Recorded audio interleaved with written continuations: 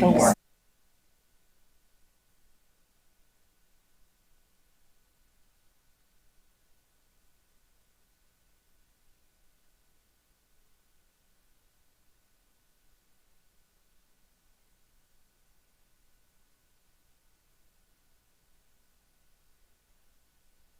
She was going to say.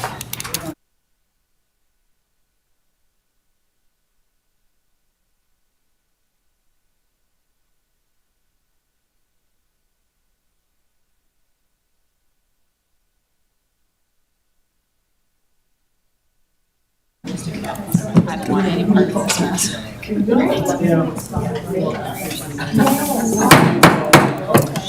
Okay, thank you all for joining us tonight. The City Council meeting for May 5th, 2026 will come to order. We'll begin with the Pledge of Allegiance. I can't hear. To the flag of the United States of America and to the republic for which it stands, one nation, under God, indivisible, with liberty and justice for all. Clerk Beck, could we please get a roll call? Mayor Tapia Vega, Here. Mayor Pro Tem Barnes, Good evening.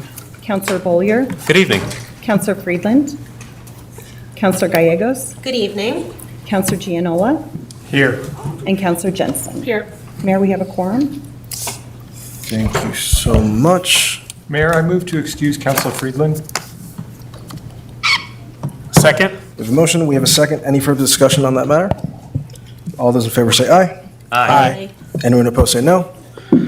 No one opposed, that passes unanimously. Thank you all for joining us tonight.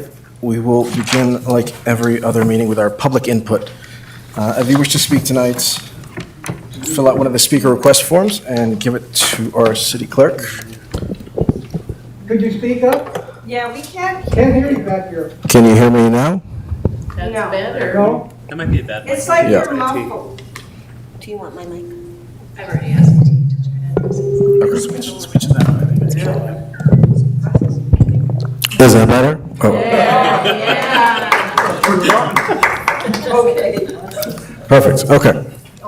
We'll begin public input. As many of you know, if you want to speak, just fill out one of the speaker request forms in the back and hand it over to our city clerk.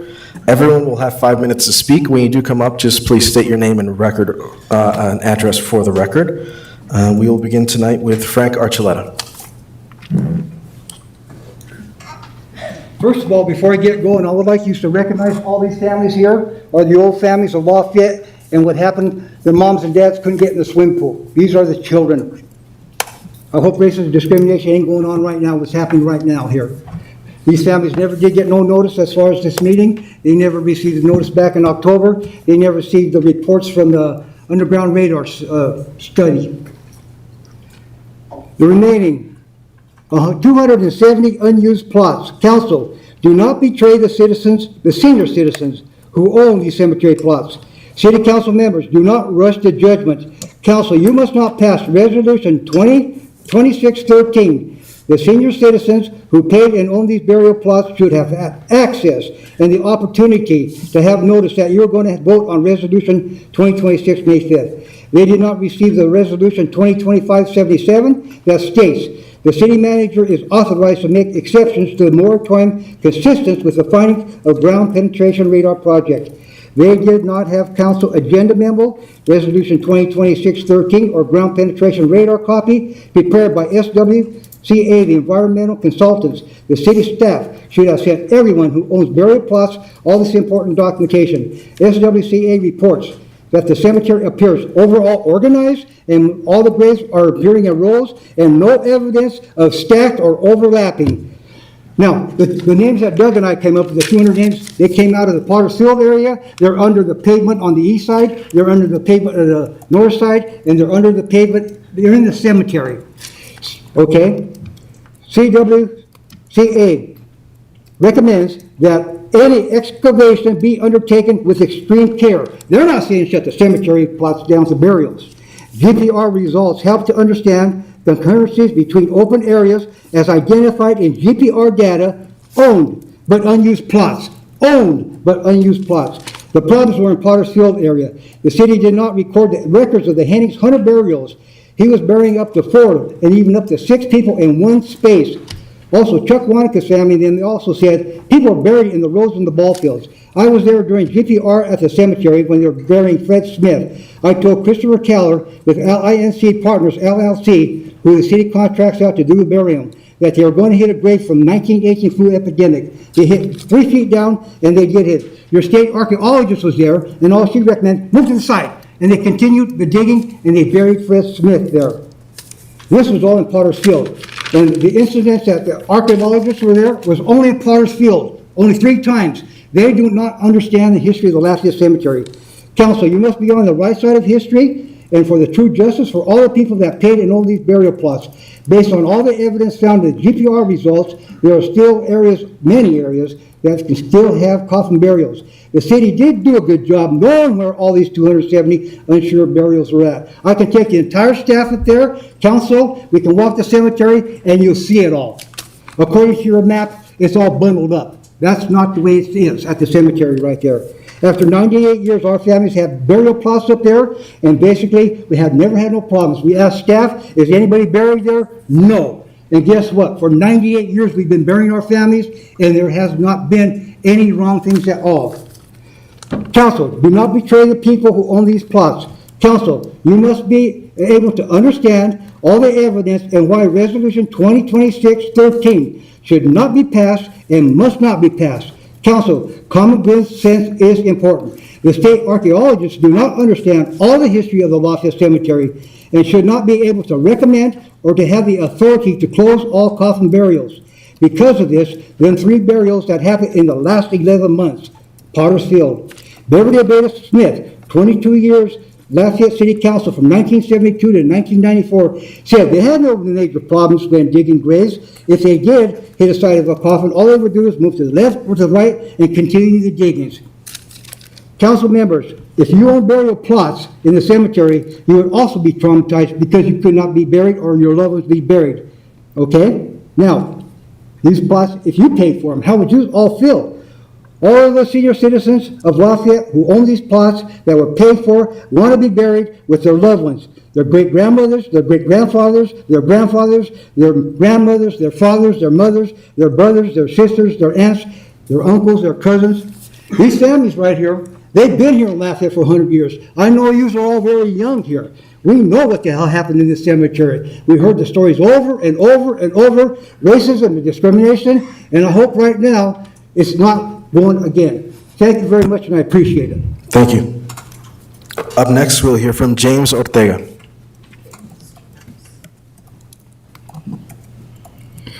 Good evening, Mayor and Council. I'm James Ortega. I live at 1250 Scorpio Circle in Lafayette, Colorado. I'm an 80-year resident of Lafayette. I'm coming here tonight to speak in opposition to what you're trying to do with closing the cemetery. I have 6 generations of my family buried up at the cemetery, and I choose to be buried with my parents and my grandparents up there. I think a few things I'm upset with. I didn't get notified by the city that you were closing the cemetery. I know in your letters here, your memorandum, you said that you notified everybody by mail. That's not true. I didn't receive a letter. I just found out from Mr. Archuleta, who I'm here today. I think it's really a mistake to close the cemetery. There's no need to punish us all because a mistake has been made. In this day and age of a ground penetrating radar and the sophistication that we have with artificial intelligence and that, there's no reason we can't take a look at the grave sites that have already been purchased to find out if there's anybody in there, so that you can honor our wishes to be buried where we need to be buried. I don't see any reason to do that. You spend money to do a cursory review of the cemetery and made a decision to close it. I think that's wrong, because I think we have the expertise today to identify those sites that are available and let us use those. I'm Catholic, and I choose not to be cremated to be buried, but I choose to be buried with my parents. I purchased those plots over 26 years ago, and I expect you to honor that by letting us use those plots that we purchased. In closing, I wish your council members to take a look at respecting our family, our wishes that we have, and honor the parents and grandparents and all that we have up there, because they mean everything to us. Thank you. Thank you so much. Next, we'll hear from Edith Ortega.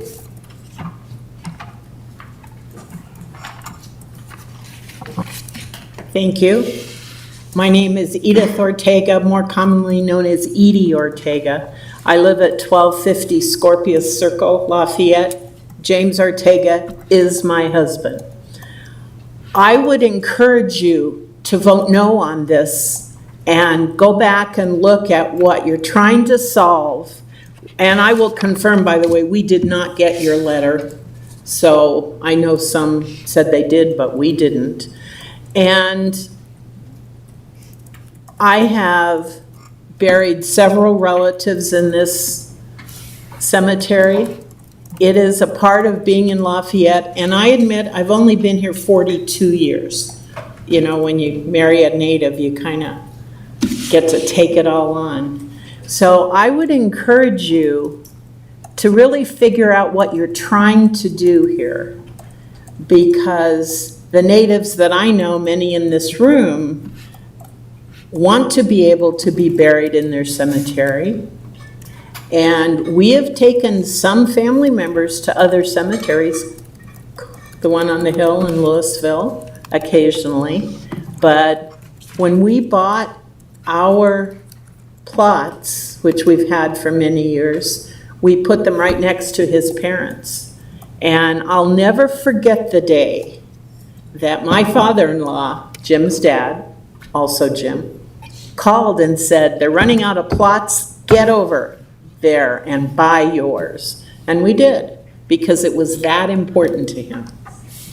So please reconsider this, and if you need people to talk to, you've got a lot of names here in this room, and I know they'd be glad to help. Thank you very much. Thank you so much.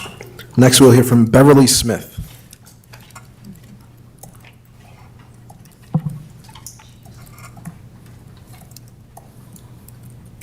Good evening, I'm Beverly Smith, and I've lived here 84 years. That's how old I am. I'm a little nervous, I haven't talked in front of anybody for a long time, but I worked for the city for about 22 years, and my responsibility was taking care of all the deeds and stuff at the cemetery.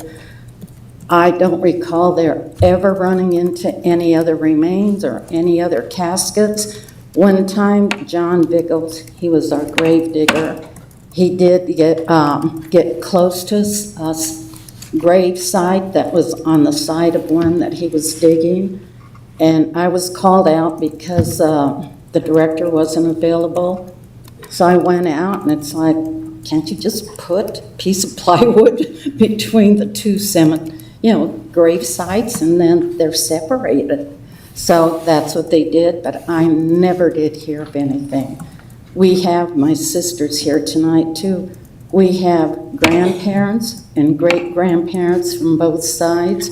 We have our parents up there, aunts, uncles, and we bought our spaces probably 35, 40 years ago, and we were told they were open. So I don't know.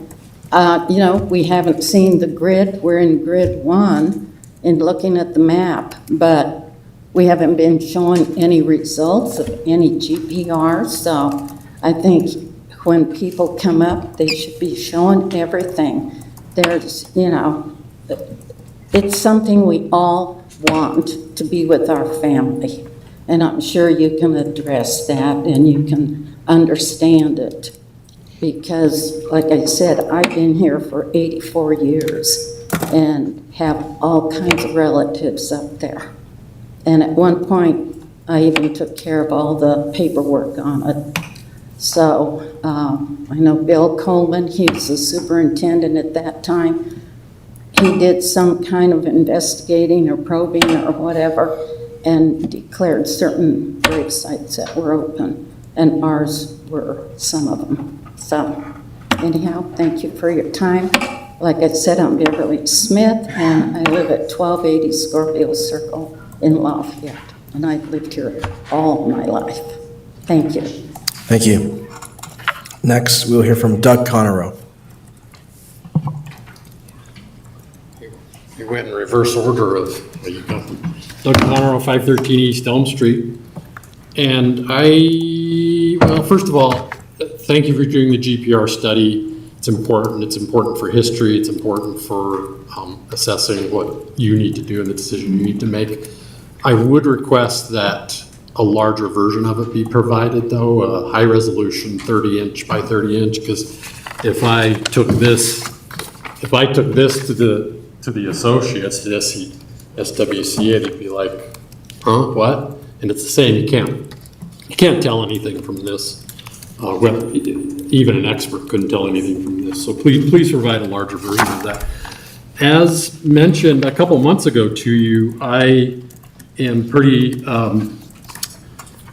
well, the process itself was a little disappointing because not everybody was notified.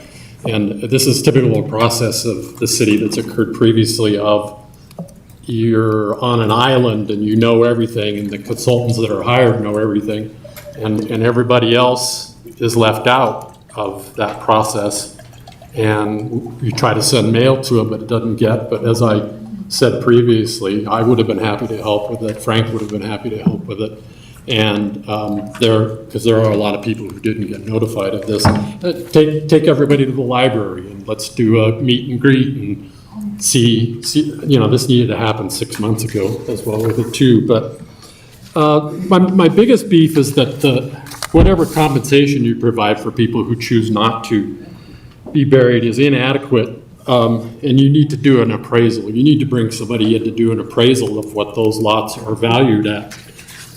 In the last recorded deed, one of the recorded deeds that I found of an exchange of the property this is in 2004, priced each burial plot at $3,500 or at $1,500 a piece. That was in 2004, and you're offering $1,500 in 2026. There's something wrong with that formula, because the fewer grave sites you have, the more expensive they are. So somebody needs to tell you, you need to continue this, and have somebody come in and tell you what those are worth. They're worth a lot more than $1,500.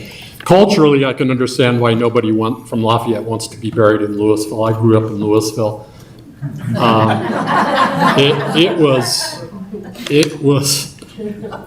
There was a lot of hatred, and I can understand. My dad helped build Coal Creek Cemetery, and he's buried there, or entombed there, and it's not very well taken care of. It never has been. The lawn's mowed and it's watered, but very little else. So there have been problems. Thank goodness for Bev. Until Bev was here, the paperwork is really good for deeds. Until we get to the late 90s, early 2000s. Here's a deed for Ed Conway, who still has a vacant lot. It says, this burial site may be used for sculpture only. I swear to God, that's what it says. Sculpture only. If you're an artist, you can put up a piece of artwork on your gravesite, but you can't do anything else with it. There are 80 deeds that say this. somebody finally caught on to it. This is from 2000, late 90s, early 2000s. Somebody finally caught on to it, 2004. Burial site can be used for purposes of entombment only. Well, that doesn't make any sense either. There are no tombs at the Lafayette Cemetery. So those are the first two problems. Then the biggest problem is with the, I'm running out of time, but whether it's a property right or a privilege to be buried in the Lafayette Cemetery. The Supreme Court says it's a privilege. It's not a personal property right. It's not personal property, not real property. However, in your rules and regulations, it says, Section 7, property rights.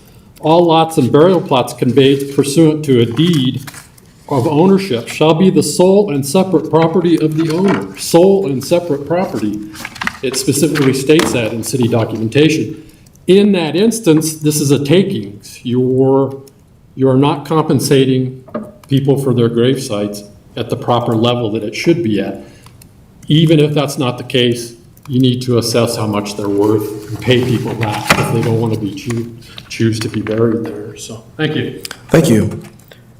Next, we'll hear from Jay Sadler.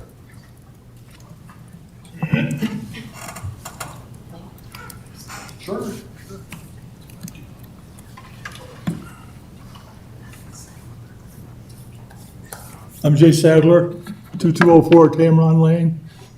I've lived here about 60 years. In 1978, my wife and I bought 2 properties at the cemetery. Or at least we thought we did at the time. That was implied that, they were our lots. We expected to be able to use them. It looks to me like, and I understand you're running out of room. I can see not accepting, selling any more plots. But for the people that have them, it seems like an implied right that they can use them. So, thank you. Thank you. And just for those in the audience, before we move on to the next one, it's really hard for us to hear if people in the audience are kind of talking loudly or yelling out, so I would just ask, please just make sure we can hear over here, just kind of remain quiet. Up next, we'll hear from Carol Sadler.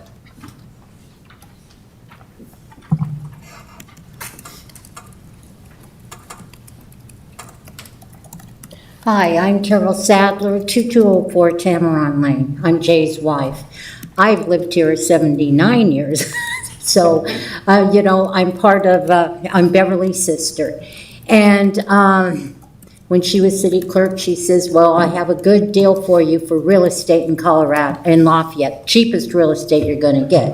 And so the real estate we bought were the lots up at the cemetery. And all our families there, I have 5 uncles of my dad that are there, 5 Abedas. And then I have all the Manzanerises that are there. I mean, we have, I'll bet you, 50 relatives buried at the cemetery. And I'd like you all to look at yourselves wherever you're from. How would you like your aunt who's still alive and her husband passed away and she couldn't go and be buried with him? And your mother, maybe she lived to be 95, and her husband died when he was 50, and she can't be buried with her husband. That's not right. I urge you not to pass this resolution, that if you only have 270 lots that are available, let the people go up there, and then you have that study that you did to see if they're okay, and they are probably okay. I'll give you a little bit of information. My brother, in 2021, he passed away, and they had 4 lots there, and the city, they wanted to sell them to other relatives, and the city said, no, you can't sell them. You can only sell them back to us. I mean, it's like your government is trying to take over what we think are our rights. So I just want to urge you to please don't pass this resolution. Allow the 270 available lots that people have not used yet to use them, because you have your study, and many of them have not been used at all. So that's all I have to say. Thank you. Thank you. Next, we'll hear from Julie Blun.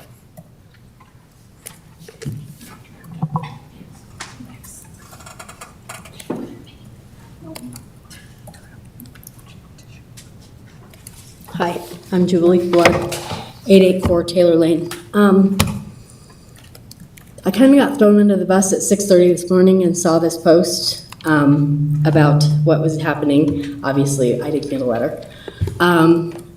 My mom passed away last year, so I have, I know you guys have these. We got these when we were going through my mom's stuff. It's got names, got, who belongs where. Obviously, ours are highlighted. My mom and dad bought property at the Lafayette Cemetery, extra lots. We have 8 total, when my dad was working for the city, because our family was growing, and they wanted to make sure that mine and my children and their families had a place to go. My grandparents are there, my aunts and uncles are there, my cousins are there. So I'm not really sure what you're trying to accomplish. I know maybe you're running out of room, but the city should have thought about that a long time ago. They had plenty of property around that area that they could have expanded and made room a long time ago to expand. So I really think that you should rethink this, because like I said, I've got 8 properties, and I've got kids, and I've got grandkids, and my mom and dad wanted to make sure they had a place to go, and I want to make sure they have a place to go. So I would suggest you rethink whatever it is you got going on. Thanks. Thank you. Next, we'll hear from Kathy Erickson.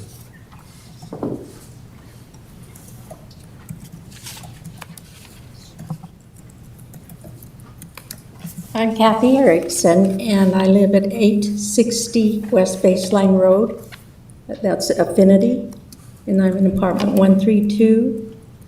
And I would like to tell you guys, most of the people that you're dealing with are people that are born, that are Lafayette raised, still here. We're in our 80s and 70s. That's the age group you're dealing with. And all of us have family members up there. Where my family is, there's a plot of us, and there are 3 graves left. My grave, my sister's, and an extra one that my husband had purchased when we bought ours. The thing about it is, my sister wants to be a coffin burial so she can lay next to her husband. I already purchased my burial plot, my burial service. I got my coffin, my flowers, I got everything. And I paid for it when my husband died 10 years ago. I want to be laying next to him. I do not want to be cremated. That's why I went that way. That's not right. We have a choice of what we want. We're still living in a free USA. And I just want to let you guys know, where we have our family plots, they're there for a reason. That's sacred ground to us. And we go up there and we maintain our grounds, you know? I mean, those are all our loved ones that we have. I got my grandma and my aunts and uncles and cousins, and that cemetery is full of my family, just like it is everybody else's family. This is not just, oh, you got a plot? Well, that's not what it is. It means a lot more to us than just a plot.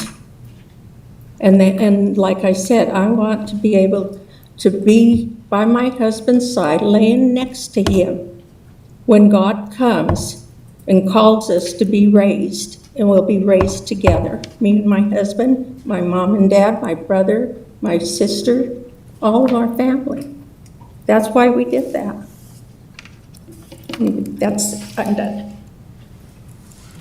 Thank you so much. Next, we'll hear from Tim Wright.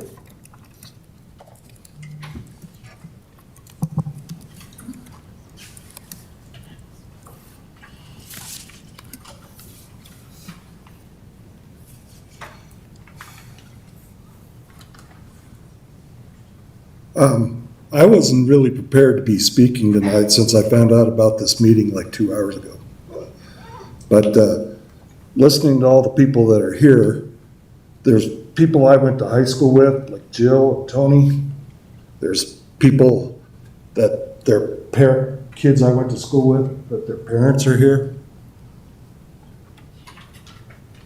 My father bought 4 burial lots in 1971 when my sister passed away from a drowning accident.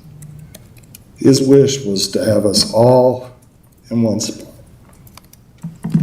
There's still 2 spots available, and that's where I plan to be interred. I haven't made a decision yet whether to be cremated or buried, but that should be my right to decide, since we've had these plots for 55 years. And from what I'm seeing tonight, you guys are going to make a decision on whether you want to have to decide if there's going to be any more burials. I'm 62, or 63, I forgot. But you're making a decision about burials right now. In 10 or 15 years, are you going to be making a decision on cremations as well? And saying no more for cremations? And then what are we to do then? I have no decision whatsoever after that. You guys will all be gone probably in 10 or 15 years because of term limits and one thing or another. But all these people here and myself, we still own those lots. We have deeds for those lots. And it should be our right to use them as we see fit.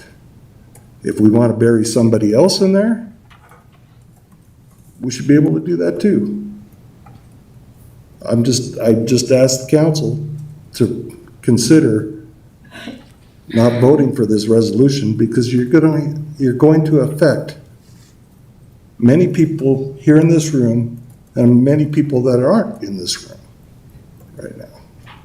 I thank you for listening. Thank you. Next, we'll hear from Sharon Stetson.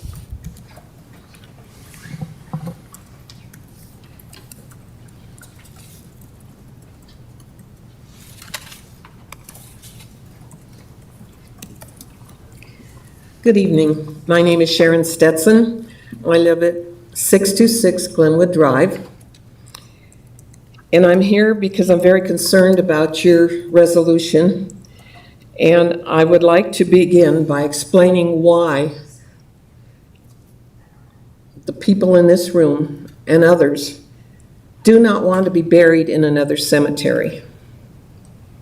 We have people here that have been volunteer firemen for over 20 years.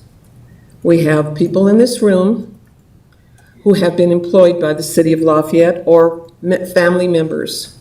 We have other people in this room that have worked in helping with the recreation of our children. These people all want to be buried in Lafayette along with their relatives. They don't want to go to another cemetery because this is their home. This is where their family is. I also wanted to talk to you about some of the members that are here. Beverly Smith has spoken. She was a city clerk here for 20 years. She devoted a great deal of time here. Another one, Carol Sadler. She worked in the recreation department, and she's a businesswoman here. I worked for the City of Lafayette, and I was on council for two 4-year terms. This is some of the reasons why I want to be buried here, and the other people want to be buried here. And many years ago, we all purchased our lots, not recently, but a long time ago, because we planned to stay here, to be with our relatives and our dear friends and the firemen that have served this community. And as personal property, we purchased our plots here. We deserve the rights that were supposed to go with the deeds. And those rights are still valid, and they include casket burials. So I ask you to seriously consider the repercussions that this ordinance or this resolution will change. You will be denying all cemetery property owners their given rights. Thank you. Thank you so much. Next, we'll hear from Dwight Erickson.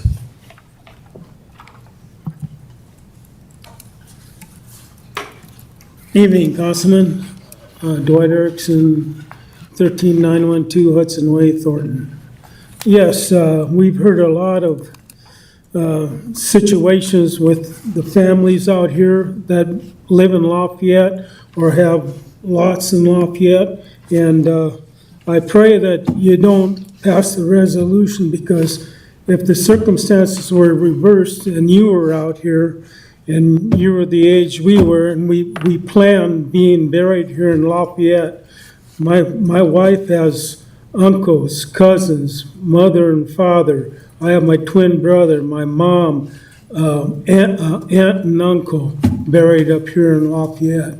And I just hope you take in consideration, if the situation was reversed, you take in consideration our cares and our needs, and not pass this resolution.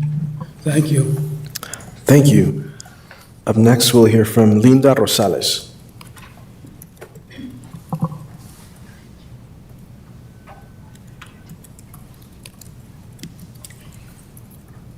Just speak here? Oh, yeah, got a microphone. Linda Rosales, 2323 High Lonesome Trail. My husband, Larry Rosales, is sitting next to me. He's a proud Vietnam vet, and we just love the VFW memorial that they have at the Lafayette Cemetery. We go every year for the memorial. And I just want to say I am opposed to this resolution, and I hope you do not pass it. It's a rush to judgment, and I think a lot more thought is deserving of this serious. Seems like a land grab, where they're taking the property away from the people, and also limiting casket burials. That seems to also be trampling on religious rights, because there's some people that are Catholics and do not want to be cremated. And I also think that you may not understand the history of Lafayette, Louisville. I was a little offended saying, okay, you can just sell it, we'll give you $1,000, go to Louisville. But you don't understand, Louisville and Lafayette were rivals over the years. I mean, even back in the 60s, you know, a white person couldn't marry a black person, or a Hispanic person couldn't marry an Italian person from Louisville. And that changed. So hopefully, you know, you all take consideration, not rush to judgment. And also, there was something missing from the resolution that I thought should have been in there. And that is, if a casket burial was considered, a special approval process had to take place.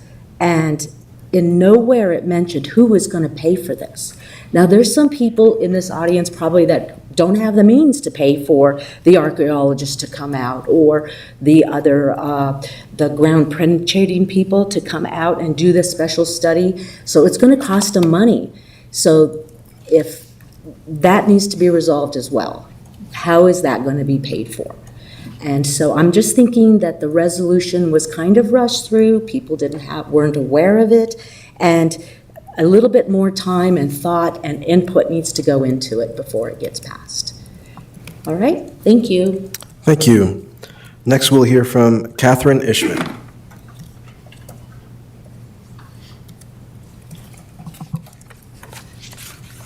Hi.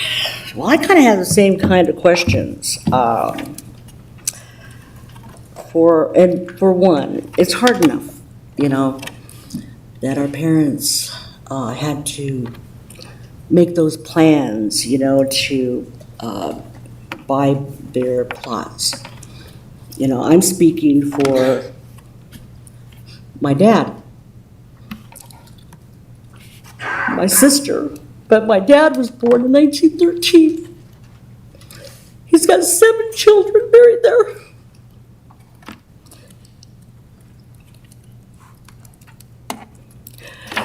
I want to ask questions like,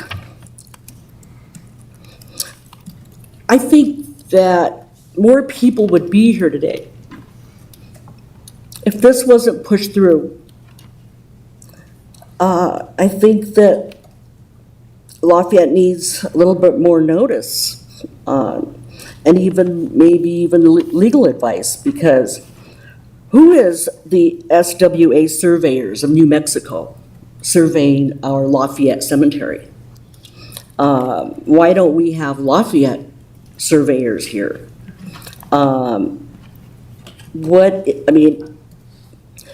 If the Federal Trade Commission requires federal funeral homes to provide accurate itemized priced information, shouldn't we have the rights if we already own our property? We already bought those plots. We have to arrange for the funerals of those people that already made those plans and they ahead of us. Why should they be stuck with the price of having to hire somebody to see if somebody's body's there? You bought a piece of property, you didn't buy it.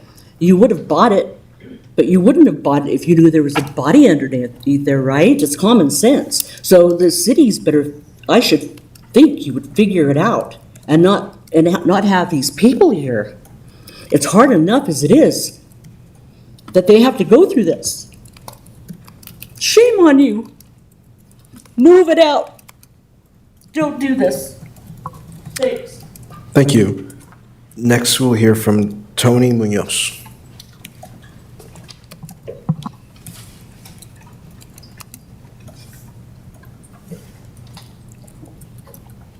Hi, I'm Tony. I'm at, it used to be 500 East Baseline. It's now 214 North Michigan. And I too am a little nervous, so I apologize for my voice. I have both grandparents buried at the cemetery. Large portion of aunts and uncles.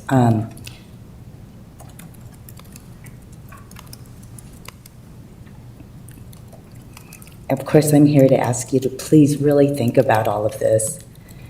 We do have Mass there once a year with Father on All Souls Day, and I do go for the, when we honor the vets. My father was a veteran. He is from the 82nd Airborne, and so he's buried there, of course. My grandparents, my dad, all my aunts and uncles, everybody in this room.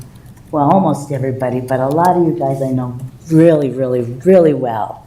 Like I know their parents, their grandparents, their aunt and uncles, everybody. So we are Lafayette. So I'm ever so humbly asking you, please think about this with all your heart, all your soul, all your mind, all your ethics. Please. Make the report open to everybody. I love to go up there. I was just up there looking to help, and not even my family. It's a removed family member. They're in California, they call me. Can you help my sister? She can't manage to get my brother's ashes to the gravesite. I said, I'll call the city right now. got an answer right away. I know how much it is. I know how to do it. She was so helpful. We still cannot get this woman to move forward, and her family's suffering. We're like, give them the ashes. Tony's helping us. Please, we're all a big, huge community, guys, and so emotional. It's just, we all love each other so deeply, and we've all been raised together. And so when we get married, we all come together. When we die, we all come together. When, whatever the thing is, my brother's 80th birthday is July 4th. We're all going to the VFW. And that's why I'm here. He's got 2 plots. Him and his wife, they don't go out. They go to the VFW in the daytime. The minute the sun goes down, they got to get home. And so he's like, I'm not going over there. So here on behalf of, and here's Anita Frescas calling. Trudy Thrasher reached out. You guys, I don't know what else to do. I made chicken. I made chicken tonight. I had this beautiful, I'm like, okay, I'll put my shoes on and go. I wasn't prepared. And this is a lot of our elders, so please really think about it. And a lot of Catholics. And I don't want no class action lawsuit creeping up, our tax dollars going and people getting divided. It's emotional, guys, please. I know everybody's kind of looking down, some of them, and they're like, I don't want to hear no more. And some of you are engaged, and thank you for your time. We really appreciate all your work. I know it's not like a glamorous job, and so thank you for, spending your nights with us away from your families and listening to this really heartfelt topic. Thank you. Next, we'll hear from Jill Ortega.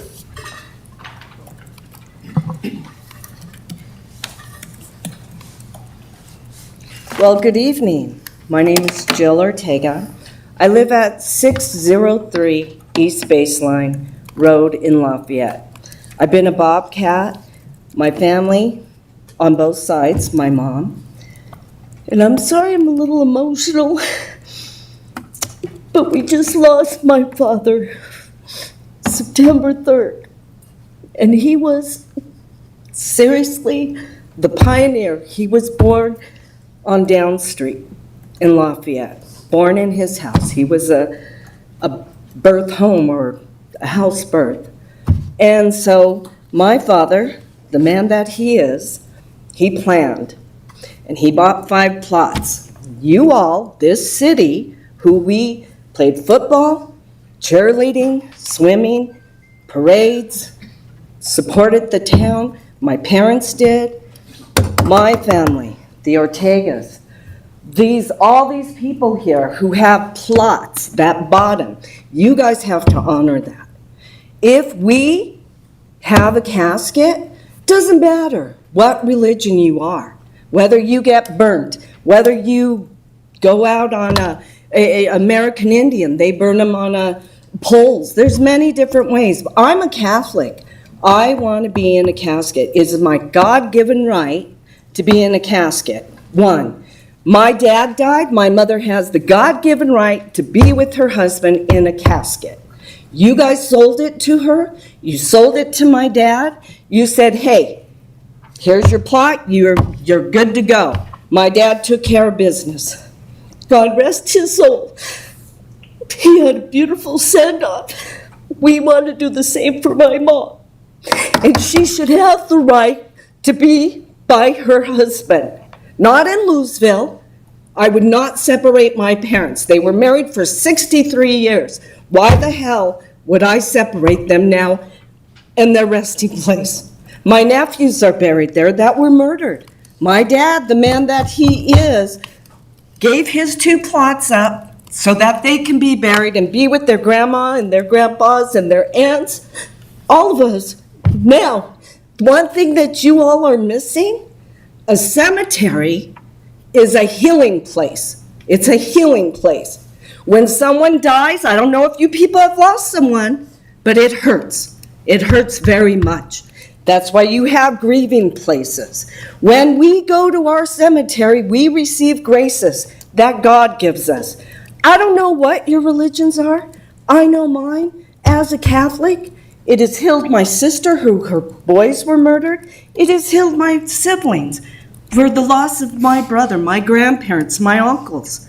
We go there to talk to them, to pray for them, to come together as a family.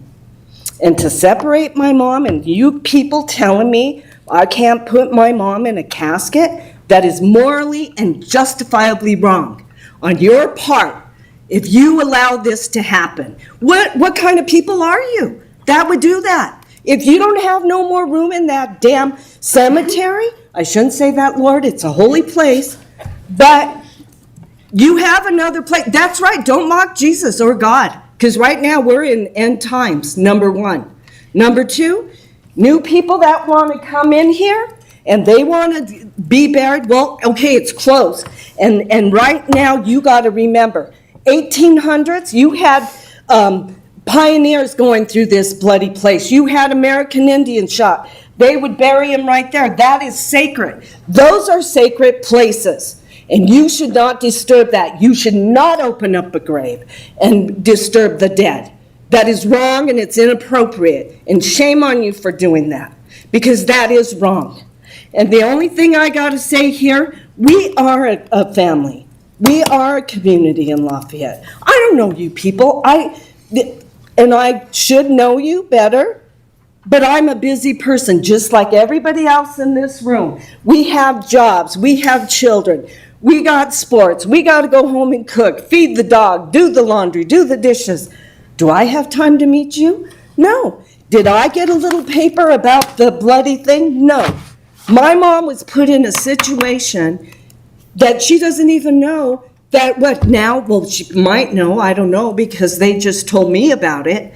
But there is no reason my mom cannot have a casket. It is not right for you people to say how my mother should be buried, or me, or any of these people. If they want to have a burial in a Viking ship and be burnt off, that should be their right. We are Americans, but if we want a casket in that Lafayette cemetery, by golly, that's our God-given right. And if I want to be cremated, that's my God-given right. Thank you so much, ma'am. So think about it. Do the right thing. Be moral. Have justification. Up next, we will hear from Matt Wright.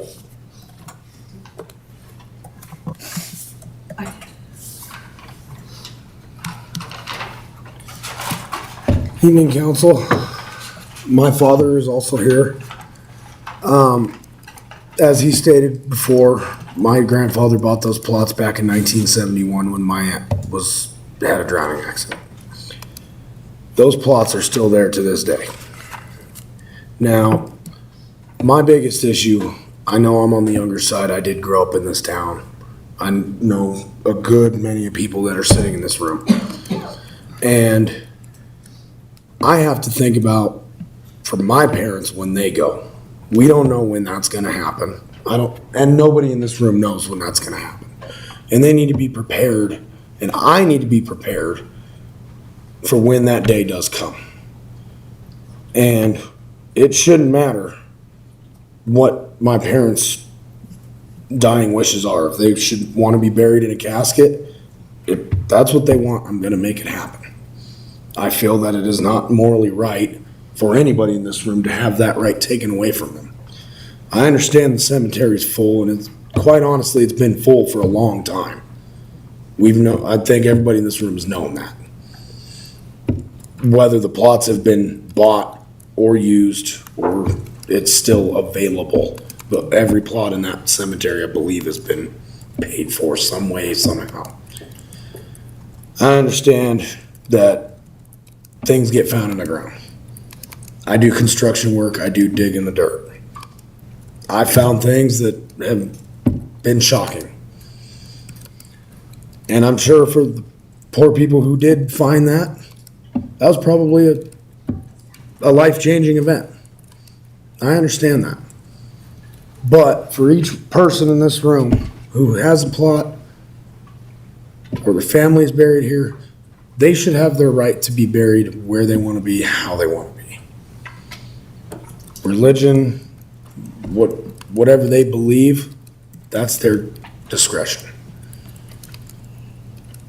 But I've watched my family get buried in that cemetery, and I've watched it fill up quick. I know a lot of people in here who I've been to several funerals to.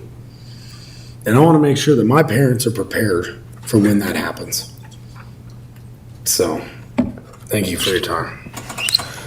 Thank you. Next, we'll hear from Thomas Alley.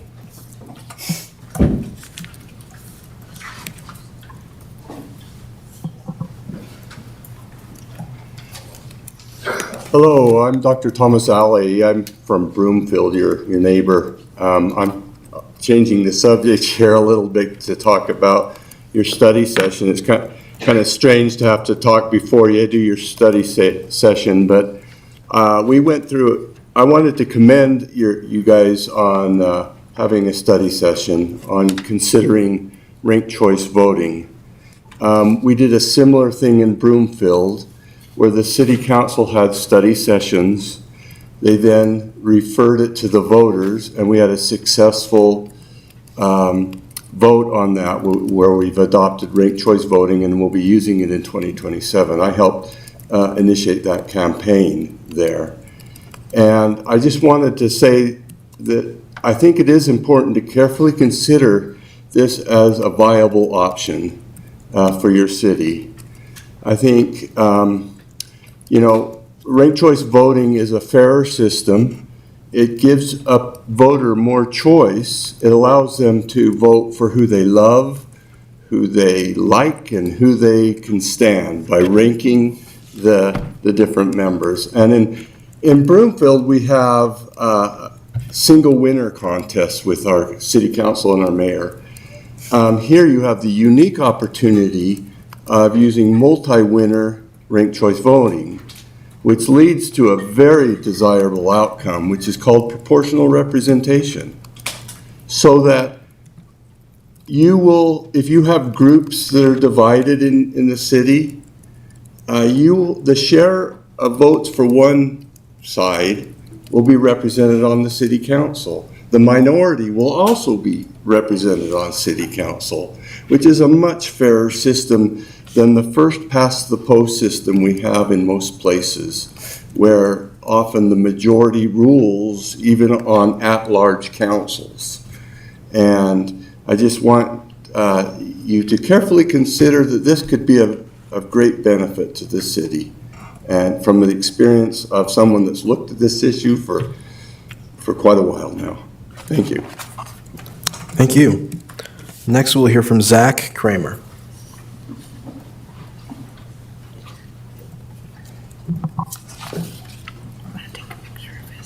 All right. Hi, Council. Thank you for the opportunity. My name is Zach Kramer. I live at 435 Blue Ridge Lane here in Lafayette. The printer there doesn't work, so I'm using my phone. Apologies if I'm staring down at it. Again, thanks for this opportunity. I don't take it for granted. I'm here to speak in support of ranked choice voting. I've attended Longmont's council in support of it, and I am excited that my city is considering adopting it as well. The current political system does not represent the people. Thankfully, we live in a system designed for change. At present, everything is defined by which side you are on as a result of our two-party political system. George Washington predicted this. He warned that the two-party system would only erode democracy and kindle animosity. Instead of seeing each other as people, fellow citizens, neighbors, we'd see each other as the enemy. Sounds familiar. Under the current system, rather than voting for the candidates that represent my values, I'm often left with no choice but to reluctantly cast my vote for the lesser of two evils, because not doing so could spoil the election and ultimately elect the worst of two evils instead. It's easy to understand why so many people have lost faith in our system. Ranked choice voting is a tool to fix this. Rather than being forced to choose a single candidate, I can rank candidates. I support ranked choice voting because it's a mechanism to give power back to the people. power that has been co-opted and sold by the DNC and GOP alike. It empowers voters to cast ballot for the candidates, not the party. It holds elected officials accountable to work on behalf of their constituents rather than corporate donors. And it allows for candidates who step across the false political binaries that have led to our extreme political animosity today. I hope to see our city lead the way in this effort. Thank you. Thank you. Next, we'll hear from Grant Swift.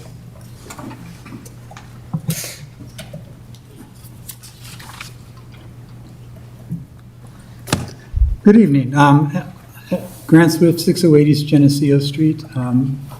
I do not have family buried in Lafayette. I moved here 35 years ago to teach the Lafayette youth, and I want to give a shout out to Angevine Middle School and Sanchez Elementary. My thoughts tonight are my own. As you know, I'm on 2 committees, and in one of the committees that I was on, there was a public meeting having to do with quasi-judicial processes, and I would just like to read from one of the slides of that meeting, and it talked about due process. And I'm just going to quote here: "Due process requires fundamental fairness in any government action that may deprive a person of a significant property interest." And then later on in that same slide, it says, "Procedural due process requires notice and a fair hearing before an unbiased and impartial decision maker." So I'd like you to consider that tonight. I agree with what Doug said, that perhaps there should be a public hearing held at the library to talk about the cemetery. Thank you very much. Thank you. Next, we'll hear from Michael Watson.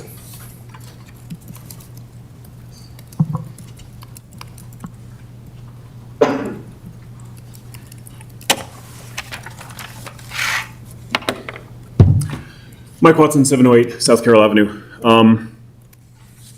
On the shoulders of giants, we stand tall. These are the giants of Lafayette. I moved here 11 years ago. I fully recognize that I am a young upstart in this community.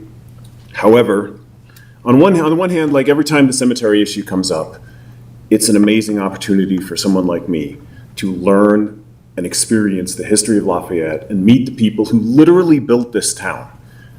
On the other hand, shame. Shame, shame, shame. How dare you do this to these people? You guys are going to vote. Katie, shame. You've mastered the art of staring at your computer with an expressionless face, but shame. I'm here on behalf of my neighbor, Dolores Lopez. When I moved into my house 5 years ago, Dolores Lopez was one of the first people that I met, and she has been a rock for me and my family for the last 5 years. When I lost my stepmom, she was a shoulder that I could cry on, and she offered me comfort. When I lost my brother 2 years later, she was there for me. She is struggling with health issues, as so many of our elders are. Her husband is buried at the Lafayette Cemetery right now. He occupies, and they have a double grave plot. He occupies the side of the bed that he occupied in life at their bed at home. She has a plot next to him. Do not separate them in death. Do not ask for her to be cremated or moved to a different cemetery. That is wrong by every metric, by every ethical system that humanity has come up with over the years. That's wrong. You guys are going to vote on a proclamation probably in a few minutes honoring the elders of the community. These are the elders of the community. These are the people, the elders of the community are the people targeted by the cemetery closure, by the actions undertaken by the city, honestly, for the past, 70, 80 years? I mean, like, a lot of people who've come up and talked were Catholic, they were Hispanic, they were the sort of minorities who've experienced discrimination in the city's past, in our nation's past. And honestly, I would have thought that this could have been a closed issue when Frank Archuleta brought it up 2-3 years ago, however long it's been, however long he's been coming here and talking to you about the history of discrimination that Lafayette has perpetuated on people who are not white Protestants. on people like my neighbor, I just want to make sure that the right thing is done, and I actually trust that you guys up there, I mean, I've spoken with each and every one of you, and I know that 100% your heart's in the right place. And I can be a little bit critical of some of the actions that the city has taken in the past, but I truly believe that everyone up there will vote with your heart, will vote with your conscience, will vote with your spirit, and do the right thing. Thank you very much. Thank you. Next, we'll hear from John Lemke.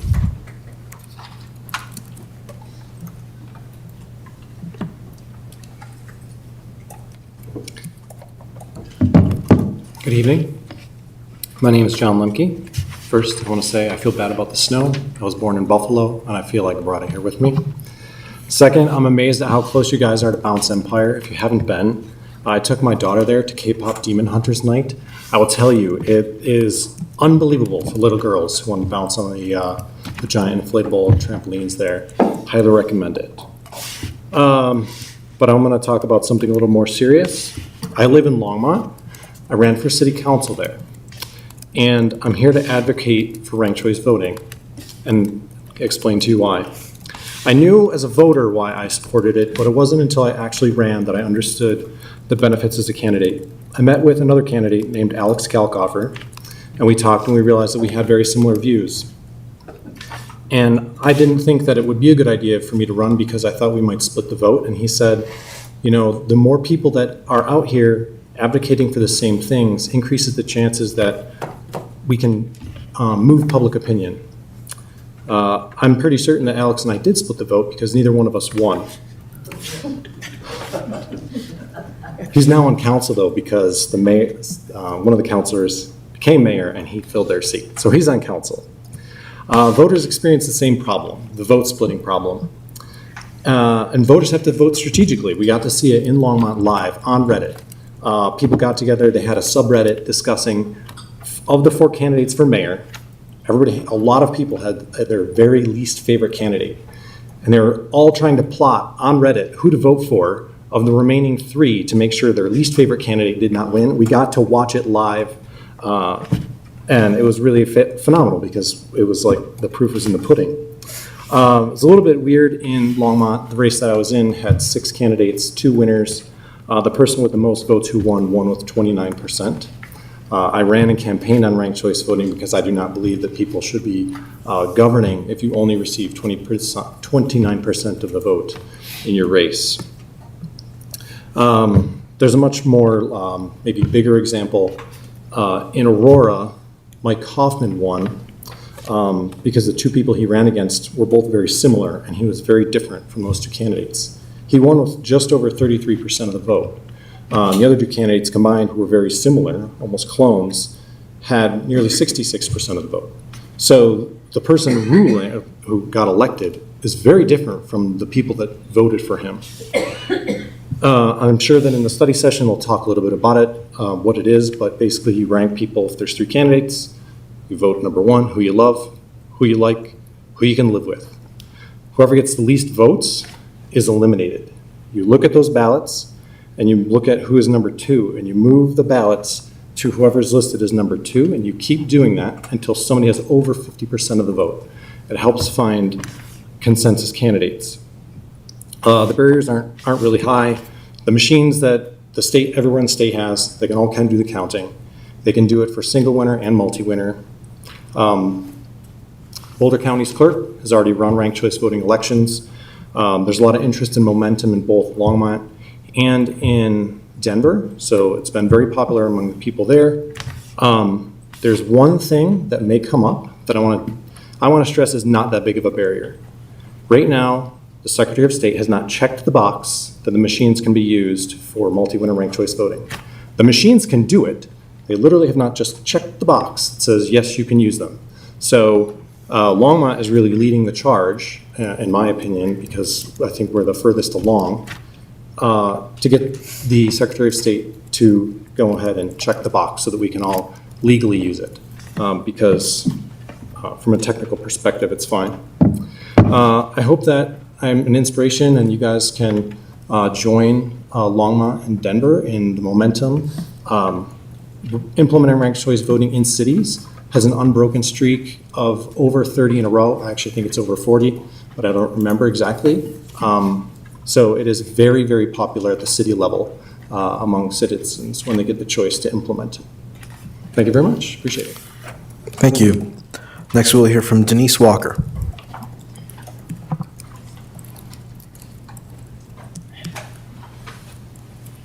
Hello, Council. My name is Denise Walker, 2500 South Public Road. Like a few other people before me, I wasn't planning to speak, but here I am. So I'm speaking on behalf of the Proclamation for Older Americans Month, and I just wanted to highlight a couple of things on the proclamation, which you'll be reading, I presume, in due time. One is that the theme is championing your health, and which is key, of course, to supporting quality of life, if not also longevity of life. Very important, and I'll circle back to that a little in a minute with a personal remark about that. Another thing I want to highlight on the proclamation is under the events that are coming up. I just want to note that disaster and emergency preparedness presentation, the Solutions for Aging in Place, and the celebration of National Senior Health and Fitness Day event are all things to kind of put on your calendars, take a look at that, invite and encourage people to attend those events, particularly if you are an older adult or if you know and are caring for an older adult. Those are important things to have on your calendar. The other thing is I also want to give a shout out to the rec center and the senior silver sneakers classes at the rec center. They are awesome. I have been participating in several of those. I've had 2-3 of the instructors. They're all amazing. When I first went, I was sort of skeptical, thinking, oh yeah, right, they'll have us do simple little things, because we're seniors. I'm telling you, they kick ass there. I walk away going, oh yeah, okay, this is great. And I have a personal living situation where there's a little fitness center, so I can do a lot of that on my own. But there are things they have me doing that are good for my brain health, my physical health, and just my mental health. And I can't think of a better place to age in place than Lafayette. So thanks so much for your support, and go Older Americans. Thank you. Thank you. Next, we'll hear from Danielle Suzuki.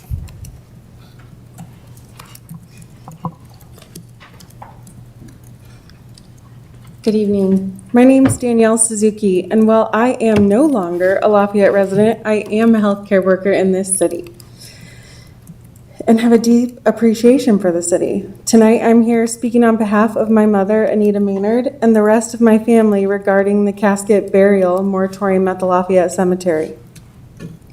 My father passed away suddenly September 4th, 1999, when I was 10 years old. And at that time, my mother purchased 2 plots in the Lafayette Cemetery, one for my father and one for herself. At the time of purchase, my mother was shown a map by the city clerk of all the plots that had been checked for remains and were cleared. And she chose 2 next to each other, which on the map from the GPR survey that was done appears her plot is vacant, as well as a few adjacent plots. My mother still has a copy of this map she was shown in 1999. Regardless of the city being aware of this issue, they still sold these plots to my mother. And now my family is stuck in a situation where my mother will not be able to be buried next to her husband, as she does not wish to be cremated. And due to this city's willful negligence, my mother's wishes for her and my father's final resting places are being denied. Therefore, we respectfully request, first, City Council wait to vote on this resolution until all current plot owners are notified of the survey results. keeping the most vested in this decision up to date on the results and offering them a chance to express their feelings to this council. And second, we request the city make an exception and clear the plot where my mother is supposed to be buried, using the best available data at our disposal, as well as supervised by the state archaeologist to confirm that my mother can be buried there when she does pass, like the exception that was made for another family during this moratorium. I know I've said a lot, and I know we've said a lot tonight, but most importantly, please consider a request for an exception for my mother to have her final resting place next to her husband. Thank you for your time. Thank you. Next, we'll hear from Andy Valenzuela. Hello, everyone. Just want to talk on the issue with the burial plots. My family's buried there. My dad bought these plots in the 1950s. My mom, my dad, my grandma, my grandpa, and my first wife are buried in those plots. One left, which is mine. And it's up to me whether I choose to do either or, and I understand that part. But I just need you to understand that those plots were bought by my father, which our plot is still there, our family plot's there, and I plan on being there. My tombstone's already up. And my wife's name is next to mine. So just would appreciate your consideration for this and not have long residents like myself with 5 brothers that grew up here in the early 50s all the way through to now. I'm a retired Marine of 28 years, did my service, came back home. I live in the house I grew up in 404 East Geneseo. Did not receive the letter, but I'm glad I have friends that are back here that inform me of this situation. 2-time commander of the VFW post here, all-state commander both years. So I'm just telling you that I want to lay next to my father, which is a Korean veteran. I want to lay right next to him, and I don't want to be considered any other place but right here where I grew up. And last but not least, I talked to some friends that I had from the Marine Corps, and one of them is a Marine Corps lawyer, and he's still a lawyer today. Think about these things before you decide. Negligence, breach of contract, mishandling, all includes class action. Just remember that. And every one of us in this town that still have those plots have the right to do a class action suit. Thank you. Thank you. Up next, we'll hear from Edward Heitzman.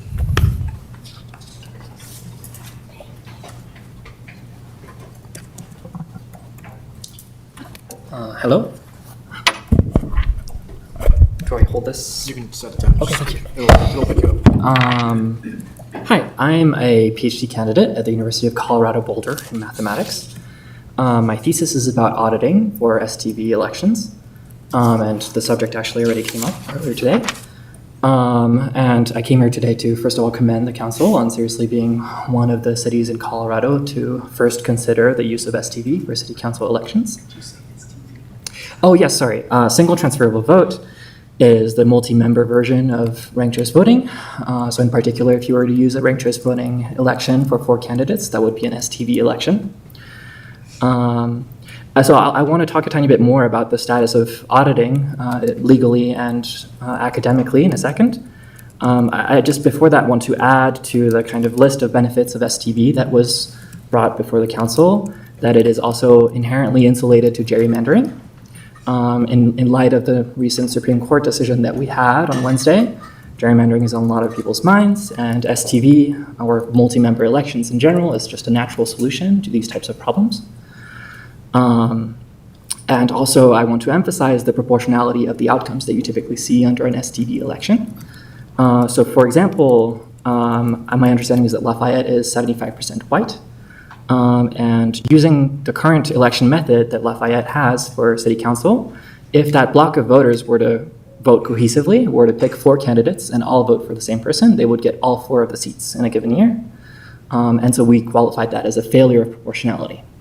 And for example, Lafayette has about 20% of that population is Hispanic or Latino, and such a group would be completely locked out of the election if the 75% group were to vote cohesively. And STV is a natural way to solve this type of problem. Just as a purely structural election, like just in the way that you run the election. To speak a tiny bit more about the status of auditing, so I want to correct something that was said earlier. My understanding is that the use of STV elections in Colorado currently would be legal under the regulations of the Secretary of State. Rule 26 of the Secretary of State includes some clauses about single transferable vote. However, I do admit that they have specified the rules that the county commissions should implement to use STV elections a lot less than other election methods, so some work remains to be done there. But I guess I would compare the legal status of auditing for ranked choice voting currently, or for STV specifically in Colorado, to the status of auditing for instant runoff voting elections, which are the single-member version of STV, back in 2020 when Boulder first decided to use IRV for mayor, which is to say it hadn't been done before, but it was possible. And from an academic point of view, I also want to point out the Secretary of State is still laboring under a misapprehension from around 2019 when the current best auditing methods were written for instant runoff voting. The misapprehension being that single transferable vote elections simply aren't auditable, and academically we no longer believe this to be true. We have since then developed new frameworks that allow for the auditing of these elections, and the consensus, well, I won't speak for everyone, but there is a strong sense academically that by the time that Lafayette would be thinking about running an STV election, STV at the scale that Lafayette would be using would be auditable. Great, and I just want to, I guess, finish off by kind of emphasizing a small difference between instant runoff voting, which is the single-member version of STV, and STV itself, in terms of proportionality of outcome. So that proportionality of elections that I was talking about, where a group worth 25% of the electorate can't get locked out of a 4-seat election, that only happens if you run this election as a multi-member election. And something that I've seen in other places in Colorado, Denver, for example, is that when city councils are thinking about trying to move to a more proportional system of elections, they consider IRV on the same status as single transferable vote elections. And I just want to emphasize the outcomes under these two systems are very different. And if proportionality is what you're going for, STV is really the thing that you should be thinking about. I thank you for your time. Thank you. Next, we'll hear from Celeste Landry.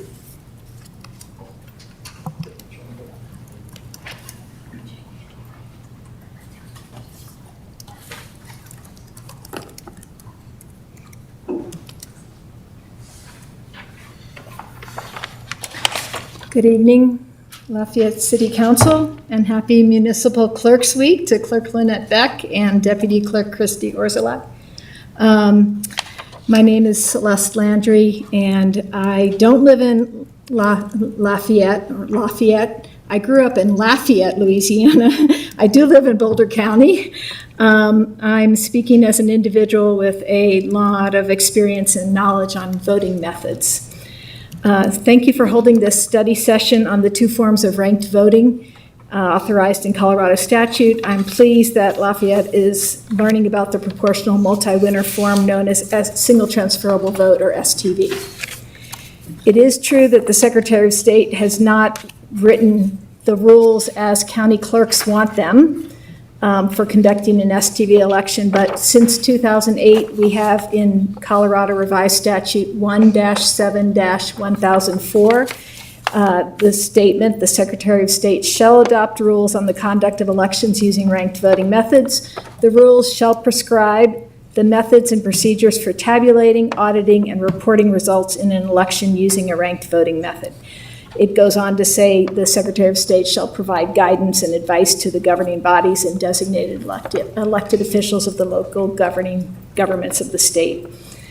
So it's about time that the Secretary of State make this a priority, and having Lafayette request the rules could help bump STV rules up on the Secretary of State's priority list.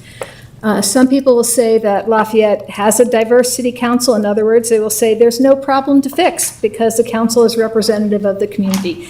My comment in response to that is Lafayette got lucky.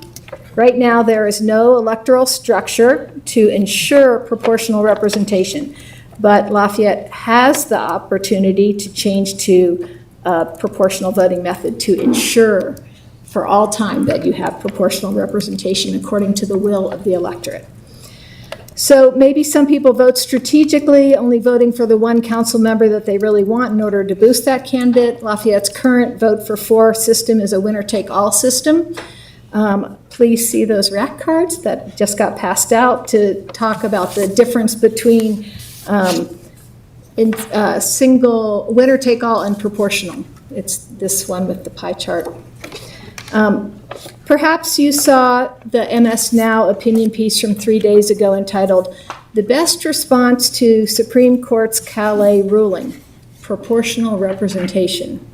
Louisiana versus Calais is the decision that gutted the Federal Voting Rights Act. It's prompting big-time gerrymandering. Every single winner election is also a winner-take-all election. Last year, Colorado passed its own Voting Rights Act, so we have some safeguards against the gutting of the federal version. To ensure that minority racial groups can elect a candidate of their choice, Colorado Voting Rights Act, or COVRA, allows these protected groups to file vote dilution claims. Single transferable vote has been implemented to resolve vote dilution claims because in other places, because proportional representation gets rid of vote dilution. It's great. This fall, Boulder County voters may see an initiative to go from 3 to 5 county commissioners. Boulder City Council member Nicole Spear and I wrote a guest opinion for the Boulder Reporting Lab in February, making the case for offering voters a proportional representation option for electing county commissioners. I encourage you to check it out, and the main point is proportional representation is great at the federal, state, and local levels. By the way, back in 1917, Boulder was the second city in the nation to adopt single transferable vote. We used it for 31 years. There were several attempts to overturn it, but none succeeded until 1947, the same year that New York City also stopped using single transferable vote. That was the McCarthy Red Scare era, and people were particularly fearful of political diversity, so communists were often targets. My husband grew up in Cambridge, Massachusetts, which started using STV in 1941 and proudly continues to use it to this day. It's one of the most liberal cities in the nation, yet it always elects at least one conservative for its 9-member council. More voices get a seat at the table when we have proportional representation. More voices means better decision-making, less groupthink. So please move forward with advocating for STV implementation rules with the legislature and the Secretary of State's office. Thank you. Thank you. Next, we will hear from Christina Miller.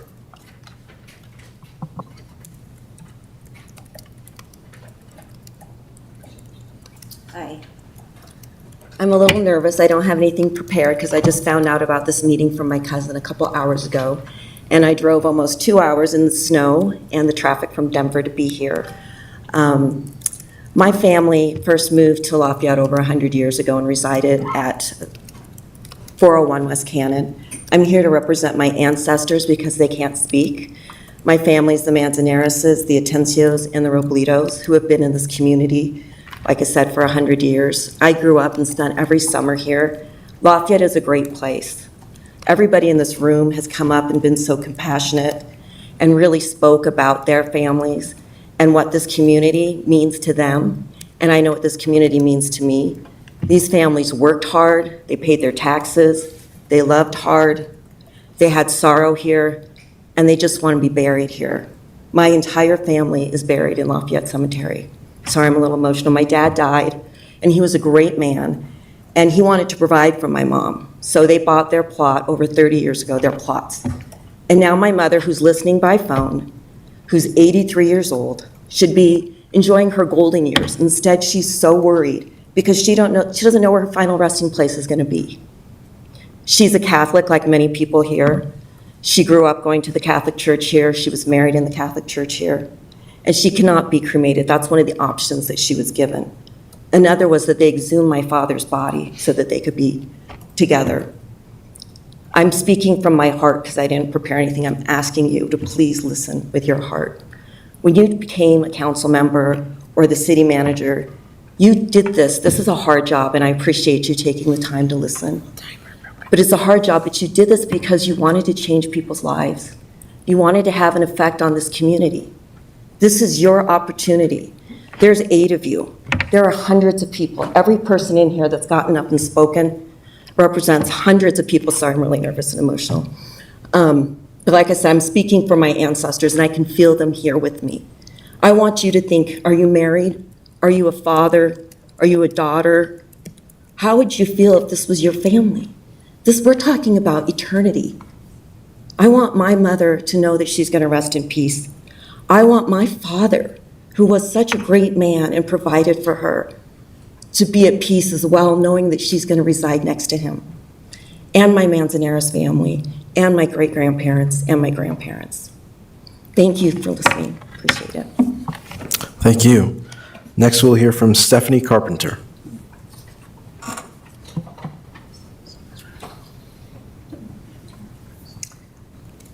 Hi, I'm Stephanie Atencio Carpenter. I'm actually Christina Miller's cousin. So it's kind of like hearing from the same family, but not. She was very eloquent in what she said. I agree 100%. A lot of her family is my family. I was a half hour ago sitting in my living room in Broomfield and watching this, and I suddenly felt like I had to come and address you directly to tell you about my experience with this whole thing. My father, all of my relatives are also buried in the Lafayette Cemetery, with the exception of my father. He was diagnosed with cancer last year in January. He didn't get a full year. And 2 months before his death, they received a letter saying that the plots that they bought 50 years ago in the cemetery where my grandparents, all my aunts and uncles, my mother's parents were buried, he couldn't be there. So he passed away on Christmas Eve, which made it even harder to handle all of this. And we were faced with a situation where he didn't want to really be cremated. He kind of considered it, I think, for us, because I was so upset about the situation, and my family was so upset. I was upset about my aunt, whose husband is buried there, and now it sounds like she won't be able to be buried there. I spent a lot of time on the phone with your consultant, and I understand the situation or the things that led to this situation, that there are a lot of things that happened before any of you ever came along. I worked for this city and county of Broomfield for almost 20 years in the manager's office. I understand what you're facing. But I would also say to you that you have the responsibility and the opportunity to make it right, to do right by all of these people whose loved ones have been here for so long, and to think about the situation that we were in. We had to find another cemetery for my father. He's buried in Broomfield. He wanted to be here. My mother is an only child and can't be buried next to her grandparents, who are now really here alone. Like Christina said, it's eternity. I know they're gone, but my mom wanted to be buried with her parents and my father's parents. This is a hurt that won't end because we didn't get the opportunity for an exception. This all happened when the ground penetrating radar was taking place. I'm just asking you, please, please don't do this to the rest of the people sitting in here. Thank you. Thank you. Next, we'll hear from Rob Glenn.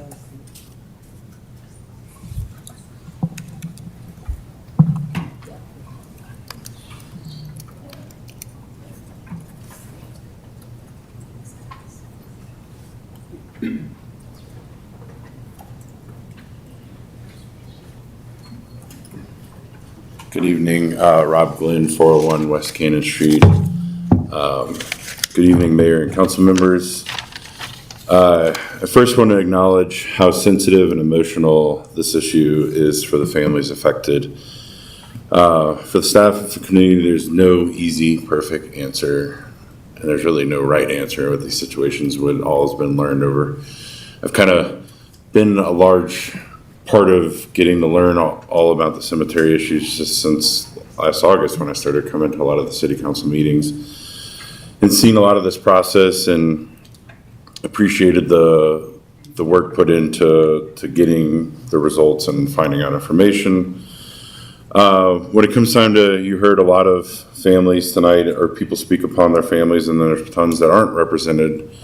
My heart goes out to those families now facing uncertainty after purchasing plots in good faith and now potentially being told these plots may not be honored as originally intended. I know a lot when I think about my grandparents and before they passed, the thought and effort. Even my grandmother, not like Harley, but she made it a point, was like, if I die first and my grandfather was still alive, she wanted to make sure that if he ever somehow got remarried, there was never another woman put on top of him. So like, I know the seriousness of this, not to be lighthearted, but like that goes so deep, and like how much thought was put into the family members that were discussed tonight. And like I said, even Art getting a chance to be a voice tonight.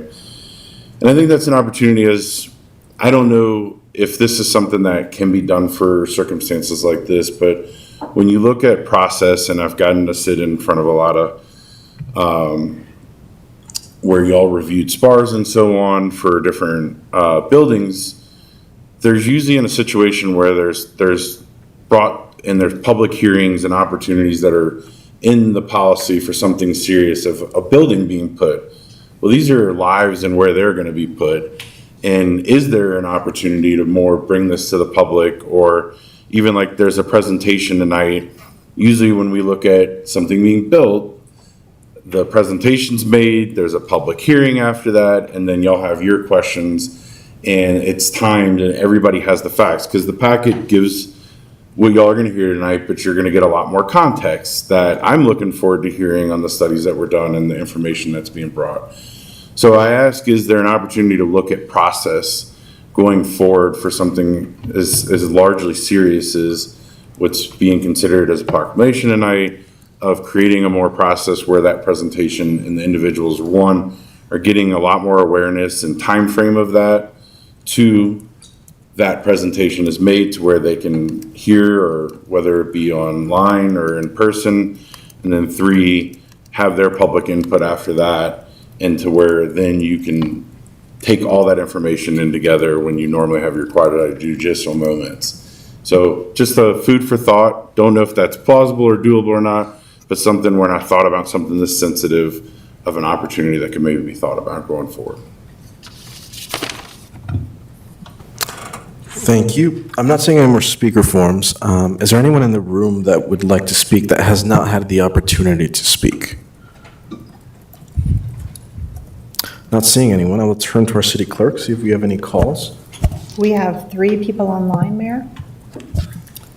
Right, we will start with a caller with the phone number ending in 294. Talking is now available. You will have 5 minutes.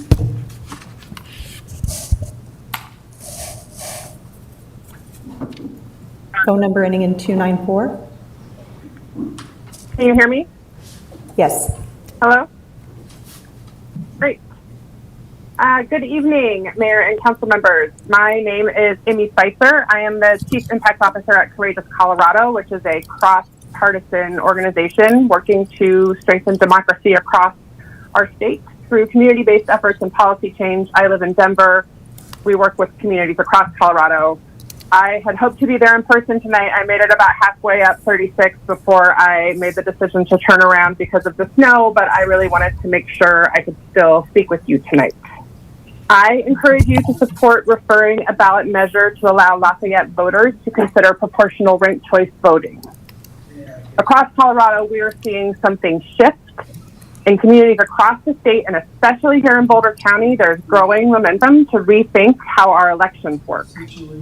Boulder voters have already adopted and implemented ranked choice voting, and after its first use, nearly 90% of voters said it was easy to use and they were satisfied with their voting experience. Longmont is currently actively considering it. You've heard that tonight. Nearby communities like Broomfield and Fort Collins are already using it, and more communities are exploring it next year and in the years ahead. The momentum is real, and it's building, and it's being driven by voters who are asking for something better. Proportional ranked choice voting creates space for more voices, perspectives, and ideas on council. You've heard from other commenters tonight about how that works. But it really changes the experience for voters in a meaningful way and makes everyone's vote more likely to count. It brings more people into the process, younger voters, independent voters, and others who often feel like the system doesn't fully reflect them. And ultimately, more voters see someone they supported represented in their local government. Colorado has a long history of leading on innovative voting practices, from mail-in ballots to same-day registration to piloting mobile voting for overseas military. Those changes happened because leaders at every level were willing to move the system forward. And this is another one of those moments. From what we're seeing across Colorado, voters are ready for a conversation about better ways to elect those who represent them, and I encourage you to give Lafayette voters that opportunity here. Thanks so much for your time. Our next speaker has a phone number ending in 582. Talking is now available. Phone number ending in 582. Oh. I didn't have my mic on. Phone number ending in 582.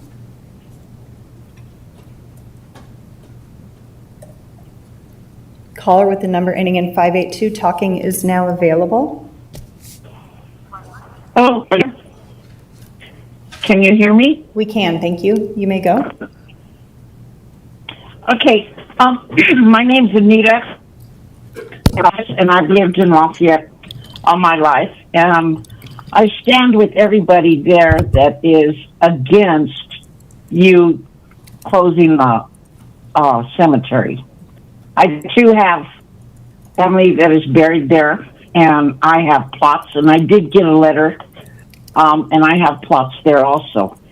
And I'm wondering how you all came to the decision to close the cemetery when you received a report stating that the overall appearance or the overall organization with the graves at the cemetery was that they were in their row. There's no evidence of stacked or overlapping graves. So I'm wondering, after receiving that information, why would you want to close that cemetery when actually there's not that many people left, not that many graves left? I too want to be buried there, and I have another grave for one of my children or, one of my family, whoever may need it. And I just feel that, we've gone through a lot about this cemetery this last few years, and I just feel like this is just put out there again as another obstacle for us to overcome. So I would ask you to look deep into your hearts and think about your own family members, how they would react to having these graves for so many years. We've had them for so many years. When my mom bought her grave, she paid $25 for that grave. So that gives you an idea of how long ago and how far we go back. And so again, I stand with everybody there asking you, please, please do not close the cemetery to those that it is still available to. And I thank you and have a good night.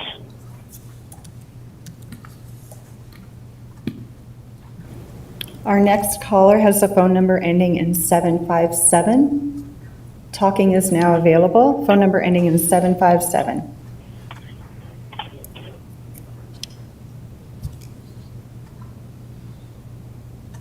Hello. We can hear you. You can go.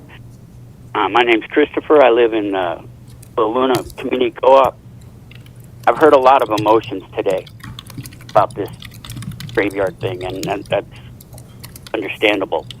But what the people aren't understanding is that there's a lot of misinformation going on. There's a lot of people who don't understand the whole concept of what's going on. They don't realize that graveyards fill up. That's the reality of it. They fill up, and sometimes greed gets in the way, and that's why we have the situation we have now. It's a horrible thing, but we need to be responsible about it. Not emotional, responsible. I think people need to take a step back and look at the bigger picture of what's going on about it, find out the information about it that's they need to understand, and then go forward. As far as the voting is concerned, I'm not sold on the STV voting. I'd like to see way more information on it, and all of these people that are coming in from outside this city, coming here to talk to us about our city. Stay in your own cities, people. This is our city. We'll deal with us. You deal with yourself. Thank you. Have a great night. Council, you're doing a wonderful job.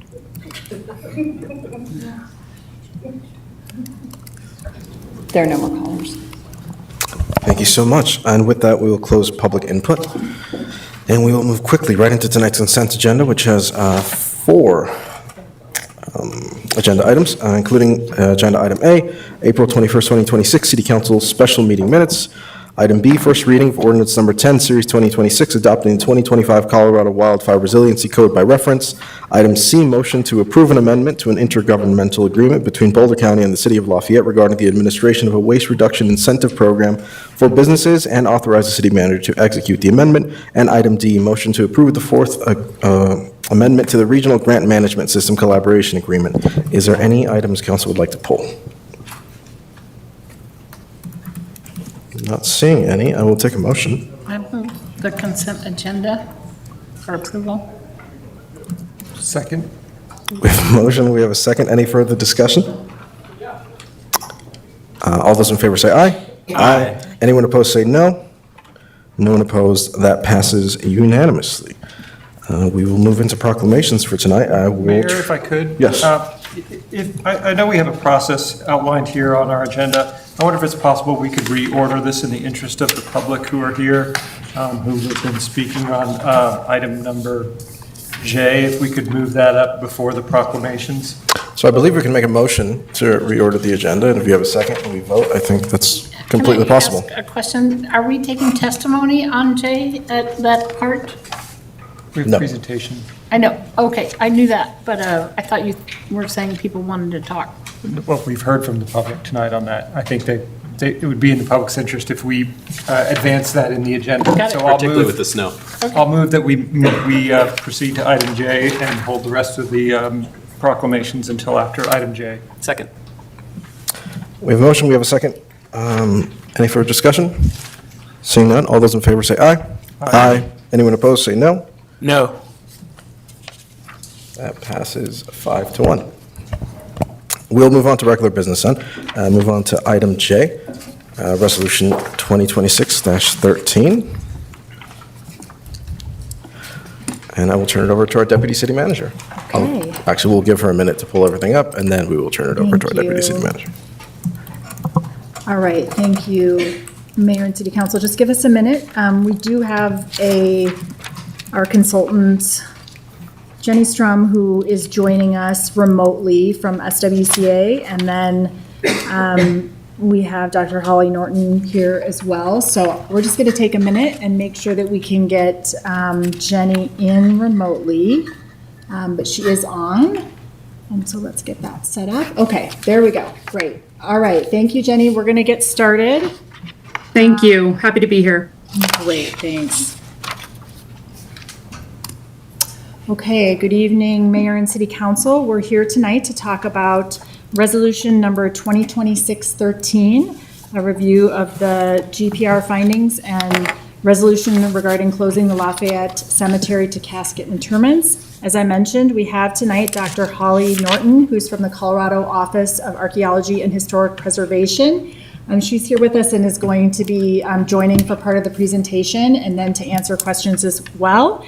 And then we have Dr. Jenny Strum from SWCA Consulting, who conducted the GPR research, and she's going to be available for questions. So the objective of this presentation this evening is to present the findings of the GPR radar research and consider a resolution to rescind the moratorium and permanently close the cemetery to casket interments. We're going to talk about the background on this matter, go through a summary of the GPR findings, and talk about next steps and questions, and then the consideration of the resolution. So in terms of background, a little bit of history, the city took ownership of the cemetery property in 1891. It is very old, nearly 140 years old. It does have a potter's field, which is a part of the cemetery, and areas throughout that are unknown or unmarked burials. So these were burials that were conducted informally and included unmarked burials. We also have a lot of historic burials that occurred and some records that are incomplete throughout periods of time. That started as early as the early 1900s. We have gaps in some of our records around, where burials occurred and who was buried in some of those areas, and then also throughout chunks of time up until, really into towards the 1950s. And throughout that time, also cemetery practices varied. We were under state regulations throughout that time, and as you can imagine, regulations kind of iterated throughout that time, and also practices kind of iterated. We had periods of time when we worked with mortuaries to actually buy or have chunks of our plots, and they would then sell them, and then we would have the records, get the records from them. There are periods of time when we don't have records. So there's a lot of different kind of varied practices throughout history. And in 2000, we stopped selling plots entirely because we knew that we were reaching capacity. Some of the residents mentioned that. And at that time, we acquired the Coal Creek Cemetery, knowing that we were going to be out of room in the Lafayette Cemetery. However, we did still have a lot of plots at that time that had been purchased. You heard from people who had purchased plots as far back as the 50s. And so we have a lot of plots that were acquired in our records, 80s and beyond. So we now have over 270 plots within the cemetery that remain owned but not utilized. And just to tell you a little bit, if you're not familiar with how the Lafayette plots were sort of plotted, if you were to look at a map of the cemetery, it's basically a grid. And so you would just see a grid of plots, and there are rows and numbers. And when each person or family purchased plots, they would get sort of a number and a row, and they would be assigned what that plot was. And so that's it's not like when somebody passes away, we bury them where we can. They have an assigned plot and location in the cemetery. So that's what the cemetery sort of map or the plotting looks like. The city also owns a number of plots. So it's just about, just under 5 acres, and there are just over 4,500 plots in the cemetery. 1,130 are reserved, and so that would include those plots that people had purchased but are unused. It also would include plots that are city-owned plots. There's a number of plots that the city has sort of taken over, put as city-owned plots. Some of them have trees on them or shrubs or have been deemed unusable. Some of them have been deemed unusable because we believe that they might be occupied. And so there's a number of those plots that are sort of out of order or not able to be used. And our records show that we have 4,735 interments, and that's coffin and cremains interments. We're going to talk more about the GPR findings, but in terms of the data, they found 3,504 coffin interments or coffin graves, and about 2,179 markers visible on the surface. Okay.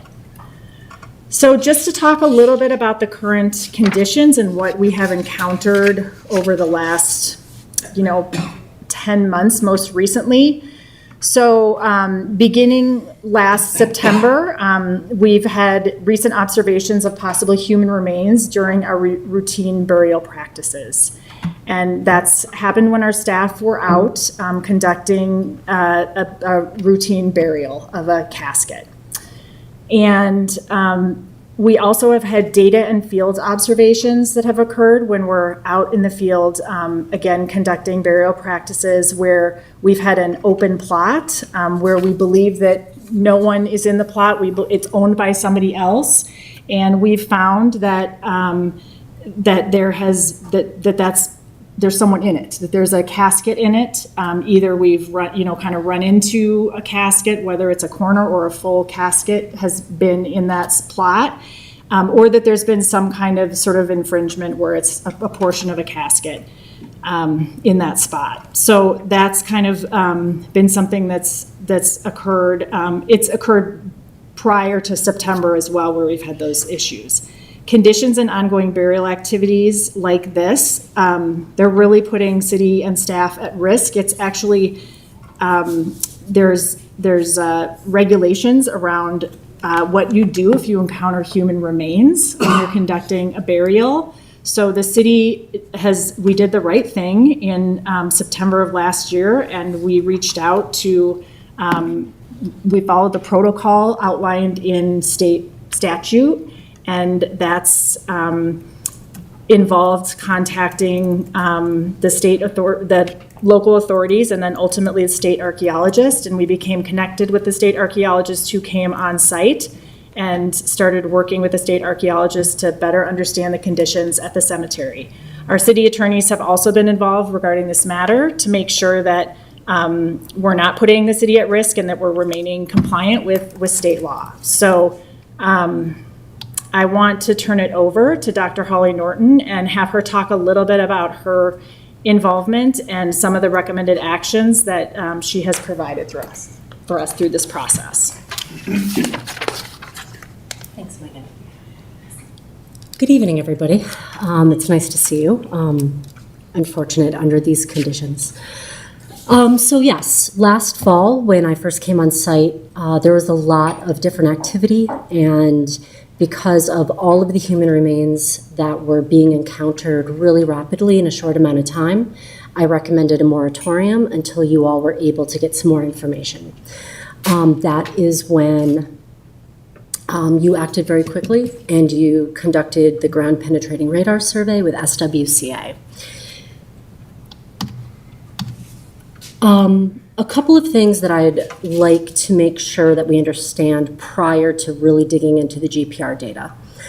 First of all, SWCA is a very well-respected company. They're what we call a cultural resource management company, so they specialize in archaeological investigations. SWCA is actually a Colorado company. They have an office here in Broomfield. I know many people who have worked for them in many projects that they have done. Dr. Jenny Sturm, who was the principal investigator on this, is part of their Albuquerque office, but this was a Colorado project. As the state archaeologist, I have a really unique role in this with you all. I have the privilege of providing technical and other assistance, but I also have some legal authority and jurisdiction over archaeological sites on public lands, which includes the city of Lafayette. So really what I have been attempting to do over these last several months is for us to really understand what the issues on the ground are so that you and the community are informed about that.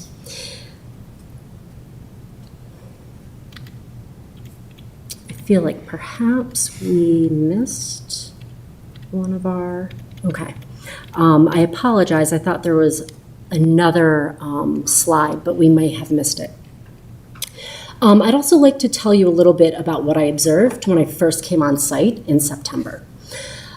So as Megan said, the city identified what they thought were possible human remains, and they followed the correct protocols. They called local law enforcement, which included the coroner. At the end of the day, it's law enforcement and coroner's offices who get to identify whether something is what we call a forensic value or archaeological. Human remains that are of forensic value are more contemporary and might have some relationship to criminal activity. Obviously, in this case, that was not what was going on. With a known historic cemetery and with the condition of the remains that were identified, it was really quickly apparent to all the different agencies involved that this was an archaeological matter. I was on site with several members of my office, 3 other women, all of whom who have PhDs, for 3 days. When we got on site, we identified that there were indeed human remains that had been excavated, inadvertently so, from the burial plot. But we also recognized that that was not the first time that that had happened. 3 days is an extraordinary amount of time for us to spend on a single case. Typically, when a grave or a burial is encountered, we can take care of it in a day or less. So we spent a lot of time assessing the situation and making sure we truly understood what was going on. Over those 3 days, we recovered human remains, the actual physical bones of people who have been buried in Lafayette Cemetery, as well as fragments of their coffins and other items used in the cemetery.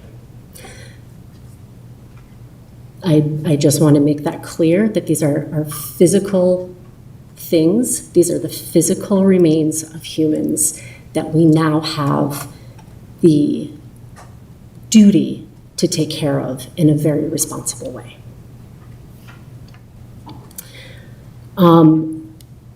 After those 3 days, soon after that, there was another planned burial. I agreed to come back and help to monitor that burial to try to make this situation that you were all navigating as smooth as possible.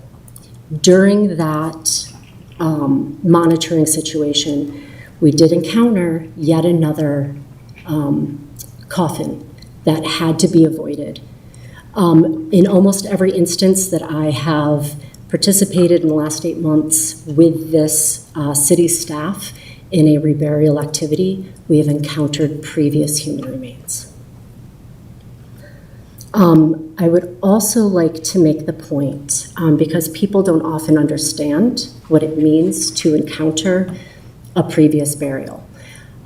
It's not like the movies, right? This isn't quite like when grave diggers are looting a casket in a horror movie or when we're encountering Dracula. There's not an intact coffin. Soil is very dynamic. You have groundwater percolating up, you have rainwater and snow water percolating down, you have microbes, you have insects, you have worms, you have a lot of things acting on the caskets and the people buried in them so that those bodies are reclaimed, right? That's part of our burial tradition in the Judeo-Christian practices. That is part of the reason that people choose burial, is so that those bodies and those coffins decompose. And so what we are finding is not an easy situation where the steer skid, or the backhoe is coming down on an intact coffin. What we're finding is after the fact, after that heavy machinery has pulled up that soil, it has broken bones, it has already fragmented coffins, and it has caused more damage. And so then it takes even more ability to identify the damage and the impact that has happened to the people who are already buried here. The GPR data collection, as I said, was done by SWCA. I have worked with Dr. Sturm in the past on other sensitive projects. In my opinion, she is the preeminent historical cemetery scientist in this country. I would not want anyone else identifying the graves of someone important to me other than Dr. Sturm. Her company was out here for almost 2 weeks doing data collection. As you have seen from the report as well as the memo from city staff. It was done in a very methodical way. Areas were gridded. The data was analyzed by Dr. Sturm and 2 other geophysical archaeologists who work for her. In case there are questions about what actually was done out there, I'd like to talk just briefly about what ground penetrating radar is. It is electromagnetic geophysical method that transmits radio wave pulses into the ground to study the subsurface.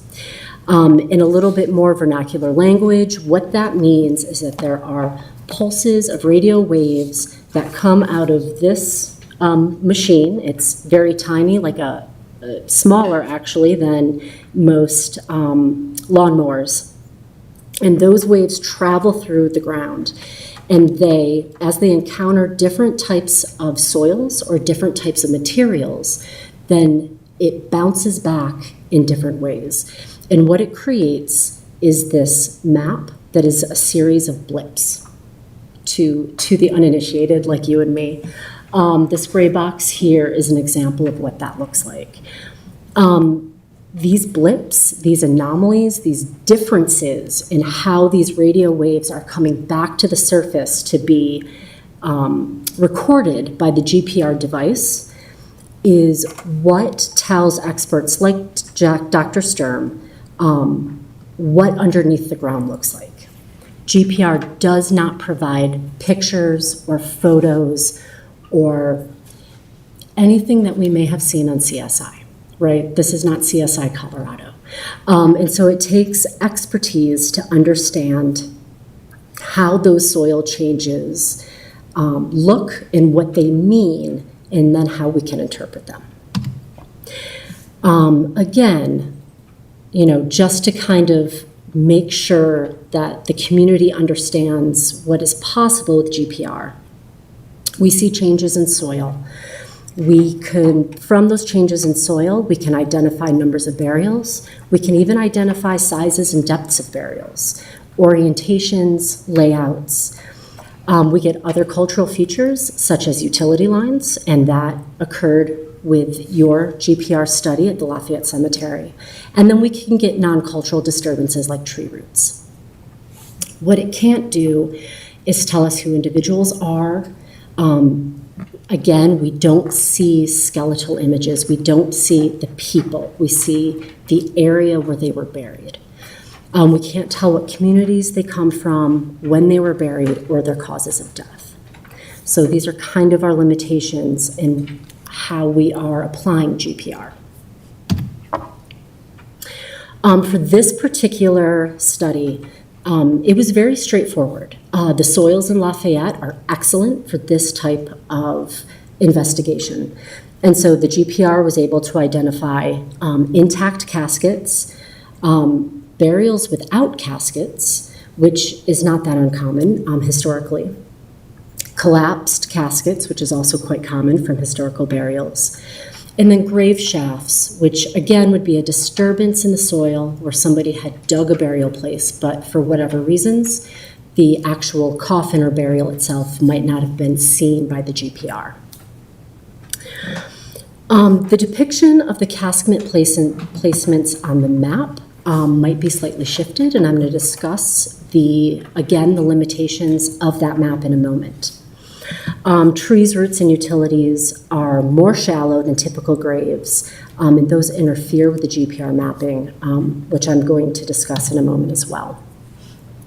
So this is a portion of the map of the cemetery. This map, like all maps, is not reality. It is an interpretation of what may be on the ground, but it is not an exact replica by any means, no more so than your GPS to get here tonight is an exact replica of the outside world.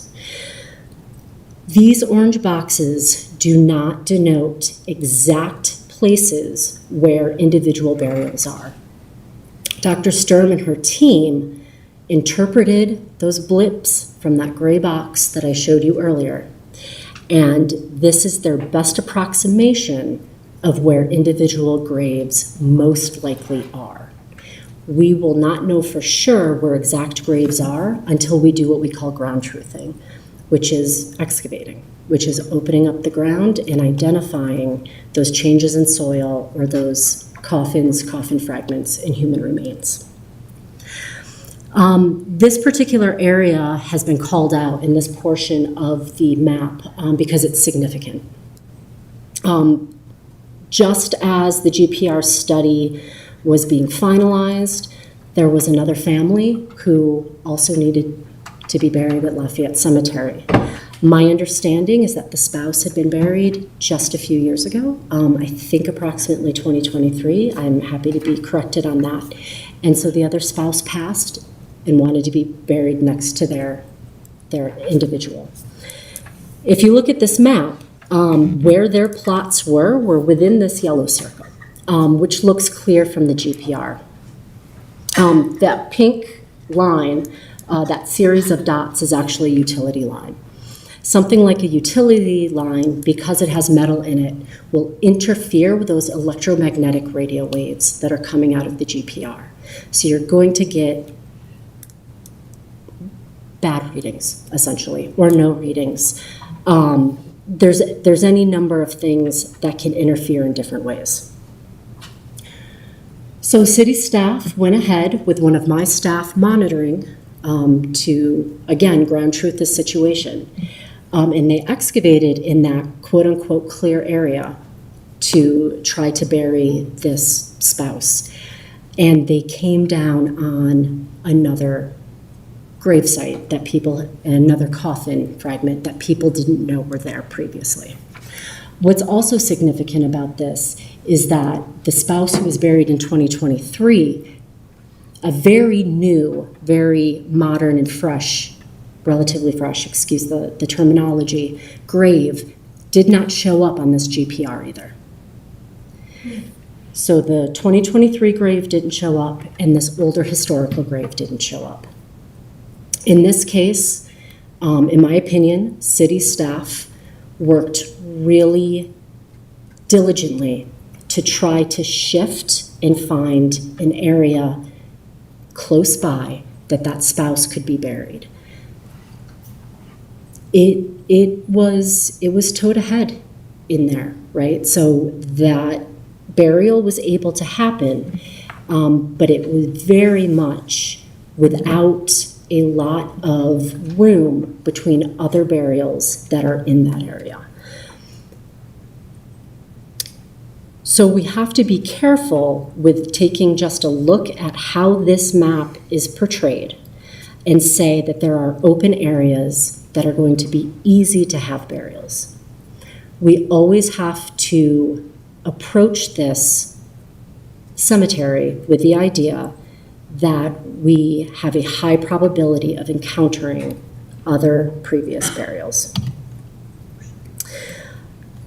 The summary of the GPR findings are that there were no large open areas that are devoid of graves.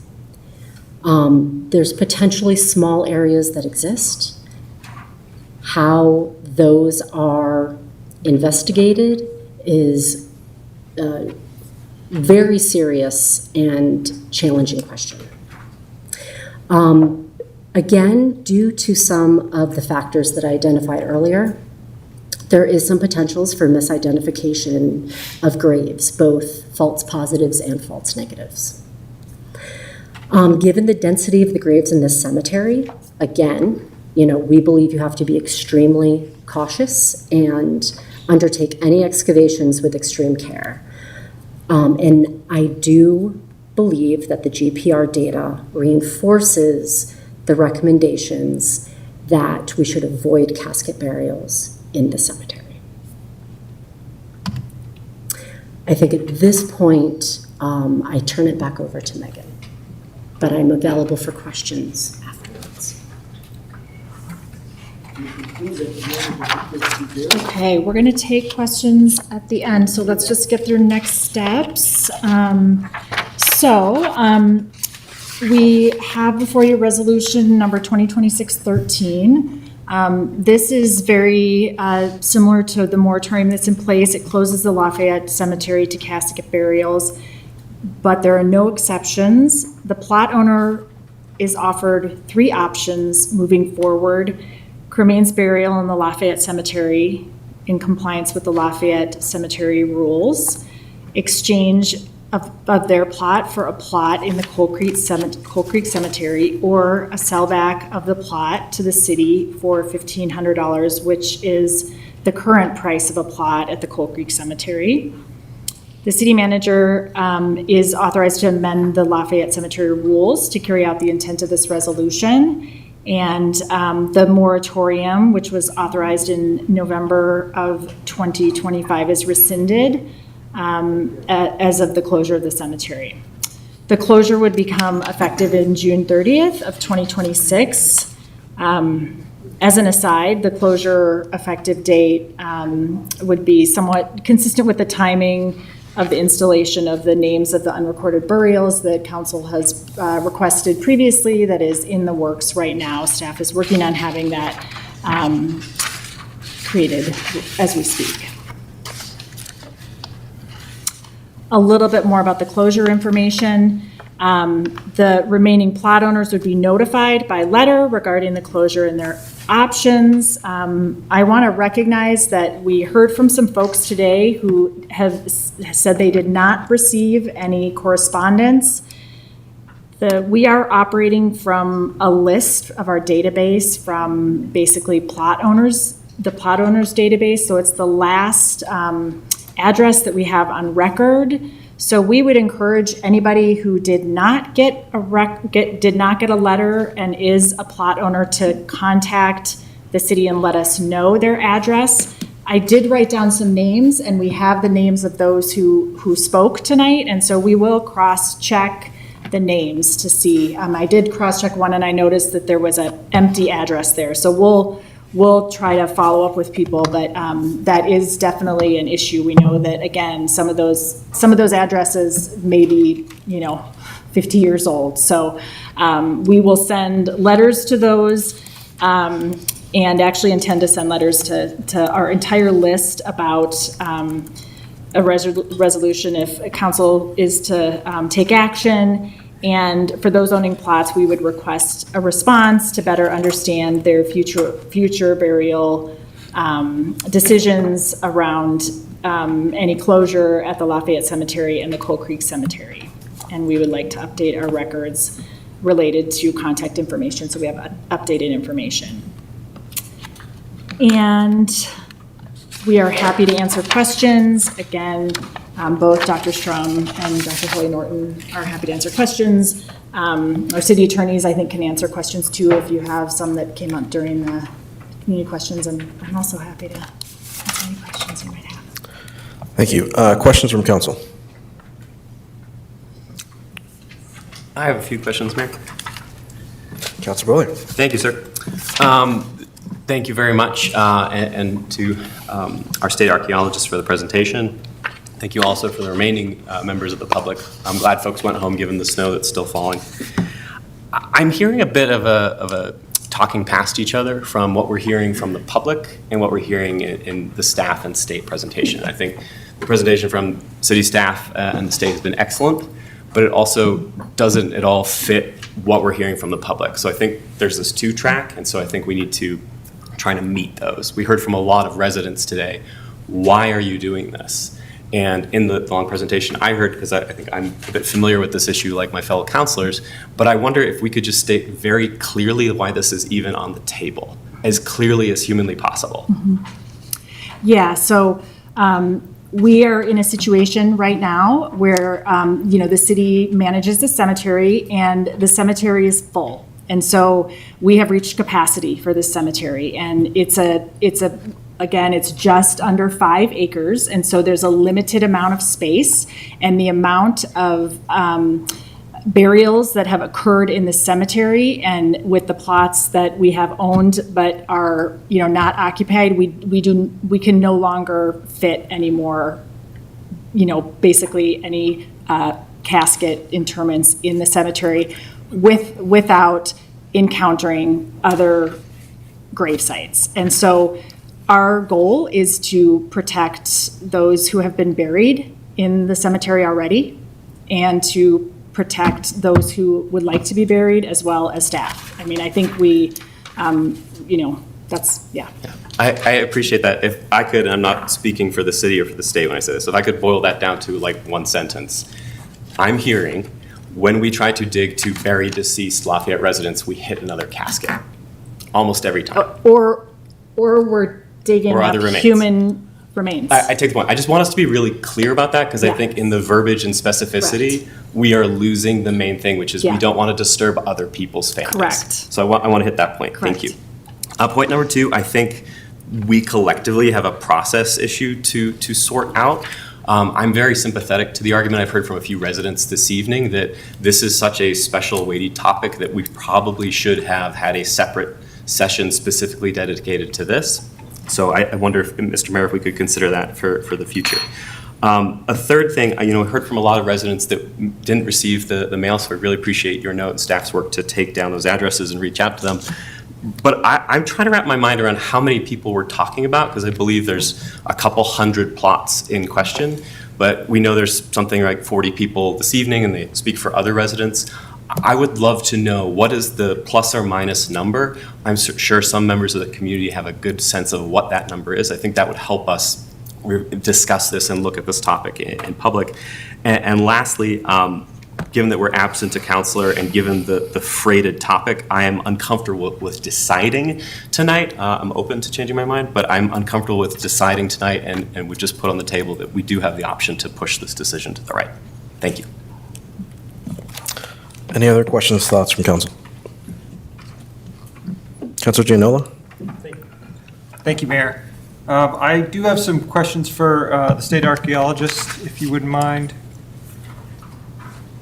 Absolutely. Yeah, I want to just talk a little bit more about the ground penetrating radar.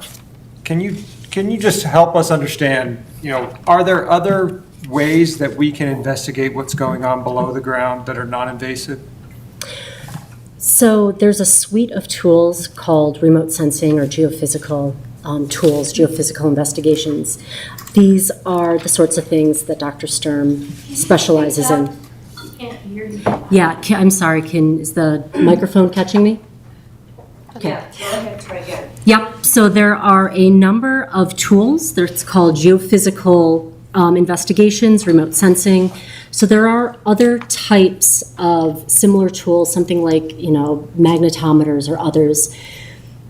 Given the, I think, kind of confidence level of this study, I wouldn't typically recommend it as being worth your time. However, I think that if there are additional studies that would make the community more comfortable with understanding what is going on underneath that, then I would always urge you to do those things and see what you can identify.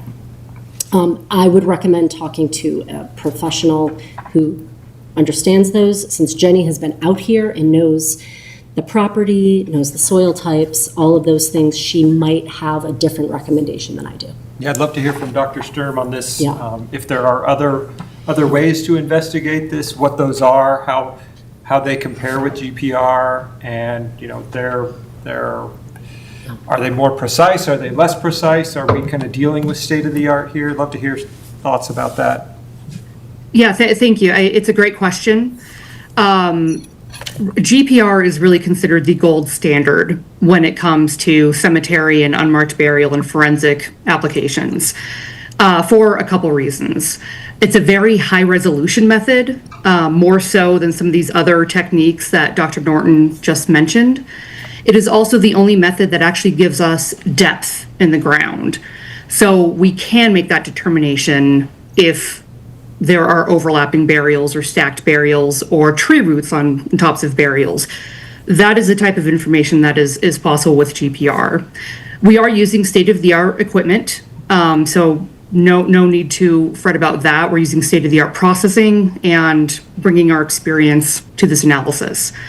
Now, Lafayette is complicated a little bit by the fact that it has a lot of standing headstones, which precludes the use of some of these other methods. All geophysics really require open, clear ground surface, And GPR is one of the only ones that can navigate around headstones to still get that high resolution data, again, in a way that is non-invasive. So again, just want to reiterate, this really is the gold standard for these types of studies. Thank you so much. Appreciate that. Thank you, Dr. Norton. I have some more questions for staff, so if you wouldn't mind. I want to talk a little bit about, how the results of the study have been communicated to the community. Yeah, we just got the results of the study and we have reviewed them and shared them. I mean, this is the first time that they're being shared, so we've posted them. I mean, it's a relatively, it's not a lengthy report. It's a, relatively brief report kind of summarizing what the findings are. And so this is the first time that they have been shared with the community, and we're sharing this information, with the council as well. Okay, appreciate that. And I just want to kind of maybe echo Council Brillier's point of it seems very fast to have this shared with the community on Thursday, and then we're making a decision tonight. I kind of wonder if the community wouldn't appreciate a little more time to understand, review, really take this in before a final decision is made by council. So, to I don't know if this was exactly your point, Councilor Brillier, but I would be in favor of delaying tonight's vote. And again, we don't have a full slate of city council here, so I think there's reasons to do that. I do have some more questions, so I'm going to keep going. Okay. Have we? I want to talk about the rules of the cemetery. You shared with us in the packet I believe they're the current rules of the cemetery. Yeah, the current rules, and I think Aaron or Mary Lynn, our city attorneys, are best first to talk about them. But yeah, we included in the packet the current rules of the cemetery, which are, the most recent rules are from 1999 because we haven't been selling any, basically any plots since then. So Aaron, and my question is really, how often are the rules changed? How often have the rules been changed? Do we have that information? Rarely, I believe, is the answer to that. The last one was from 1999, so that is over 25 years ago. Yeah. And we're talking about people who have bought plots 50, 75 years ago, and presumably under different rules. If the rules have changed since before 1999, they've at least changed once. And I want to understand, what were those folks' expectations when they purchased those plots? Have those expectations been continuous? I look at the rules and they say things like the director or someone can say where the burials will take place. It's not like you have a particular right to a location. And is this the expectation that folks currently have? It sounds like maybe not. And is that what they had originally? So I think there's some confusion, certainly among the public, and for me personally, I'm confused by this, to just know, how are we having a misalignment of expectations here? Yes, I think one of the issues is that the rules have said, I think for several iterations, that it's subject to these rules as they may be amended. So it's kind of fine print, but that I think historically was the alert that was tried to be conveyed to people that conditions may change. Yeah, and it sounds like we've encountered that in some actual burials where someone thinks they have a plot, we go and we dig, and oh look, there's a coffin there, your plot is actually occupied, so we need to put you somewhere else.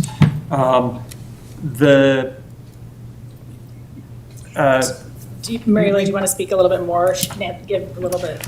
Sure, just briefly, Council, we have looked at deeds that have conveyed cemetery plots. I've found one as far back as 1906, and then I looked at a few from the 1990s just to see what the language was in those deeds. It was substantially the same, believe it or not, between 1906, again, that just happens to be the farthest back one that I've looked at, and the ones in the 90s. And all of those deeds have, again, very similar language that says, for example, space numbered X, whatever it is, in the Lafayette Cemetery is conveyed subject to the following stipulations, agreements, and understanding. It is stipulated, agreed, and especially understood by and between the parties that the premises is conveyed subject to, that the said premises shall at all times hereafter be subject to such ordinances, rules, and regulations of the city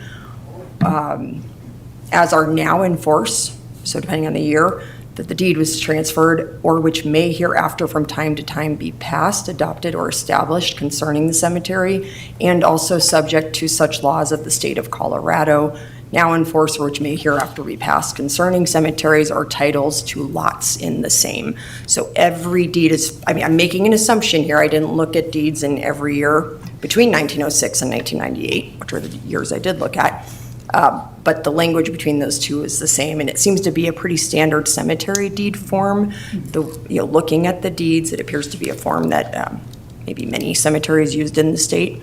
And so they were all conveyed subject to our rules and regulations and state law as it applies to cemeteries. And these are not very long documents. They're about 1 page. In fact, I think all of them are 1 page unless they couldn't fit the notary block on it. There might have been a second page.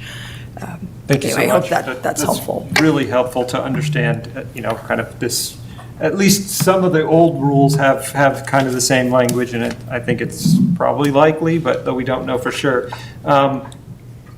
Deputy City Manager, you talked about the grid, the map, the grid that folks have. They can bring a piece of paper and it shows their, spot highlighted in pink. We now know from the rules that they're not necessarily entitled to those locations based on what the rules say and likely what the rules that were in place when they purchased their plots, and certainly the rules that have been in place for the past 27 or something years. The grid, how many spots are on the grid?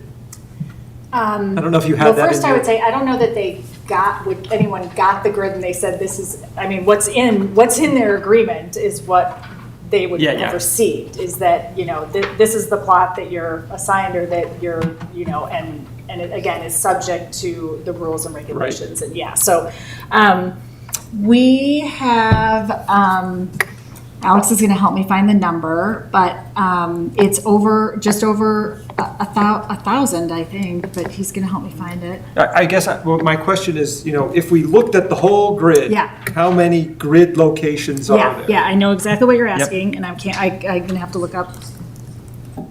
He's going to look. Okay, and my question then is, the ground penetrating radar identified a number of burials or graves, or I forget exactly how the terminology was. Mm-hmm. And then there were a number of plots that were, city kind of reserved because they have, stones or trees or, things like that. Yeah. And one of the, I don't know if you could maybe put that slide back up. Yep. There was a mismatch there for me that it looked like we had more interments than we actually have plots. We do. So we have 4557 plots and we have 4735 interments. So we're already 180 burials over capacity. So to me, this already says that now the cemetery is over capacity. We have more burials than we actually think we had plots. Am I reading this right? Yes, and our rules allow for 1 coffin and 1 cremain per site. Okay. And so this is coffins and cremains. Okay. Our records are not great. And so we have records that show there was an interment, and in some cases, we don't know if it was a coffin interment or if it was a cremain interment. It just says that there was an interment in that site. So this is what our records show for how many interments we have. So some of them, we can have 2, and can have 2 in some sites. So, yeah. Okay. Yeah. And then, so that's really helpful to understand that, so that helps why we might have more interments than we have plots. So we have 4,557 plots, and sorry, I shouldn't have touched the screen. And 1,130 of those are reserved. Okay. And that includes those that are owned and unused. So some of those, we know there's around 270 or 80 that we have owners that are outstanding, that they own, they haven't used. And then the city has between 350 or to 400. So we have several that are deemed unusable and that the city has taken kind of ownership of. And then we have trees, shrubs. We have a number that are off the map, that are like on the road, that are in the roads, because it's just a grid that's been placed over the cemetery. Yep, understood. And so, and we have, again, understanding this and looking at the number of graves that were found in the ground penetrating radar data, it looks like we're full. Is really what the numbers are telling me, what the radar data is telling me, what the state archaeologist is telling me. We, even considering that we have 270 plots that are still out, let's call them outstanding, we're over capacity, we're full. Okay, so thank you for clarifying that. Another question I have is, what options have been explored or could we explore to expand the cemetery in any way? Have there been options that have been considered? Because it may be that I could see community members who say, well, I still want to be buried in Lafayette. Is there still an option? Has that avenue been explored? I don't believe that we've explored looking at any other properties or land. I mean, I don't, not in my time with the city here in Lafayette. I know back in 1999 when they were looking, is that right, 1999? And I'm specifically meaning 2000. this specific location, this same cemetery. Is there room to There's not. take over a road, block that road, take that space? If we took over a road, we would be unable to conduct burial operations. So, the burial operations occur with mechanical equipment. And so, you have to be able to get excavation equipment. Our cemetery has already been known by our city operators, and then we have also used some contract operators to help with our burials, and it's kind of known as a very tight cemetery, not only because it's heavily, it's heavily occupied, but also because of just the logistics of the tight roads. So we wouldn't be able to really conduct, our operations if we took over those roads to get the trucks in and out to excavate dirt.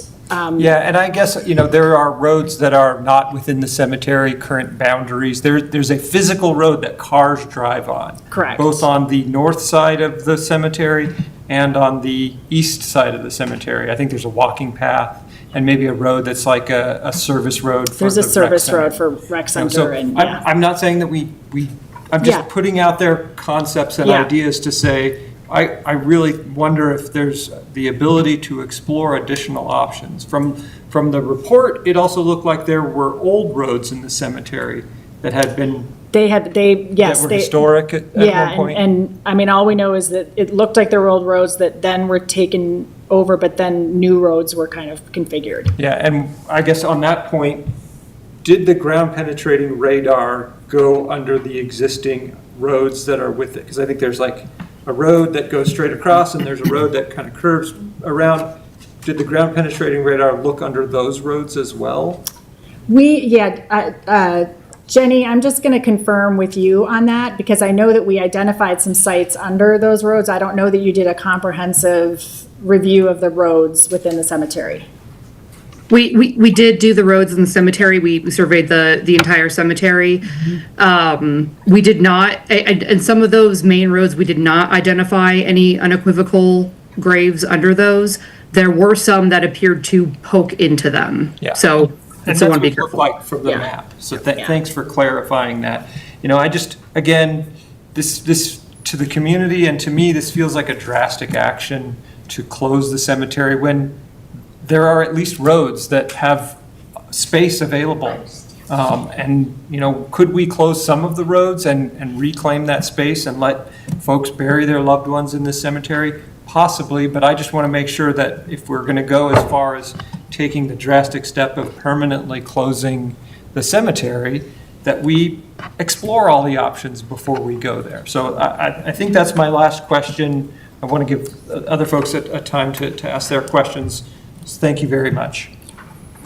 Councilor Jensen.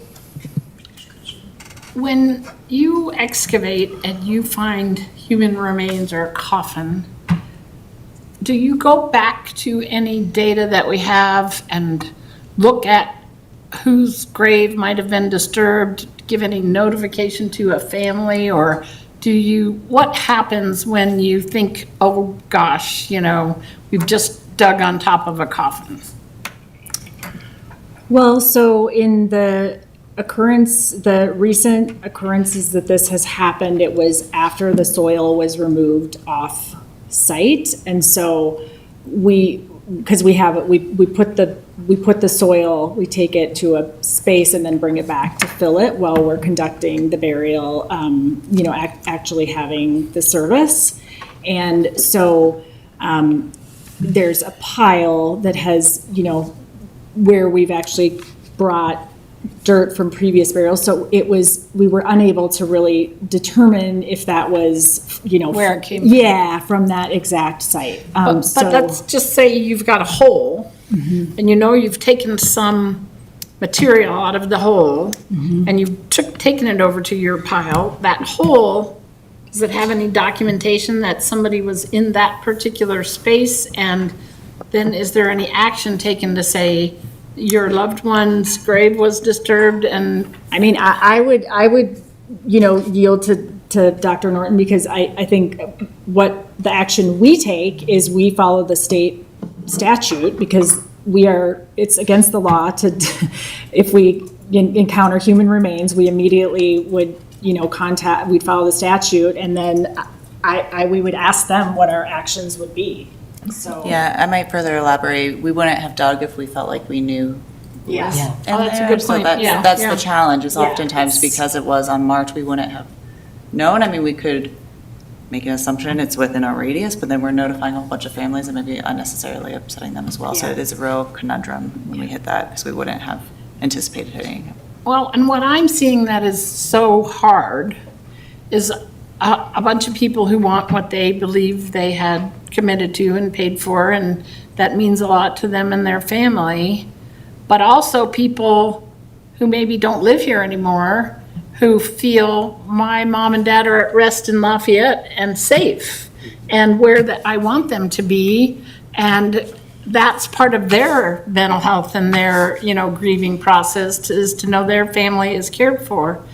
So if we did what people tonight have asked for and tried to find ways to accommodate more graves, caskets, and in so doing, we kept running into this problem of disturbing other people's graves, we don't have a place for that person, and we have also disturbed someone else who's resting in peace. And it doesn't feel to me like, unless we expanded it, as Councilor Gianola is talking about, we don't really, even if we wanted to do everything that was asked of us tonight, we don't really have a way to do it without disturbing somebody else. That's not true. For years and years, this has been happening. Mr. Archuleta, I know, I understand this is a difficult topic, trust me, I understand. I just can't have people interrupting council. I understand. And we should have an opportunity It to is speak. not a public They hearing, recommend sir. Basically, that it is okay to still bury. And all Please, these problems just- with the state archaeology came in Frank, was I a know, lot of I skill know. That's where the problems were, and that's what they identified. They didn't identify the rest of the entire thing. Your kegs were buried here just last summer here, no problems at all. Mayor, it's up to There you. was other people buried. No problem. The Casillas, no problems at all. There's been so many other burials. Again, no I problems. really don't want to interrupt the meeting, or, Year and a please, half, please. 2 years. I understand, I truly. What you're saying is totally wrong. There are availabilities in this cemetery. Okay.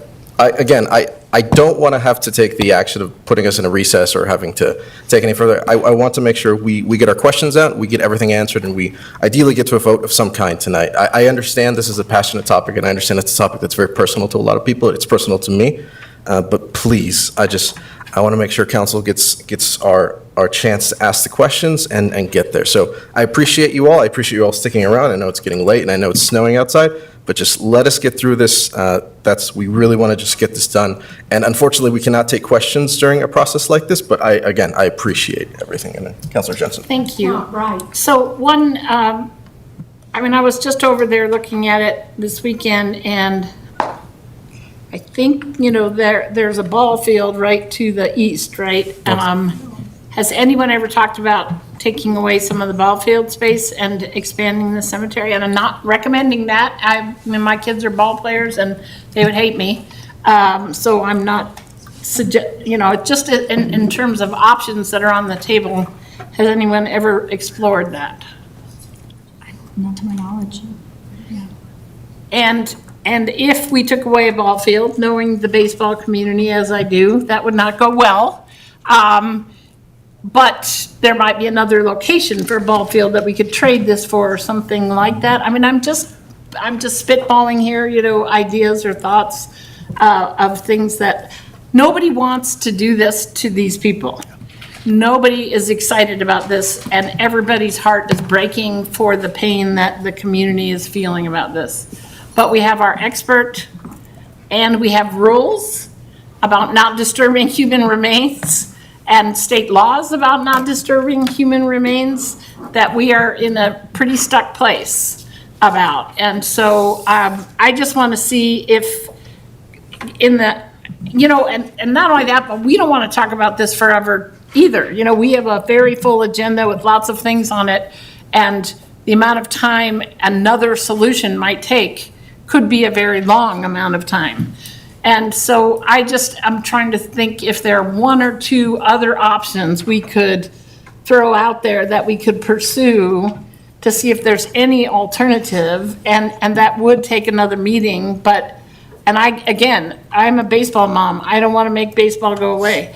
But I don't know what other council members think, if that's even remotely, an idea, between both reconfiguring the roads and then finding another way to access the cemetery, and maybe looking at the ball field situation. They're not going to be right next to each other. It doesn't, some people who want to be next to each other may not be able to be next to each other, but they might be able to be in the same cemetery if we did something like that. Those are just ideas to say, can we pursue those?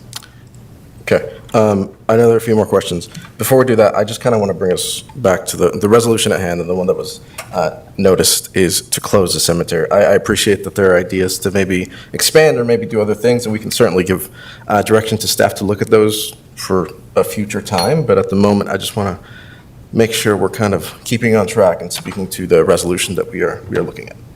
Any other questions from council? Just one question. Dr. Norton, are you directing that we close the cemetery? Are you formally recommending on behalf of your office that we close the cemetery? I am formally recommending that you do not have casket burials in the old part of the cemetery. I am not directing you. This is a decision that council has to make and that council should make with the community. What you cannot do is continue to rip up human remains, and we have to have a different alternative. Can you elaborate on Yeah. that? If tomorrow we dig and we hit human remains, what Yeah. are the repercussions for our city? That's a complicated question. There are civil penalties for knowingly disturbing archaeological sites in the state statutes. Worst case scenario, we're going to get into protracted legal arguments between the state and the city of Lafayette, which I don't think either one of us want. I would prefer not to be in a position of conflict with anybody in this city, right? So I think that my recommendation is that the community comes up with a plan for what the future of the cemetery looks like. But it can't include pretending that there are not previous burials and then calling me 4 times a year when you accidentally hit one. or however often it is. That cannot be the plan. Thank you so much. Mr. Mayor, I guess I would offer that part of why I'm struggling with this is I agree and stipulate with everything that we've heard from staff about the fullness. I also respect that we've heard from quite a number of members of the community that this is incredibly impactful to them, and I believe that. I also am getting the sense that some members of the community don't feel they've been fully heard out by staff. All parties have equal claims on the truth. So what I might offer is postponing voting on the motion tonight and instead trying to find a way to have some kind of a mediated conversation between the different relevant interested parties so that we can kind of hash this out, because personally, I think this is not a good process to get to a good outcome where people feel heard and respected, because we're up here on the dais and they're down there and they can't weigh in. It feels very inequitable. And so if there's something maybe a little flatter, a little more open, a facilitated dialogue, we may still have to close the cemetery because of what we've heard, 2 casket burials. But I wonder if that might go a long way towards meeting folks where they are and trying to grapple with this. I appreciate that. I want to make sure other councilors have their questions answered, but before I will just respond to that real quick. Just in terms of process, if that is something that council wishes to move forward on, I will just remind us that under Robert's rules, if we do table something and we do so indefinitely and then I adjourn the meeting, it is essentially dead. So we would table something to a certain date at a future meeting. So just in terms of procedure, let's remember that, because if we just table, it will die at the end of the meeting. But I will give other councilors the opportunity to ask questions if they have any. Councilor Gallegos. I had a question regarding cremation burials. Are we encountering human remains during those types of burials? We haven't had an incident. We haven't had that occur. Jenny, I don't know if you want to talk about, if you could comment on the depth that you observed in your GPR data collection and analysis, and if you felt like that there was any irregularity in our cemetery, that might be helpful. So as I understand it, all the cremations are usually on top of the caskets, so they're a little bit more shallow. The cemetery in general, the depths are very consistent. Again, we didn't see anything odd in terms of overlapping or stacked burials or anything like that. Does that answer the question? Yeah. I mean, I think we haven't had any challenges, or we haven't seen, had any observations. So I think we feel the depth with which we typically conduct the cremains, there's less of a chance or that's going to be an issue, that we're going to be hitting a coffin or that we're correct. Yeah. And when we would identify cremains, they were more shallow than casketed burials. Yeah. Thank you. Yep. Mayor Pro Tem, any questions? Yes, I do. Thank you, Mayor. First, I'd like to acknowledge all of the individuals in this room who obviously are very upset about what they're hearing. And we hear you. And as a veteran who recently buried his mother and his father, who is also a veteran, I understand where you're coming from. I also understand that the understanding when your parents bought these plots, they would be together. And I recognize that together means together. And I wasn't here when the Louisville Lafayette situation was occurring. But I understand that, and at the same time, we are dealing with a location that is incredibly packed full of humanity, spirituality, history. And as we've heard tonight, some of the families who are in this agreement or have been in this agreement with the city for over 100 years, or at least 100 years. And I do have a question. Thank you, Dr. Sturm? Yep, Sturm, yeah. Sturm? Yeah. For explaining where cremains are found or the depth at which they're found. I had a question. When we look at the ground penetrating radar data versus the other techniques that are used, and then literally doing as an archaeologist does and look at physically what's there, what is the, besides the magnetometers, is there benefit in bringing in, with GPR being the gold standard here, is there any benefit in adding richness to the data that is in the ground by adding these other data collection techniques? And is that at the surface or at depth? I'm just wondering if those other techniques could add value to the GPR data. I guess that's a question. How many are there that would add value, if any of them do? Yeah, it's a great question.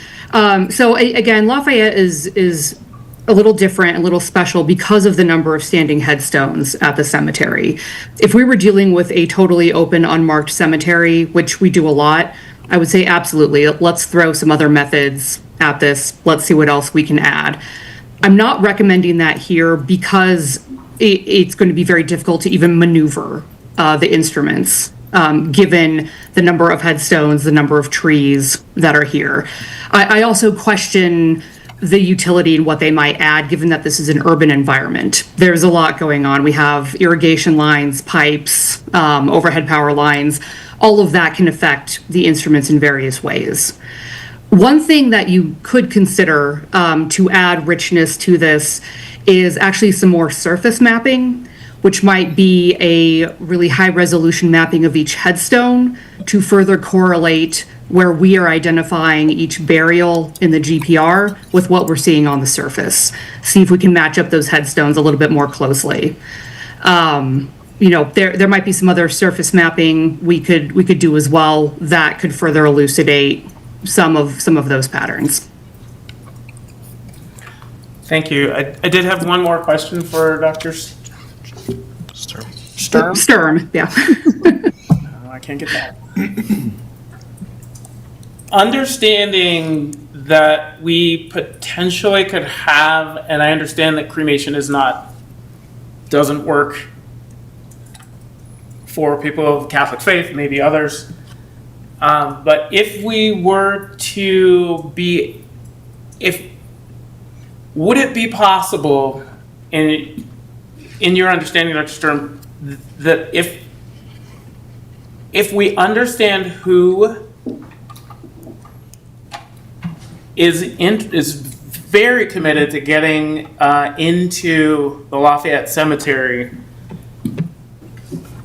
as cremains, since they are closer to the surface, is it feasible to find space in some or any of these cases to have cremains as close as possible to where they want to be?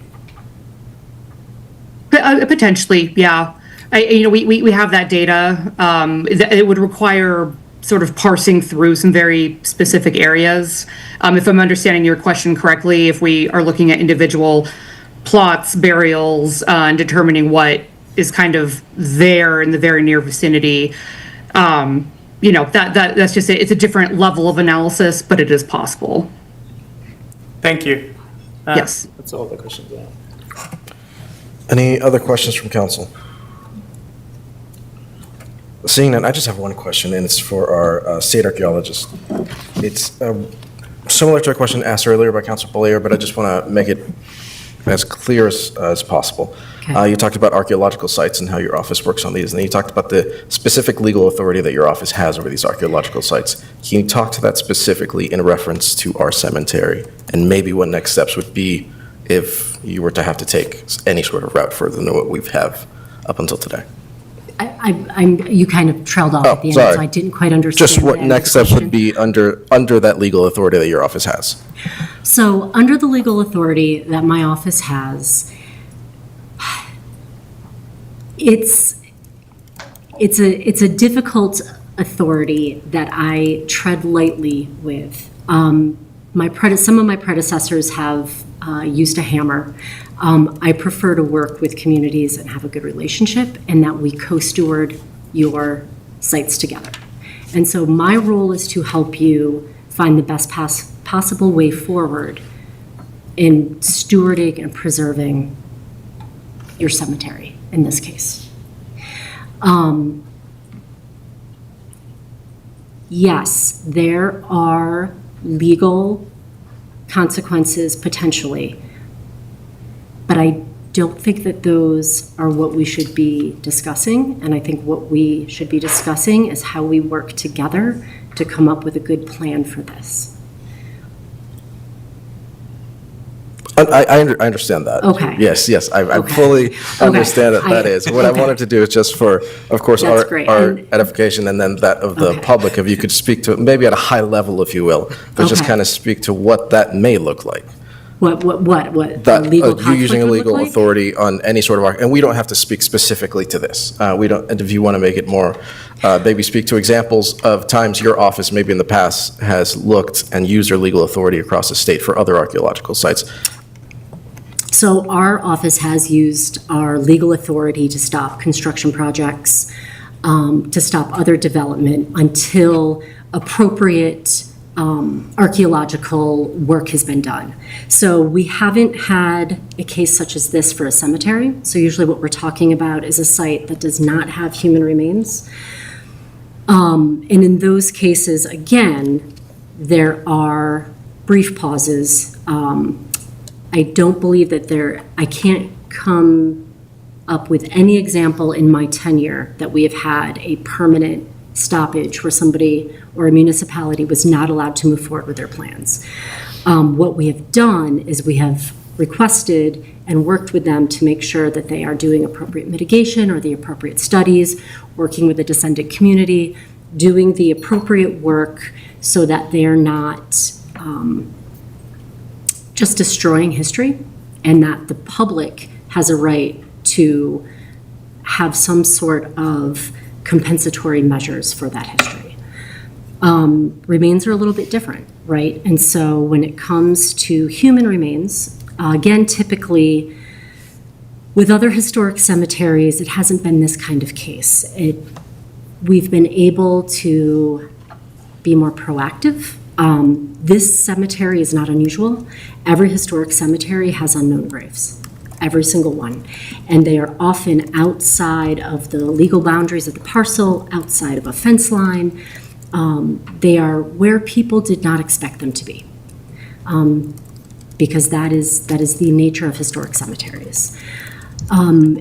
In the few cases where we have worked, well, in the many cases at this point actually, where we've worked with historic cemeteries, many municipalities or communities have recognized that that might be an issue or that they have gaps in their knowledge. And so there was more proactive work in getting GPR or ground survey or other things that we've discussed tonight accomplished.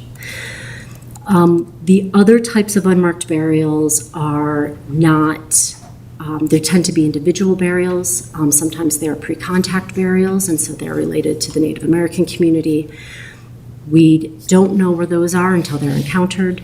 And in those cases, we work very rapidly and efficiently with our partners to make sure that those are taken care of in a respectful and responsible manner, as we're trying to do here tonight. So, and we do stop activity until we can take care of those burials in a responsible way. Great, thank you. Okay. Councilor Jensen. Of the 270, this is a question for staff, I think. Of the 270 plots that have been sold, do we have enough information to know, is that the whole problem or is it less than that? Are there people who no longer want to use their plot? Do we, what is the size of the problem of people who really want to be buried there and that we have no room for? Do we know what that is? We don't know, again, because we don't necessarily have the best contact information, or we don't know if we have the best contact information for all of those folks. We don't know if some of them, are deceased, or if they've been buried somewhere else out of state, or if they don't even know that they own a plot, or, if there's something else going on there. So, we don't have full, information about their status. Could we get that? I mean, how difficult would it be to get a real picture of how many people we're talking about? I mean, that's part of one of our next steps would be, outreach to those folks to see what their kind of desires are, what they would like to do with their plot. If they're not able to be buried here, what are their preferences? And to get a better understanding about what they're, what they would like to do, and also to get better contact info. But I suspect we won't hear back from everybody. So I think this is going to be, no matter what action is taken, either tonight or in the next year, this will be an ongoing issue that will continue to emerge, where somebody won't hear about this, and they will, come in and say, I owned a plot and I never heard about it. It's going to be, I think, very difficult to reach every single person. City Attorney? Thank you. Just to add to what Deputy Manager Davis was saying, is that our outreach is only as good as the information we have. So I don't want council or the public to have the impression that we can track down everyone. Our cemetery rules do specifically say that the plot owners are obligated to update their address with us, because what we have is the one in our record, and our rules say that if they change their address, they need to let us know. So we're limited. We did send letters. It's my understanding we sent letters to every single one of those plot owners at the address we had. I mean, so I just want it to be clear that we can continue to make efforts, but we're limited in the information we have, unfortunately. If I could just very briefly, Mayor, I stipulate that point. I know there's been a lot of hard outreach. I do know a couple members of the community who I think would be glad to participate in that outreach, so we could build out a spreadsheet of, these are the people, we've located them, this handful is open to cremains, the rest prefers casket, because that would be really helpful for us to be able to take a decision. And then number 2, could we go to slide 9, if you don't mind, just forward 4? Just to expand on a point that Councilor Gianola was making earlier, and I stipulate we need to get the equipment in via the service roads.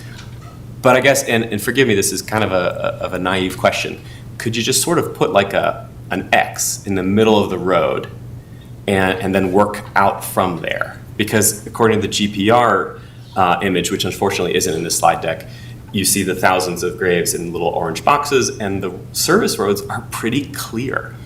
And so I wonder if we could get an answer whether that's feasible. Again, that way you wouldn't need to drive over. You would have the X and you would work out in the various service roads.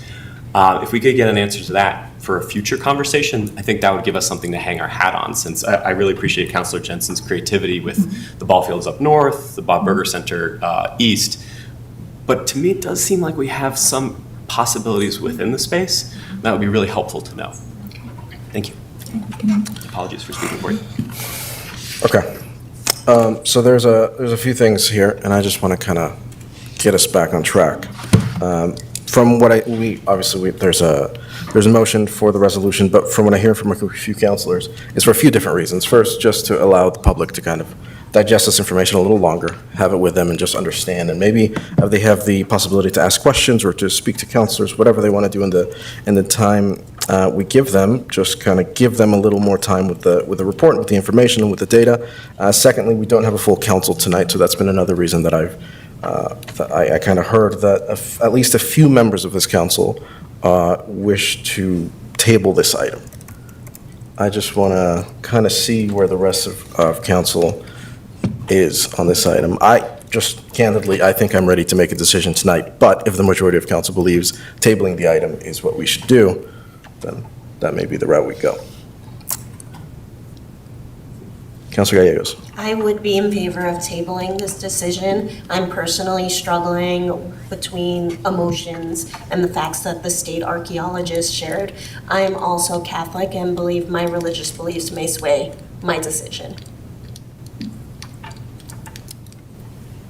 Great. I mean, Someone can make a motion to table the item. Mayor, City before Manager? council makes a motion, just a point of order.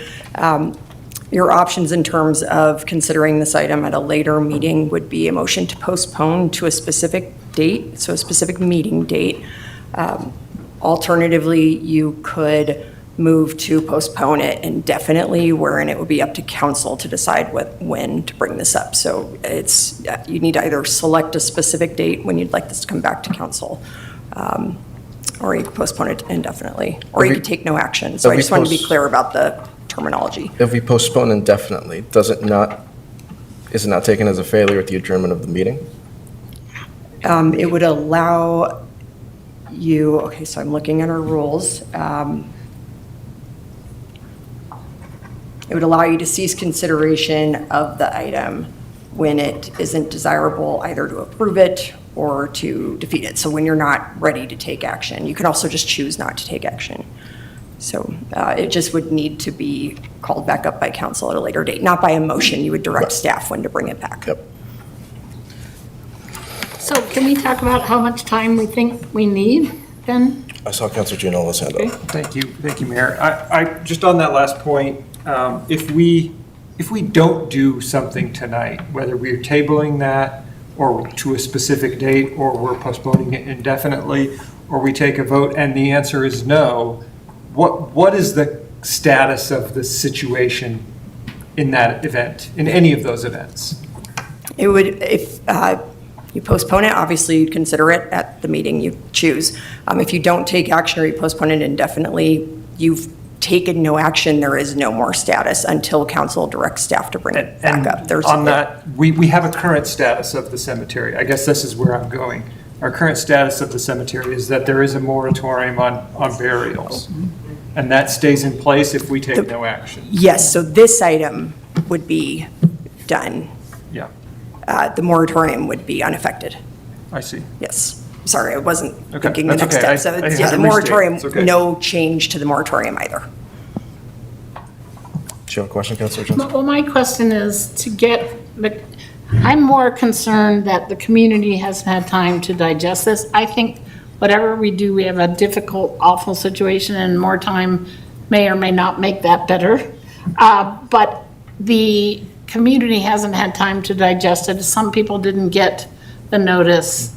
And I feel like in a representative democracy, we need to make sure we hear from the community about things. So I don't know what we think that amount of time would be, a month, 2 months, 6 weeks, where we would feel they had adequate opportunity to look at the drawings and the report from, the architect and feel comfortable that they could give us feedback. So I'm going to jump in here and say, we have a moratorium in place.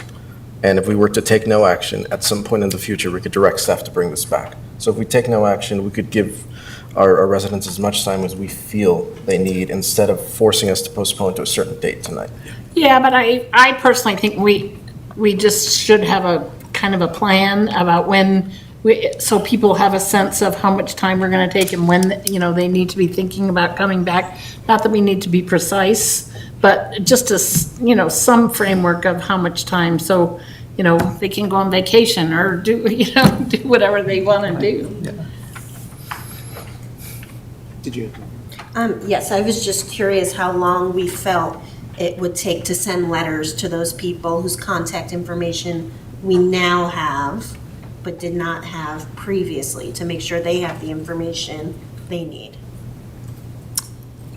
I mean, we could turn around sending letters to, all plot owners, but I think the question is if we're gonna be asking for feedback, that would be a longer turnaround. So I think we would just have to evaluate if the intent is just to sort of inform and seeking input on this. And yeah, I think if we're just informing them that this is a potential action that's going to happen, we've already sent that letter regarding the moratorium. So, our next step, communication, was to let them know if there was a status change, essentially. Yeah. Councilor Gianola? Well, I think we have a status change in that the state archaeologist has recommended that we close the cemetery to casket burial. So we have a status change in that we can now share that information with the plot holders. But I also wanted to kind of come back to an idea that Council Bullier brought up, which was some kind of mediation discussion. I mean, I think that could go a long way to, sharing this information maybe in a more digestible way with the community, hearing a little bit more from them and what ideas they might have, or some of the ideas that we've kicked around tonight, if those are even acceptable ideas, to give us the ability to make a more informed decision that would help address some of their concerns. So I'll just, say that. Are you recommending we take no action tonight and direct staff to set something up like that at some point in the future? That sounds like a good Near idea future. to me. Yeah. I mean, I don't know how that works. I think we might have a mediation expert here who could be the most knowledgeable on the. Well, Councilor I Johnson? used to do mediation, and I think part of the limits of our mediation is what's practical and legal versus our, what people want us to do, we may not be able to do. Yeah. And it's not that we don't want to meet them halfway or Yeah. mediate, or that we just may not have the ability to do it. So I would say we should start out with just more information, talking to people, sharing, and also perhaps if people have ideas for us about solutions, because I think just simply saying to us, don't do this, we don't want you to do it, and now after you've heard the constraints that we have, help put yourself in our shoes, which is, how do we do this? If we want to help you, what's the answer? And, come up with ideas. And then if any of those have possibilities, then I think a mediation might make sense. But until we start with that first part, I'm not sure I think it makes sense. Okay, there are a few ideas out there, and I think staff has noted a lot of these. And it sounds like, just from looking across the room, it does not sound like council wants to take action on this item tonight. Okay. To our city attorney, what do you recommend in this particular instance? I mean, this is really up to council. You've had a lot of public input tonight. If postponing this item to another meeting gives the public another opportunity to give you more public input after hearing the information tonight. I mean, from my perspective, I would want whatever you do to be compliant with the open meetings law. It would need to be a public meeting. It would need to be properly noticed. The format could be directed by council, but I just wanted to give you also that option that if you postpone this again, you will have another public input session for members of the community to speak to you again now that they've heard this information. So I will be concerned from an open meetings law perspective and ensure that whatever you do will be compliant, but I think I don't have a particular format in mind for you. No, well, yes, and maybe that's me for asking the question incorrectly. I think we all want to comply with open meetings, and I think we just want to give Absolutely. our residents a little more time. We want to figure out maybe a better way to work through this. But just in terms of tonight, is there anything you need legally from us? We're not taking any action, so I think we can just move through it. But is there anything specifically you want from us? I do not need anything Perfect. from council. Just if you make a motion, that it would be a motion to postpone and not table, just procedurally. That is a very fine procedural Mayor, point. That's I it. move to Yeah, postpone but I this don't have item indefinitely, with the hope that we revisit it in the near future. I'll second. We have a motion, we have a second. Any further discussion? Councilor Gianola. I do have one other thing to say. We have a lot of public hearings, and in those public hearings, we hear from property owners. And we were always told, these property owners have rights. And we bend ourselves backwards and forwards to listen to the public and to listen to the property owner. And, somebody wants to build a building and they have these specialists who come up and they say, oh, we're complying with all these rules and laws. And I mean, here, I don't know if we say we have a property right, but we have someone who's purchased an entitlement, and how we're not treating this just the same exact way that we would treat other entitlements. that we face that are property rights kind of befuddles me. So I'm glad that we've heard from the public. I'm inspired by council to think harder about this, to get to a decision that, will impact the community. So thanks for a great discussion. With that, all those in favor say aye. Aye. Did you have something? I had something else. Oh, I'm so sorry. Mayor, I just wanted to add that I think there's more here than a process and a comparison of property to who owns it and who doesn't. I want to recognize the fact that and in public comment, I don't know if everybody heard that, but there was a reference to a breach of trust from the community. And I want to acknowledge the fact that there are people asking us not to do what they are afraid of what the city's going to do. And I want to respect the fact that there's a lot of people who came in here who wouldn't have come in here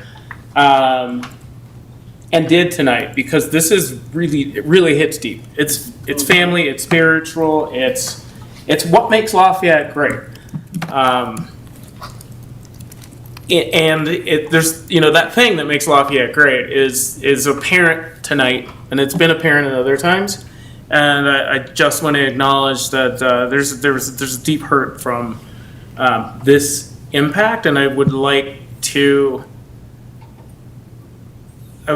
say that this is what I feel like this is what we can do to begin to acknowledge again that there's a lot of things that we can't fix that happened, and we can't fix them, but we can make an attempt to bring resolution to hurt that is deep. So I just wanted to say that before we don't do anything. Okay, we have a motion to postpone indefinitely in a second. So sorry about that. Any further discussion on this? Seeing none, all those in favor say aye. Aye. Anyone opposed say no. No one opposed, that passes unanimously. Thank you. Thank you. We will move back into proclamations, and for the first proclamation, Agenda Item E, I will turn it over to Councilor Jensen. Let's give a minute for these guys to get out. Or do you want me to start talking? Go on. Okay. I have the honor as the oldest member of council to do the Older Americans Month proclamation. Just so everybody knows, I'm going to be turning 70 this year. Whoa, baby. And now it's your turn to say, but you don't look like it. You don't. You look good. Anyway, so May is Older Americans Month, and this is a proclamation honoring older Americans. Whereas communities across the nation celebrate Older Americans Month each May to recognize the contributions, strength, and resilience of older adults. And whereas older adults play a vital role in our community as volunteers, mentors, caregivers, and leaders, sharing their knowledge, experience, and talents to enrich the lives of others. And whereas this year's theme, Champion Your Health, emphasizes the importance of prevention, wellness, and personal responsibility as cornerstones of healthy aging. And whereas promoting healthy lifestyles, staying socially connected, remaining physically active, and accessing preventive health services empower older adults to maintain independence, dignity, and quality of life. And whereas events offered by the Lafayette Senior Center in May include the Older Adult Sock Hops, hikes, orthobionomy, Medicare Help Center, a trip to a salt cave, smart driver programs, a disaster and emergency preparedness presentation, a solutions for aging in place workshop, and National Senior Health and Fitness Day celebrations. And whereas our community is committed to supporting older adults through programs, services, and partnerships that encourage lifelong learning, social engagement, wellness, and active living. Now therefore, the mayor and city council of the city of Lafayette, Colorado, do hereby proclaim May 2026 as Older Americans Month and encourage residents of all ages to celebrate and support older adults by promoting health, well-being, and opportunities for active and engaged living. I move it. Second. We have a motion, we have a second. Any further discussion on Older Americans Month? Aye. Any comment on older Americans? I'm pro. Did you have some? Okay. All those in favor say aye. Aye. Anyone opposed say no. No one opposed, that passes unanimously. Next, we'll move on to agenda item F, proclamation. I will turn it over to Councilor Gianola. Thank you, Mayor. I have a proclamation tonight for Asian American, Native Hawaiian, and Pacific Islander Heritage Month, May 2026. Whereas this Heritage Month originated in 1977 and was officially signed into law in 1992 to celebrate the contributions made by people who are of Asian American, Native Hawaiian, and Pacific Islander heritage, also AANHPI, to the country's culture and society. And whereas the month of May was selected to recognize people of AANHPI heritage for many reasons, including to commemorate the first Japanese immigrants who came to the United States in May of 1843 and mark the completion of the Transcontinental Railroad on May 10, 1869, which involved the labor of many Chinese immigrants. And whereas the Federal Asian Pacific American Council has designated this year's AANHPI Heritage Month theme as a legacy of leadership and resilience, which pays homage to the visionaries and trailblazers who have shaped AANHPI history and continue to influence the future. And whereas the Lafayette City Council celebrates all of those who are included within the AANHPI community, which is made up of culturally and linguistically diverse peoples, representing populations from many countries and islands. And whereas the Lafayette City Council acknowledges and appreciates the contributions in a variety of fields and leadership of the many Asian American, Native Hawaiian, and Pacific Islanders who have played a significant role in the region's history and the community fabric of Lafayette.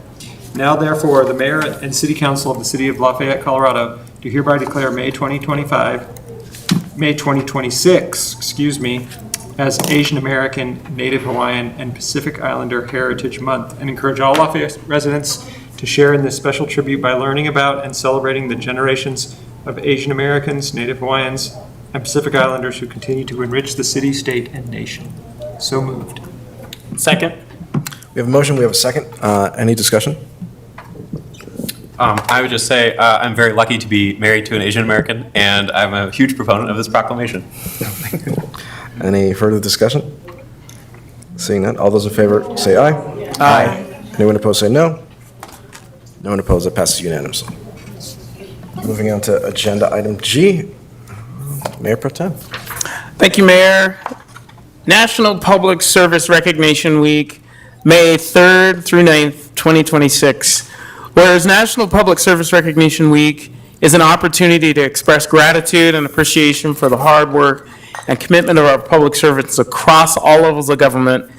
And whereas public servants work tirelessly with dedication, integrity, and compassion to uphold the public good, inspire trust and confidence, and enhance the quality of life for all residents. And whereas public servants represent a diverse array of occupations, including but not limited to inspectors, accountants, clerks, engineers, public transportation workers, technology professionals, administrators, public safety professionals, planners, parks workers, analysts, utility workers, and countless others. And whereas many public servants risk their lives each day in service to the people of the United States and our community, and whereas while some public servants are very visible in the community, others work behind the scenes to ensure that services are available to residents and processes are open and accessible to the public. And whereas without these public servants, continuity of service would be impossible, and a democracy that regularly changes its leaders and elected officials. Now, therefore, the Mayor and the City Council of the City of Lafayette, Colorado, do hereby declare May 3rd through 9th, 2026 as National Public Service Recognition Week and encourage all residents to honor and recognize the dedication, professionalism, and sacrifice of our public servants at all government levels. Passed and adopted this 5th day of May 2026. So moved. Second. We have a motion, we have a second for National Public Service Recognition Week. Any discussion on this one? Councilor Gianola. Thank you, Mayor. I just want to thank all the public servants in this room for all the work that they do. Thank you all. Any further discussion on this proclamation? Seeing none, all those in favor say aye. Aye. Anyone opposed say no. No one opposed. That passes unanimously. Agenda item H, Councilor Gallegos. So proclamation for Municipal Clerks Week. And before I get started, I wanted to say thank you to Clerk Beck and Deputy Clerk Orszlak. Right, whereas the annual Professional Municipal Clerks Week was initiated in 1969 by the International Institute of Municipal Clerks and endorsed by all of its members throughout the United States, Australia, Belgium, Bermuda, Bulgaria, Canada, England, Italy, the Netherlands, New Zealand, South Africa, and Wales. And whereas in 1984, in recognition of the outstanding and vital services performed by municipal clerks and their dedication to public service, the Congress, the Senate Joint Resolution 92 designated a Municipal Clerks Week and authorized and requested President Ronald Reagan to issue a proclamation in observance of that week. And whereas the municipal clerk role is one of the oldest of public servants and a critical part of efficient and responsive local government. And whereas as local government has grown in responsibility and importance through the nation's history, so has the role of the municipal clerk, which provides a direct link between past, present, and future by preserving legislative, election, and other municipal records for posterity. And whereas the municipal clerk has pledged to be ever mindful of their neutrality and impartiality, rendering equal service to all. Now therefore, the mayor and city council of the city of Lafayette, Colorado, do hereby declare May 3rd through 9th, 2026 as Municipal Clerks Week and extend appreciation to the role and service of municipal clerks. So moved. Second. We have a motion, we have a second. Any discussion on this proclamation? Mayor Pro Tem. Thank you, Mayor. I'd just like to again recognize our municipal clerk, Clerk Beck, and is it Deputy Clerk Orszlak? Deputy Clerk. You keep us in really professional shape. Thank you so much. Any further discussion? Seeing none, all those in favor say aye. Aye. Anyone opposed say no. None opposed, that passes unanimously. And to our last proclamation of the night, Councilor Bollier. Thank you, Mr. Mayor. Proclamation for National Police Week, May 10th to 16th, 2026. Whereas, in 1962, President John F. Kennedy signed a proclamation designating May 15th as Peace Officers Memorial Day, and the week in which it falls as National Police Week, and whereas the members of the Lafayette Police Department play an essential role in safeguarding the rights and freedoms of the residents of Lafayette, and whereas it is important that all residents understand the challenges, duties, and responsibilities of their police department, and that members of our police department recognize their duty to serve the people by safeguarding life and property, by protecting them against violence or disorder, and by protecting the innocent against deception, and the weak against oppression or intimidation. And whereas the Lafayette Police Department has grown to be a modern and scientific law enforcement agency which unceasingly provides a vital public service. Now, therefore, the Mayor and City Council of the City of Lafayette, Colorado, do hereby declare May 10th to 16th, 2026 as National Police Week and May 15th, 2026 as Peace Officers Memorial Day, and encourage all residents to formally recognize the 51 sworn members of the Lafayette Police Department for their faithful and loyal devotion to their responsibilities and their dedication to the community. Further, the City Council of the City of Lafayette wishes to honor all police officers who, through their courageous deeds, have lost their lives or have become disabled in the performance of duty. So moved. Second. We have a motion, we have a second for National Police Week. Any discussion on this proclamation? Councilor Gianola. Thank you, Mayor. Just happy to recognize our police chief in the room, and a special thank you to the rest of our police department. Mayor Pro Tem. Oh, Councilor Jensen. I just want to say in some communities, people are afraid of the police. And I don't feel that way in Lafayette, and I don't feel the community feels that way. And that's a credit to the department and how hard we've worked at being part of the community and, working together, and I'm really grateful. Profoundly grateful, Chief. Mayor Pro Tem? Thank you, Mayor. I was afraid of the police before I moved to Lafayette, so I'm just going to put that out there. And I've had conversations with our officers, and they have told me that they want people to understand that they are actually here to serve and protect everyone, and ask that we recognize that. So please, to my colleagues here on the dais, please do let residents know that our officers have the integrity that we expect them to have and their professionalism, and that we support their actions from the chief on down. So shout out to all the police officers that we have here. They're very hardworking, and they got my respect. So just want to make that clear. Any further discussion? All those in favor, say aye. Aye. Anyone opposed, say no. None opposed, that passes unanimously. And before we get into presentations, we'll take a 5-minute break, so we'll be back right at 9:10. Sorry. Thank you, Mayor.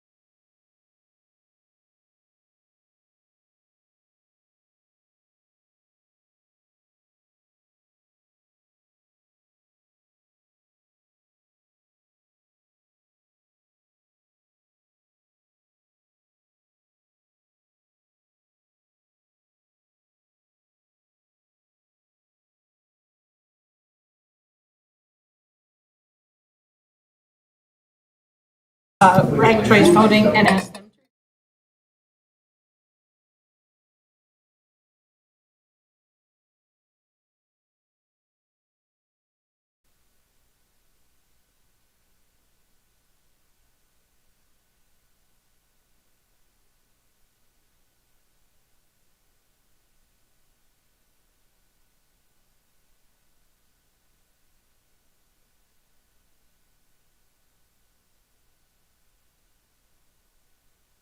Refer to it as like dark magic. I don't know.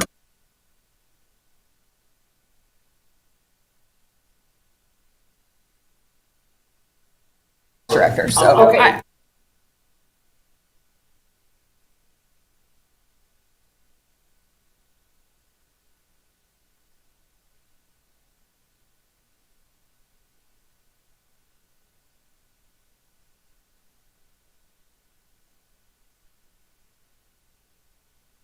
Okay, well, I'll still bring us back. Oh, there it is.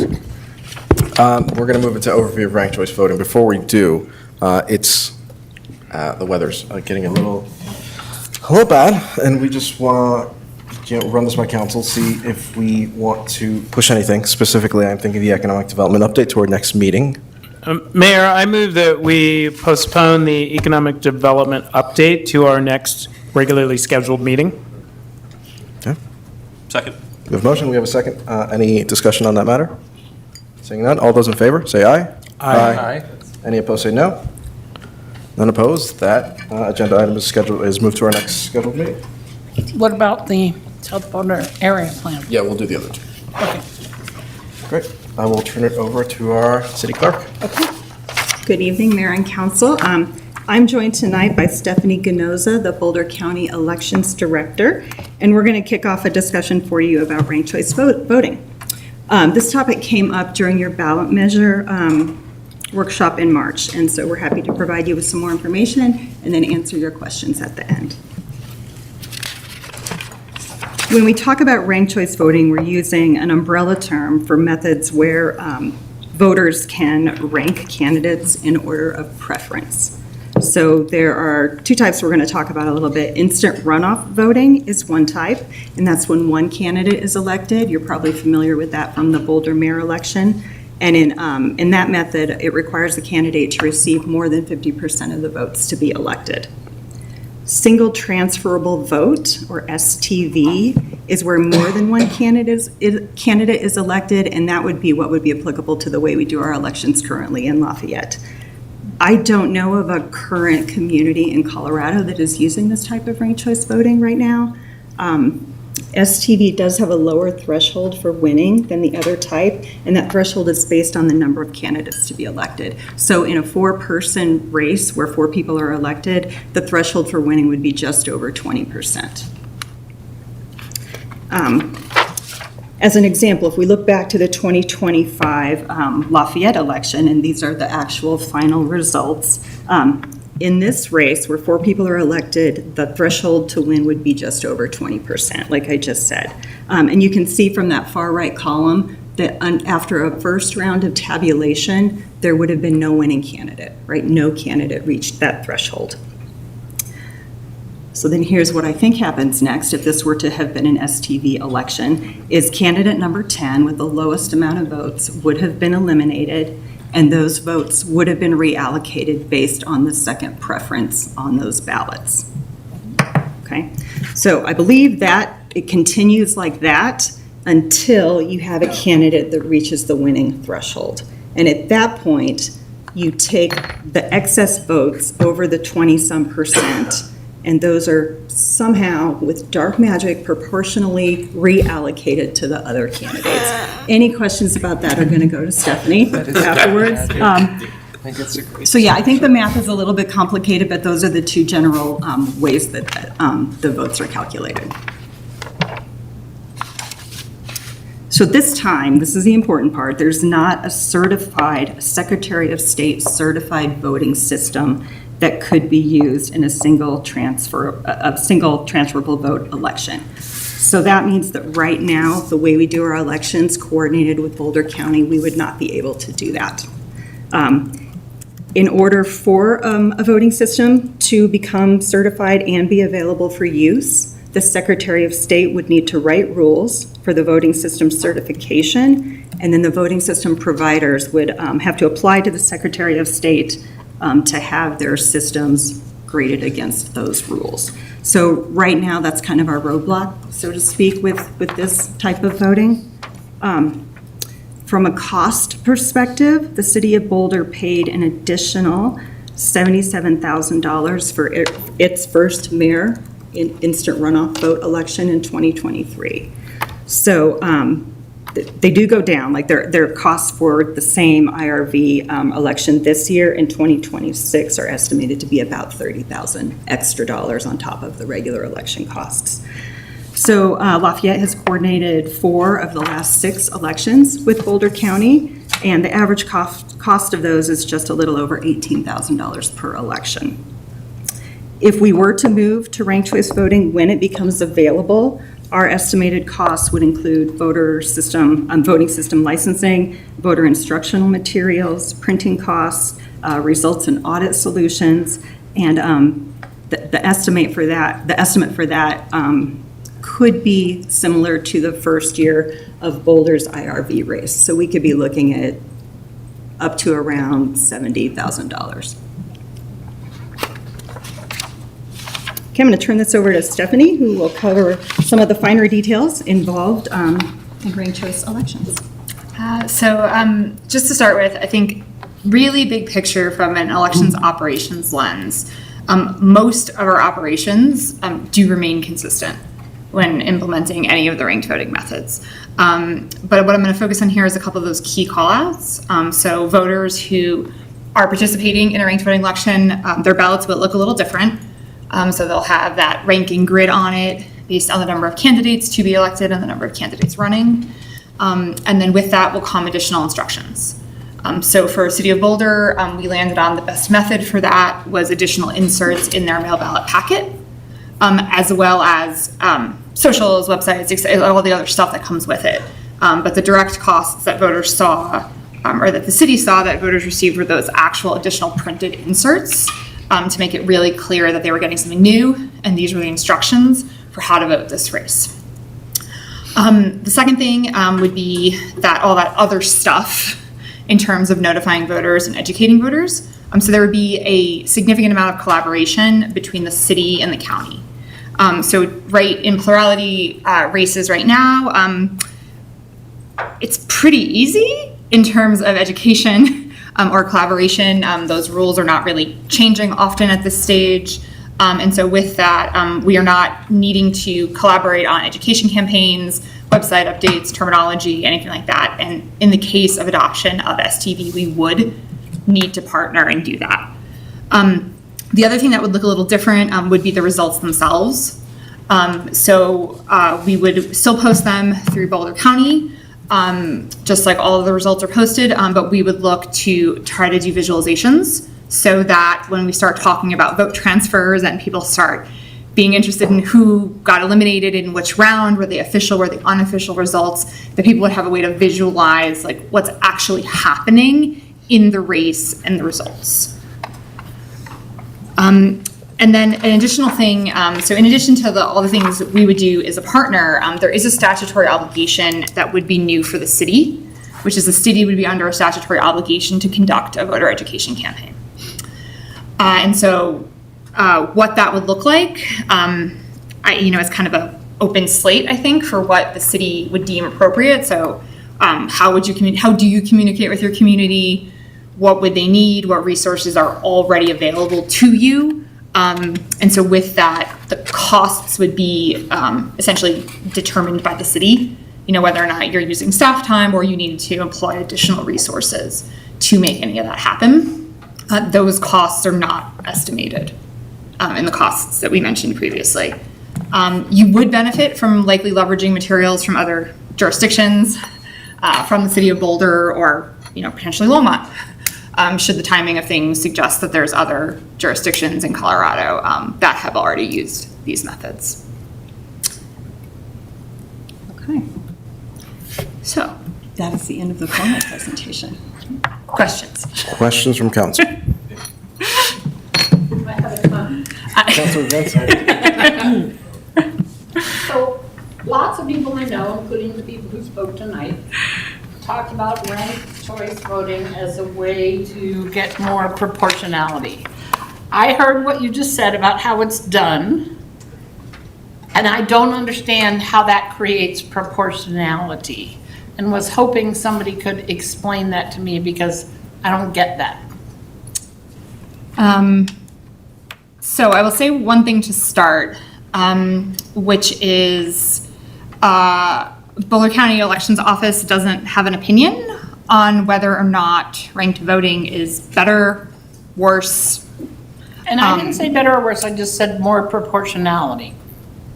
So I think that question can veer on opinion on whether or not the method does create that or not. So I'll talk about the math for a minute, I think, which might help with that assessment. And it may not, but we'll try. So in an STV race, with those winning thresholds that Lynette mentioned, the idea is that only the maximum number of candidates, only the exact number of candidates that need to win can win. So in a 4-person race, if you're at that 20, once somebody hits 20.001, there's not another 20% for a 5th person to win. So the threshold is that's why those numbers seem low, but mathematically it gets you to that. You only need the exact number of votes you need to win to have the exact number of winners that you need to have. So with that, as your voters rank their votes for preferences 1, 2, 3, 4 through 10, in round 1, everyone's first preference gets tabulated. Let's take an example where in round 1, no one hits the threshold, right? So all of our ballots, all 100 ballots are still in play, if you will. Through that tabulation round, we would look at your lowest candidate and say, okay, if candidate number 10 is the lowest, they will not be winning. So we will take their ballots, those are like, in your mind, those physical ballots, and say, great, their second preference. Reallocate their second preference to everybody else still in the race. So even though anybody who voted for candidates 10's first preference is no longer in the race, now their second preference vote is being added to all of the remaining candidates. So to clarify that, so you have, let's say the number 1 candidate needed 20 and got 24. Yep. Okay. Different scenario. Right. A little bit more than they needed. And you're going to reallocate those 4? And how do you decide which 4 of the 24 that the person got? Because the first ones might have a different second choice than the last ones. Yeah. So we haven't implemented this. And there are a couple methodologies to decide on that, and I am not positive which one would be used. There is math that can be done that you take all of the votes and then you use fractions to say which percentage of the second choice votes for that surplus candidate, which fractions of all of their second choice votes went across everyone, and then you start allocating fractional votes, which is where the math starts to get seemingly like magical and odd, because now you've distributed a vote fractionally amongst other candidates. And that's, I think, where the word proportional starts to come into play, because you say if everyone who voted for candidate 1, if you have surplus votes there, overall, how did they proportionally then rank their next preferences? And then you allocate those portions of their preferences to the remaining candidates. So you took the whole pot of 22 or 24 people who voted for candidate 1, who also have a second choice. And if you say candidate 2 got 1/8 of those second choices, then they would get 1/8 of the next round, something like that? I'm going to say something like that. We haven't implemented it, so I have not in practice performed the math at this stage. And I think that's where we would have to do, part of the cost will come into play around this, around validating how the voting system does the math and then being able to explain it. through any of our tools or results reporting mechanisms. But what I'm concerned about is you've got the cost, which you can figure out, you Yeah. hope. But what you're gonna say to the voters is, for this cost, you get this benefit, right? And this benefit of proportionality or more representation or whatever you wanna call it in the community has to somehow be something they can understand. And it sounds like it's very hard to get them to understand how it would create that, and in a nonpartisan community where you don't have party affiliation, and what are the things you're talking about getting more proportions of? Is it people with wealth, people of different colors, different genders? What are those proportional factors? I think it's a proportion of just the voted preferences. So in the context of we're talking about the votes themselves, I don't think, I think from an elections execution lens, it's their voted preferences, right? That create the additional proportion, if you will, or the reallocation of votes to try to get candidates that more people prefer more of the time to be the winning pool of candidates. So you could get a pretty, if everybody who ran was a white male property owner Republican, you could get all of that because you don't have enough diversity in your candidate pool. I don't think the RCV math guarantees that your candidate pool would create diversity, right? So I think there's probably multiple layers there to achieve outcomes. I mean, but you could say that for plurality as well, right? So if your candidate pool has limiting factors on race or ethnicity or other things, I don't see how that might change necessarily with the voting method. But if there was some diversity in the candidate pool, then the thinking is that this would get some of the people who are maybe in a smaller group more, let's say it was, you know, had one woman and like we did at the last election, right? Oh, that's right, two of us, right? I forgot because she was already on before, but so you had 2 women out of 10, right? So if you think that some people are going to identify with a woman, then maybe some of the time, or at least a little more of the time, then they would have more of a, oh God, this is hard. I'm not getting this very well at all, but okay. It's hard. I think there are, and this is where I think there's likely some other resources. So going down this path of info session here, right, there's likely some other resources in terms of studies that people have done that might prove out, because I think there's probably some basis for assumption in studies, as in like if your population is diverse, then therefore you should have diverse candidates, or you have at least a diverse set of views in candidates running. So maybe they're not diverse in terms of looks, but they might be diverse in viewpoints, right? And so if you take some assumptions with that, with a diverse pool of citizenship, you have a diverse pool of views, and therefore this would be the outcome. So I don't think it guarantees that, but I think there's studies that would build in some of those assumptions. And is there data that shows that? That I'm not sure on. I mean, we have not, as the county, have not researched this nationally. Last question, and I'll let Yeah. somebody else talk.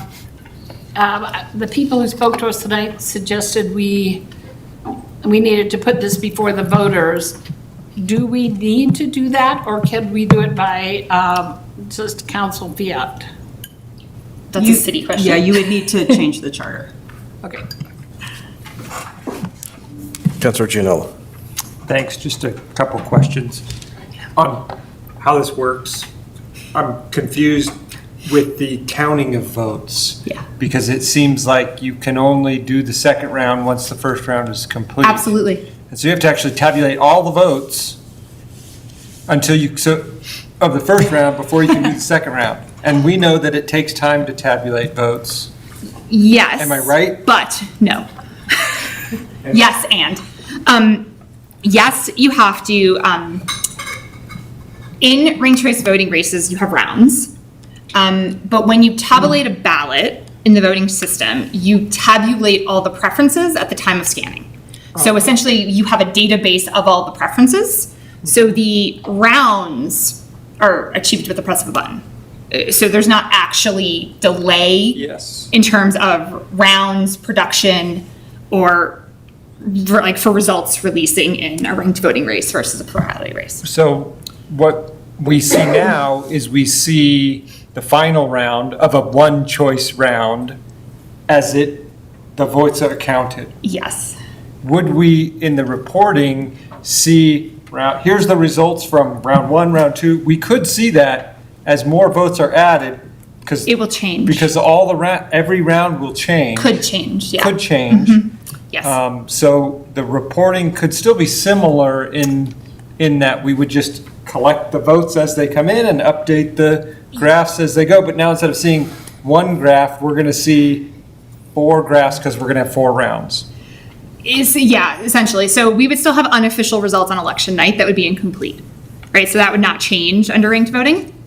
So it could be similar today where you have 4 candidates and the 4th and 5th candidate positions change as more results are released. You could have the exact same situation in a ranked voting results, where positions or the candidates whom are eliminated change, and therefore the candidates that their votes get allocated to change, the same way you could have those changes today. Okay, that's helpful. I was just confused because I thought we had to have it all in before we did this, but it makes sense that you just have the database and off you go. Thank you. You just said the candidates who got eliminated, changed. How does that work? I don't. Yeah, so today in plurality, when we release unofficial results, you can kind of see who the top 4 are and who's in place 5, right? So when night on election night comes and you're like, oh, I'm in the top 4, I'm winning, right? Or I'm getting there. And then later on election night, we release some more results and now 4th place drops to 5th place, right? And so some of the positions change, or 2nd place jumps to 1st place, right? So you see those position changes as votes get counted in close races often. You would see likely the same thing in a ranked voting race. So the positions that candidates are in at round 1 on the first set of results we release might be different in round 1 for the second set of results we release when we tabulate an additional 20, 30, 40,000 ballots. And so they're not actually eliminated in unofficial results. So unofficial results, just like plurality right now, are unofficial. So they're telling you the rounds, but they're not official, so they replace the prior results each time. So nobody gets officially eliminated until it's all over? No, but we would execute the rounds each time, because releasing round 1 results to you in a ranked voting election are kind of useless. Like, you don't have any context as to what will actually happen. So we would release all of the rounds unofficially each time we released results. As a data nerd, this appeals to me. Councilor Billier. First of all, thank you so much for the presentation. I'm thrilled you're here. I wonder if I could ask you to steel man ranked choice voting. I've heard a lot about the costs and about the difficulties, and we've gone deep into the dark magic. So it went very weedy. But if we could take a step back, can you steel man ranked choice voting? And I understand with the hat you wear, you can't endorse or recommend. But as an elections expert, can you make a positive case for it? Because I've heard a lot of the critique. No, I think with my hat, I can't. So what I would say is... Take that hat off? No, I cannot. Okay. So operationally, it can be done.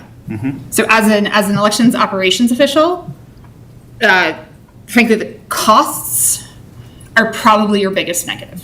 So operationally, in terms of execution, in terms of processes we have to change, yes, there's work to do on those processes, but that work can be done. We did that work for IRV. Right? We had not known exactly what it would entail, but we did that work leading up to the City of Boulder's election. We made process changes, decisions were made, right? We partnered with the state on rules, and we got to outcomes. So I would confidently say we could absolutely get to those outcomes for STV also, even if there are unknowns today. Gotcha. Thank you. That's an amazing answer. Did I hear you correctly that you anticipate, we don't know, but you anticipate the costs would go down after the first implementation? Yes. I'm very curious. We've seen ranked choice voting arrive in Fort Collins. Are you in touch with your counterparts up there? To some extent, yes. How has their experience been seeing this unfold? So I believe they only did, I know they did instant runoff voting.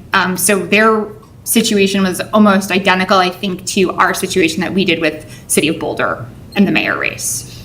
So is there something specific with that you wanted to know? Yeah, because I really appreciate the curiosity and digging in from my colleagues, but I also wonder, because I heard an excellent presentation, I believe Mr. Kramer talked earlier, Lafayette resident, and I kind of am afraid that we're making this more complicated than it actually is, since many of us engage in ranked choice voting constantly, right? Like, what do your kids want? Choice 1, 2, or 3, and then you kind of balance them. So in the education campaign, because you noted that there would be a statutory requirement to educate, have you heard from colleagues and counterparts elsewhere in the state how their education and communication plans unfolded? Particularly because we have a new comms director here in Lafayette. So yes and no. I would say yes, but no, because I think right now the implementation Larimer and us did was instant runoff, and instant runoff is just easier to explain. Sure. And so we did not see voter confusion. My office did not. So I can't assert that there was not any in the City of Boulder mayor race, but our office did not see uptick. Now that could have been because of an education campaign that was massively successful. It could have been because it's actually not as complicated as sometimes suggested. Could have been some mix for lots of voters. But so we did not see a significant challenge in getting voters to vote their instant runoff ballot, and I don't believe Larimer did either. One challenge I will say that we did have that was workable through is the words we use. So if in the City of Boulder example, the City of Boulder amended their charter to do ranked choice voting, which we keep talking about instant runoff, and we're using all the words that right now Colorado statute uses, and those are the places where there's a lot of room for miscommunication and trip up on education and information sharing. We're using different words, but we really mean the same thing, and then voters hear what Oregon did or what Alaska did, and is what Colorado did the same thing as Alaska. And so getting really clear between your offices and my office as to what Lafayette's doing and what we're all calling it is critical. Okay.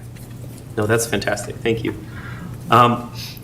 Something I'm trying to wrap my head around is, you've noted that Denver has to promulgate rules, and that we're waiting for rules from the Secretary of State. Waiting is an interesting word. I'm happy to rephrase it. So currently, statute allows for single transferable vote to be executed. The Secretary of State has not published the rules by which they would certify a voting system to run a single transferable race. So a voting system provider, if they were to submit for certification, I don't know what the Secretary of Office's response would currently be, but I don't see rules for it today, so it's possible their office's response could be, well, we haven't written rules for that, we can't certify your system on that today. So am I waiting for rules? Hard to say, because as the elections administrator, whether or not I implement this, it's a bit of, I'm serving entities that have wants and needs, so I don't have a need to have those rules created from my office's operational lens right now. An entity or a city that wants to use it though, would. Is there anything preventing us, and maybe this is a question both for our clerk and for our city attorney, is there anything preventing us from amending our charter in anticipation of future rules?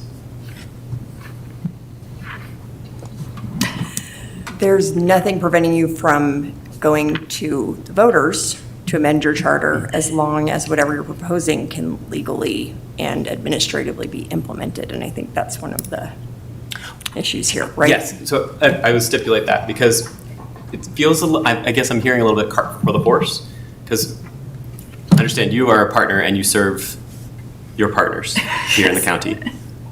We still are, waiting is not the right word, but there's still something happening in Denver or not happening. But I guess my question is, It has not yet happened. Aligning with our comp plan as Lafayette as a bold place that leads. Yeah. Is there anything that would prevent us from doing all that? and making that step in anticipation of a change down the line? I don't think I can answer that for the city. Didn't Boulder do theirs before there were the rules promulgated, and then as a result of them doing it, they got the rules?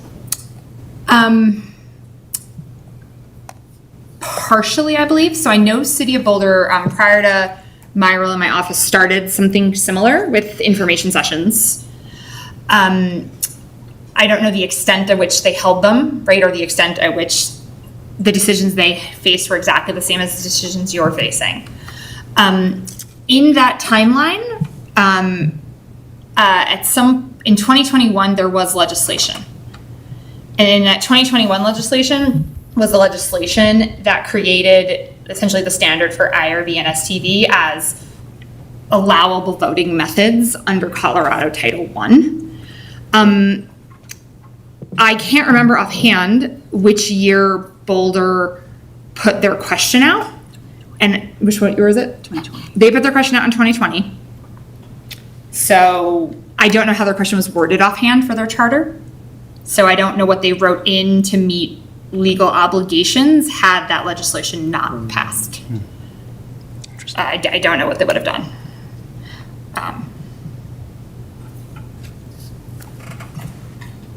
One of the things I'm thinking about is, so on your very generously anonymized graph of the 2025 election outcome. So I'm number 5 on that graph. I'm a loser.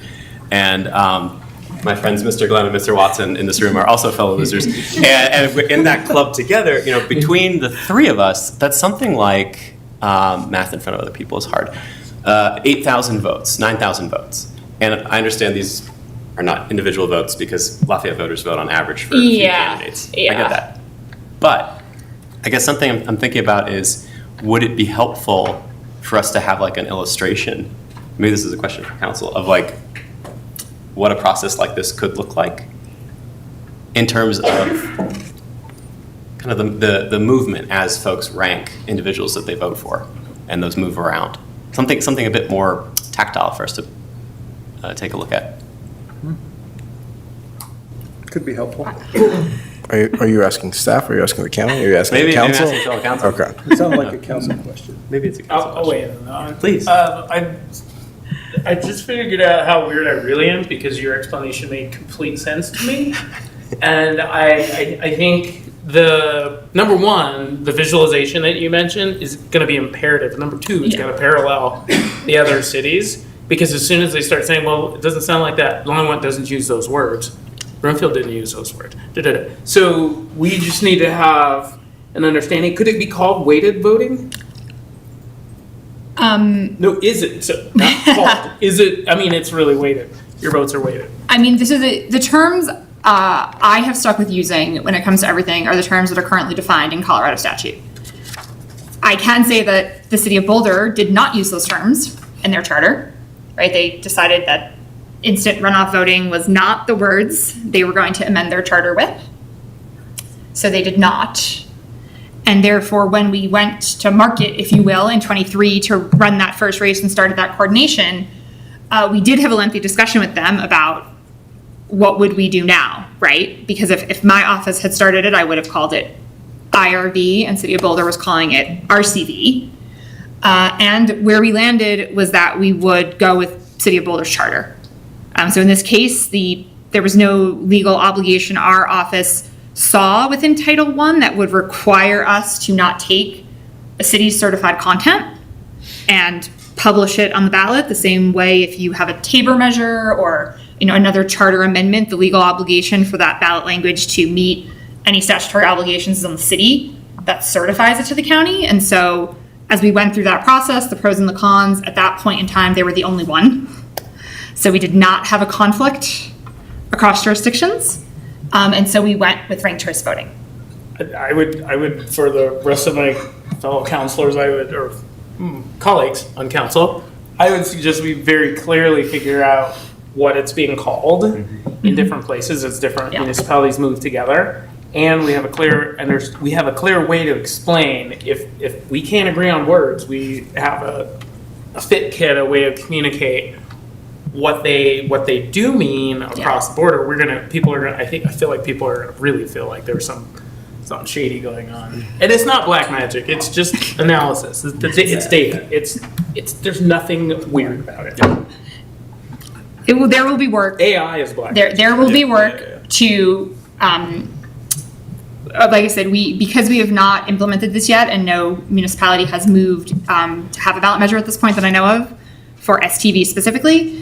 And I haven't seen legislation that would force the secretary to move faster, and I haven't seen draft rules from the secretary on the topic. We have not explored how the results reporting, visualization might look at this point. I would venture others have. So I would venture that advocates for this type of voting would be able to provide that. Just quick, the other communities that are talking about it, what are the terms they are using? I'm not positive. Well, Longmont was a session like this a little, so it was a mostly question and answer. So there was no decision, so I don't know that Longmont has made any decisions or taking any action. It was a lot of. But when they talked about it, discussion. It also is sort of dependent on the kind of, like whether you have districts or at large, right? It depends if you need multi-winner or single winner as well. Longmont needs both. Okay. And then Broomfield that came here tonight, he used the term ranked choice voting. He didn't use STV or I believe Broomfield only has single winner races, so they would be using IRV, but I don't know if they're calling it IRV or they're calling it ranked choice when the city county discusses it. But that would only be single winner races. And given that across the nation, people are calling it ranked choice voting and they don't have these terms, maybe this is like in the details, but the title or the way we talk about it is so they can look it up online and come up with information on it. Might need to be the more generic term than the specific. Yeah, I really appreciate the presentation discussion. One thing I would love to see is a future conversation, and I don't know in what capacity it makes most sense, but where we hear sort of a variety of different angles, because I'm very empathetic to the position you're in and the hat you wear, so I respect that. I think, Lafayette residents would probably ask us, what problem are we trying to solve? And at least for me, I'd be very curious for other folks' perspectives on this, but for me, it's if your winning candidate doesn't get a seat, your vote evaporates. Right? No. Let me rephrase. If you vote for a candidate who doesn't make it in our current system. Say that again? If you vote for a candidate who doesn't make it onto council in our current system. In our current system. Are you represented on council through your vote?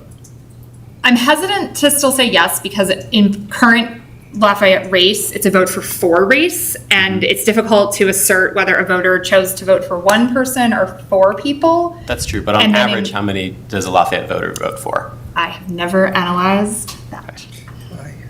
It's like 2.5. You have analyzed that. Yeah. It's roughly 2.5 because, and I'll just make a comment.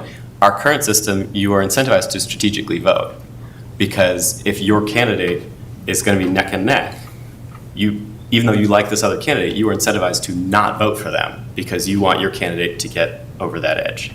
Would that be a fair characterization? I am not going to opine on voters' motivations when they fill out their ballot.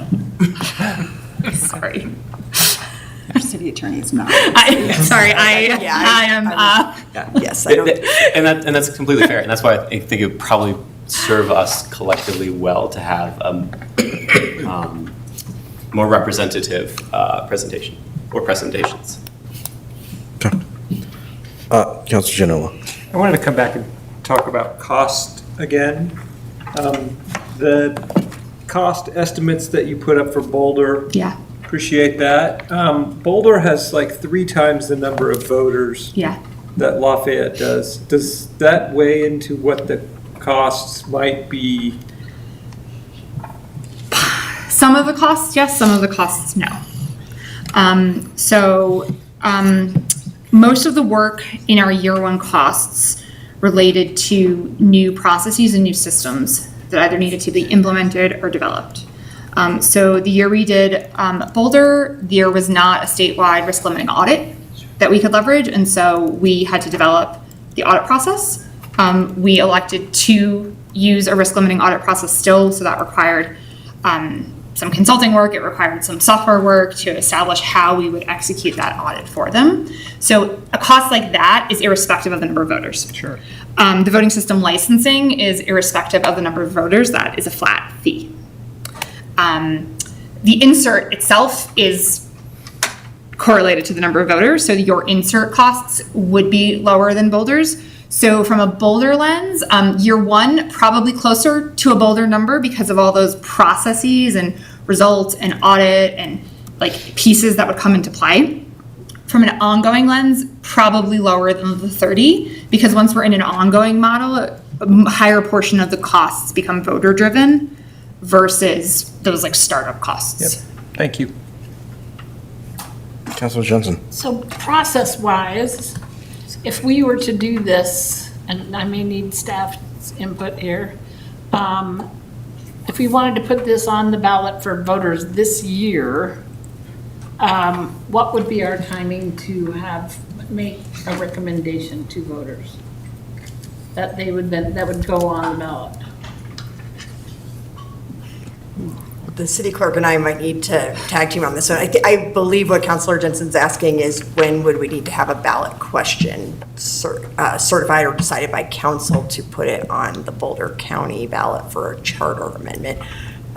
Is that what you're asking? Well, it's not the Boulder County ballot, it would just be the Lafayette. I'm sorry, for the coordinated election. Get it to Boulder County for a coordinated election for our ballot, right? So there's certain dates there, but I think that there's also a broader kind of work plan date of like if we want to bring in other perspective, right? So I think we would need to come back. Yeah, I get that, but I'm trying to work backwards from that, which is. It's typically your last meeting in August, you pass the resolution, because this isn't a Tabor notice under my understanding, and then Boulder takes it from there in September, so. Late August. So if we wanted to get more information and the pros and cons, and I'm really interested in this proportionality question, and I know other cities in the country have done this, so maybe even though nobody in Colorado has done it, I heard St. Paul, Minnesota, Cambridge, Massachusetts, some other entities that may have had success, and maybe some communities that have not had success, that have found it too cumbersome, or, people don't get it, or whatever. But if we were gonna get that kind of information to us, are we, as council, thinking we would want to do this for this? We are going to have a very full ballot in 2026. And is that the time to, including a governor and important midterms and, about 10 different statewide ballot measures, are we thinking we want to do that in 2026? Because I'm hesitant because of how crowded the ballot is. I would jump in there and say, I have the same fear. It's governor, Senate, everything. There's so much going on in the 2026 ballot. And I also would want to kind of look at what other municipalities do, just from my perspective. I think this is a great idea. I understand that we have kind of a weird system where we're all at large, and that kind of makes things a little bit difficult, or maybe just waiting. No, not waiting on the Secretary of State. Not waiting. It's the wrong word. But I know that it makes things just a little bit different for us. So for that reason, and then just seeing what happens in the region around us, I don't think going to the 2026 ballot would be what I would recommend, but I wonder how other councilors feel. Mayor Pro Tem. Mayor, I whatever language we use to describe the fact that there aren't rules from the Secretary of State's office yet, I think that's something that we can't know if that will happen. For us to shoot for 2026 that's an unknown.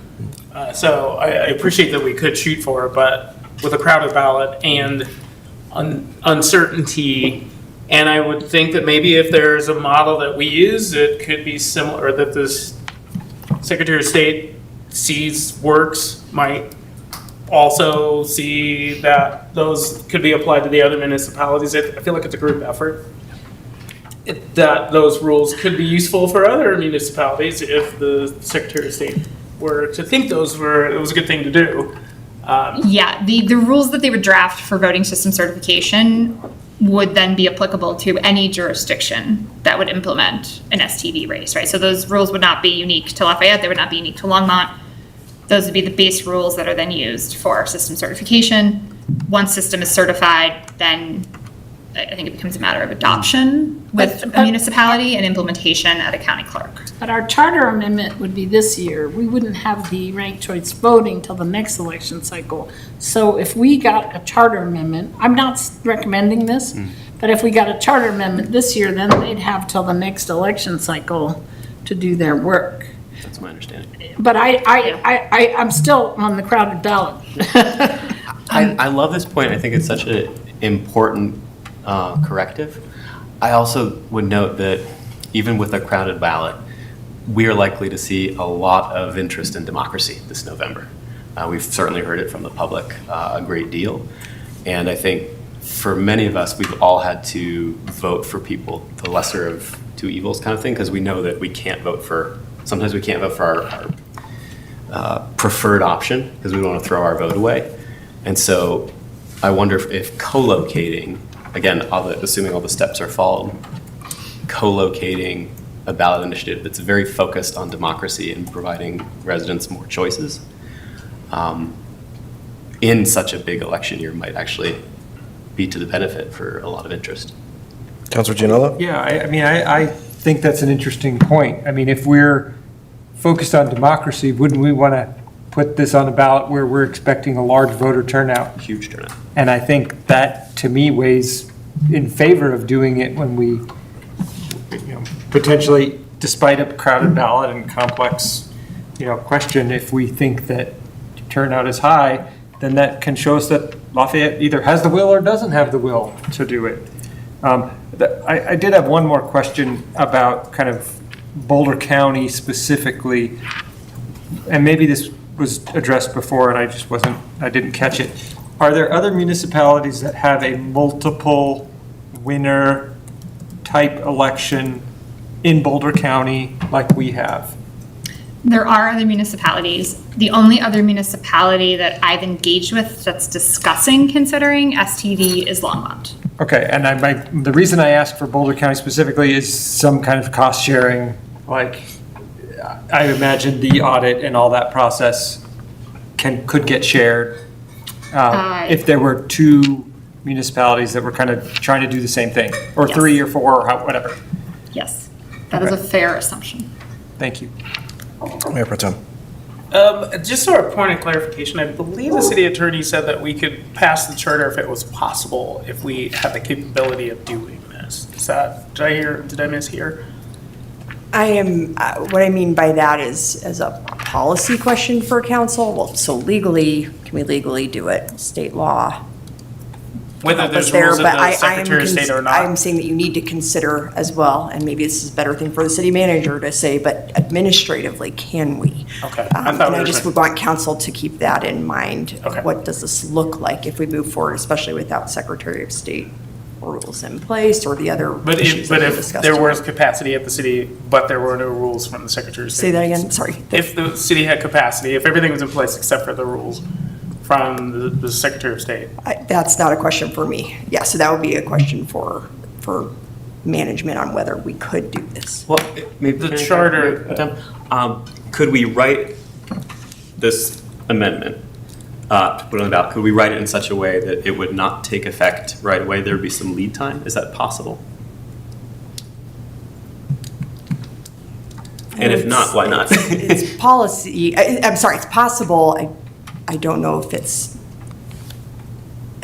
up to council. I don't know if that would be the best way to do it. If you'd want to know why you're doing that and what else would need to happen first, and are those things going to happen? I just, it's possible, though. I just don't know if it would be a good policy decision, but that is council's purview, not mine.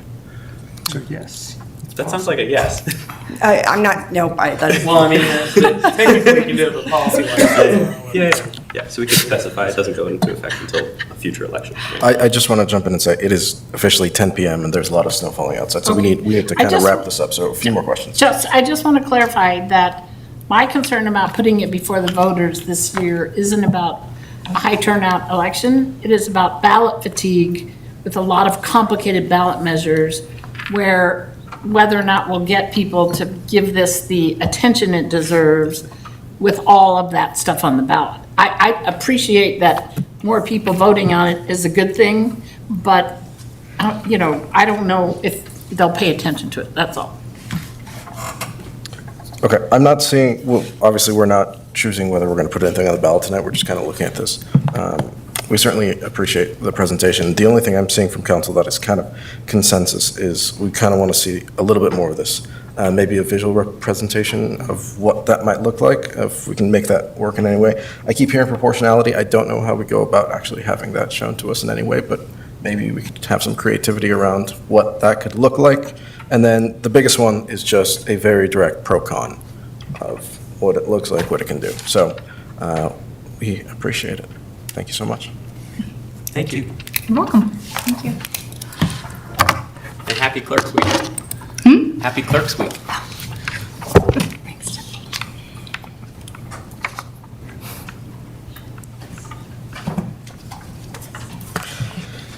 Great, we'll move on to South Boulder Road Area Plan Update. I'll give him a minute to get settled, and then I'll turn it over to Phil Gleiser. Okay, Phil Kleisler, City's Planning and Building Department. Thank you very much for your time.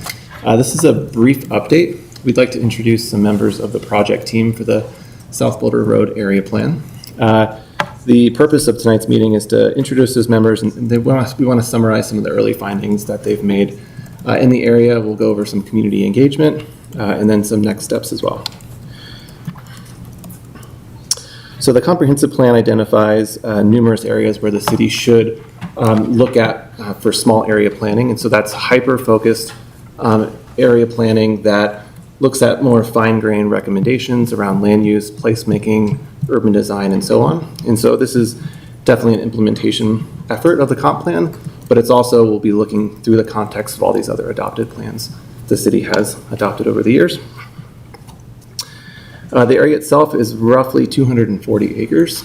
It's bounded by South Boulder Road to the east, Highway 287 to the west, and then it's down in Coal Creek area, all the way up to the northern Jacks.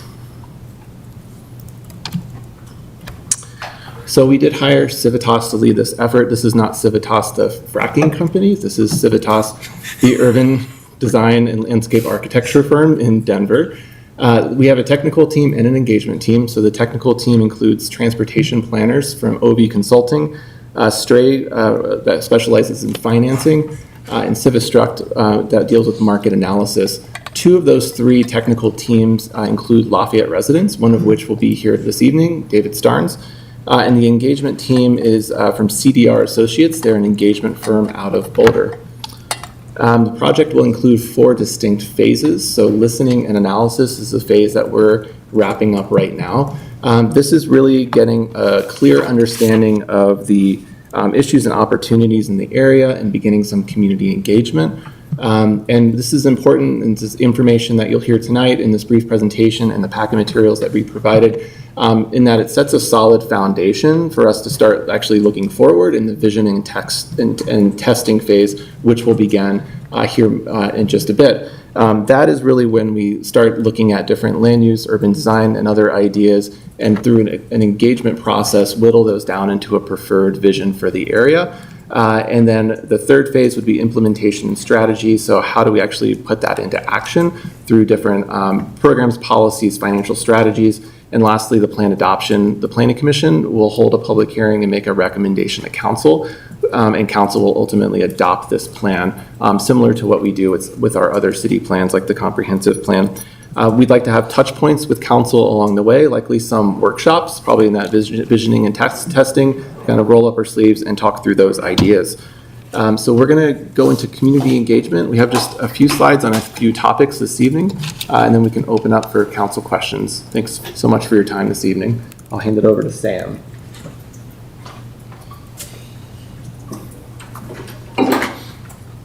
Hello, my name is Sam Kirchner. I'm an urban designer with Civitas. Just a quick update on our community engagement thus far on this project. So working with our associate, CDR associates on this project, thus far we've interviewed 12 different interviews, or we've conducted 12 different interviews with a variety of businesses, some nonprofits, faith-based groups, as well as nearby residents. We've also had 3 focus groups at this point. We've had one with the Youth Advisory Board at the Public Library, one with the Promotores, as well as one with the Youth Advisory Board at the Thor Nature Center. And then on Saturday, April 25th, we had our first larger community event at the Super Kids Expo. We put up a booth. We had quite a bit of people stop by and we answered some questions, kind of talked about the project overall. Then we also have Lafayette Listens or we have a page on the Lafayette Listens website.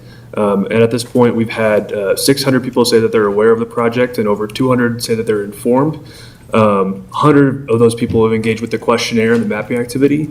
And then it's a pretty good mix of demographics amongst those people, but they're primarily Lafayette residents. So some of the key takeaways that we've heard throughout all of these, the interviews, the focus groups, in addition to the workshop, was that people really want to support local and independent businesses and arts and events. There's a desire for more gathering places and community destinations and vibrant activity spaces. There's also a desire for safer walking and biking, improved crossings at both 287 and South Boulder Road, and expanded connected trails, support for scooters and bike sharing. People want to build on the existing arts scene.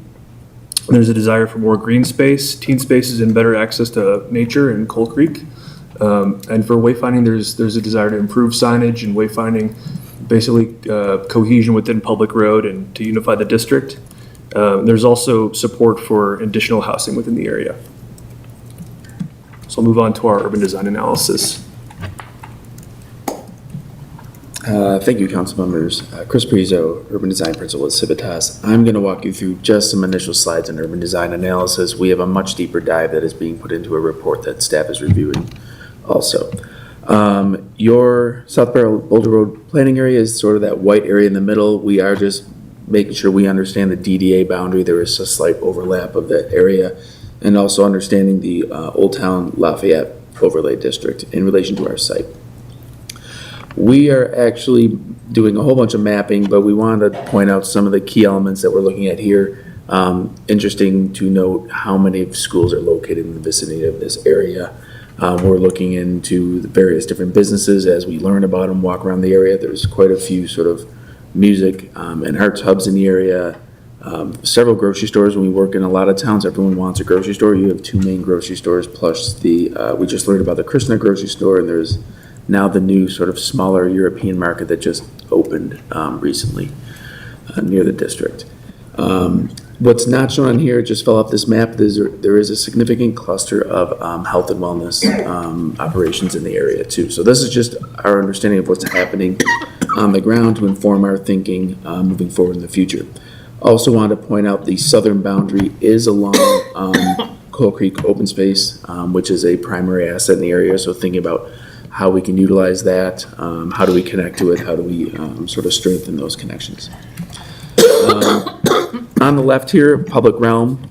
So as Philip mentioned, we're about 232 acres. Everything in yellow are publicly owned streets in that area. The red lines are a couple of private streets. So this is helping us understand where your primary utilities are primarily functioning below those streets. It also shows sort of the lack of connectivity in and around this area.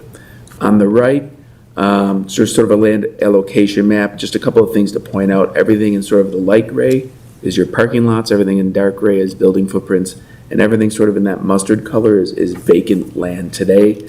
So a quick takeaway here, about 52% of this area is surface parking lot or vacant land. So that just is a sort of a data point towards how we think about this in the future, and you'll hear a little bit on the economic analysis as well. Notably, a significant lack of open space, green space in this area. We are currently working on understanding, at least mapping some of the trees, but no big parks or open space connections in here. Also looking at your trail network and bicycle networks, and big takeaways here because we just dove into your GIS analysis. On the left are what we sort of honed in as sort of primary trails, 10 to 12-foot multi-use trails. Everything solid is paved, everything dashed is unpaved or gravel. So we understand that these connections are being made on the map, but for the user, whether it's paved or unpaved, is a little different. On the right, then we are mapping on-street bike lanes on Public and South Boulder Road, and then those are the blue lines, and then the red line is sort of on-street shared. But as you guys probably well know, the on-street bike lanes on South Boulder Road are, they're on-street. That's a busy road, maybe not the best conditions. So that's feeding into our thinking. To Sam's point earlier, what we're starting to hear in the community is more public space, more activation, keep it local, keep it Lafayette, whatever change happens here. Celebrate the creek, celebrate our local arts and culture, and also connectivity. So that's why we're looking at the trail network and the street network. And when you really get out here and look around, there's sort of barriers on all edges of the site, whether it's a large street, fences, large buildings. So think about how we can connect everything together. Another thing we dive a little deeper into is understanding ownership patterns on site, because private property is private property. They have the right to do things with their property. So we're just looking at large tracts of ownership. What's interesting, you can see some of the light blue in the top left, several parcels in single ownership, but spread around. If you look towards the bottom, there's sort of a light pink and a mustard, 8 acres and 6 acres. Those are also overlapping with the vacant space. So those are some opportunity sites in that area as well. And I'll hand it over to David.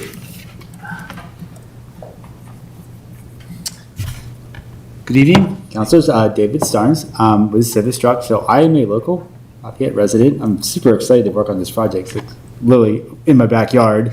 I really patronize a lot of the stores and shops here over the years.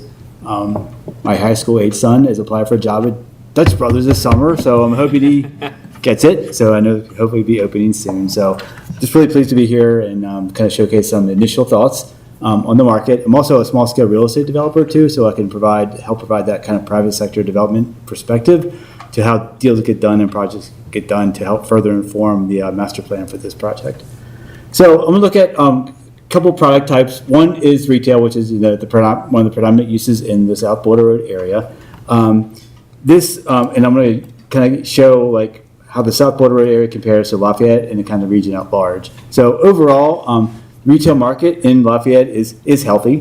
When you take out the vacant Lafayette Florist, the 64,000 square feet there on the Tebow property, Lafayette's vacancy rate drops to like 3.1%, which is a very healthy. Typically we say 5% under is healthy. So this kind of shows sometimes the data can be misrepresented if you take out certain things, and when that's out, all the other vacant space is much more limited in Lafayette. South Boulder Roads, it's in line, it's about 6%. Obviously, the Florist is not in that South Boulder Road area. Rents in the area are competitive, a little bit below the regional average, but really, there's really strong alignment with the kind of neighborhood serving demand of the retail uses here. There's a lot of day trippers. You have the shops, you have the restaurants. There's a lot of activity going on in and out. What you don't really have is kind of that placemaking kind of node thing. I mean, you have the district, which is great, and you have some other things, but I think there's some opportunities with this master plan to kind of reorient and talk about placemaking. Office market, so as you know, the office market nationally is going through a reset. The whole post-COVID hybridization of the office, return to office, is it going to happen, is it not going to happen, the impact of AI. There's so many variables that are at play here that are really impacting how office gets developed or not developed. And you're not seeing a lot of new office construction. It's very expensive to build. The rents aren't there to justify development costs. So we're seeing a lot of adaptive reuse and repositioning of these spaces. But having said that, here in Lafayette, the office market is healthy, 6%.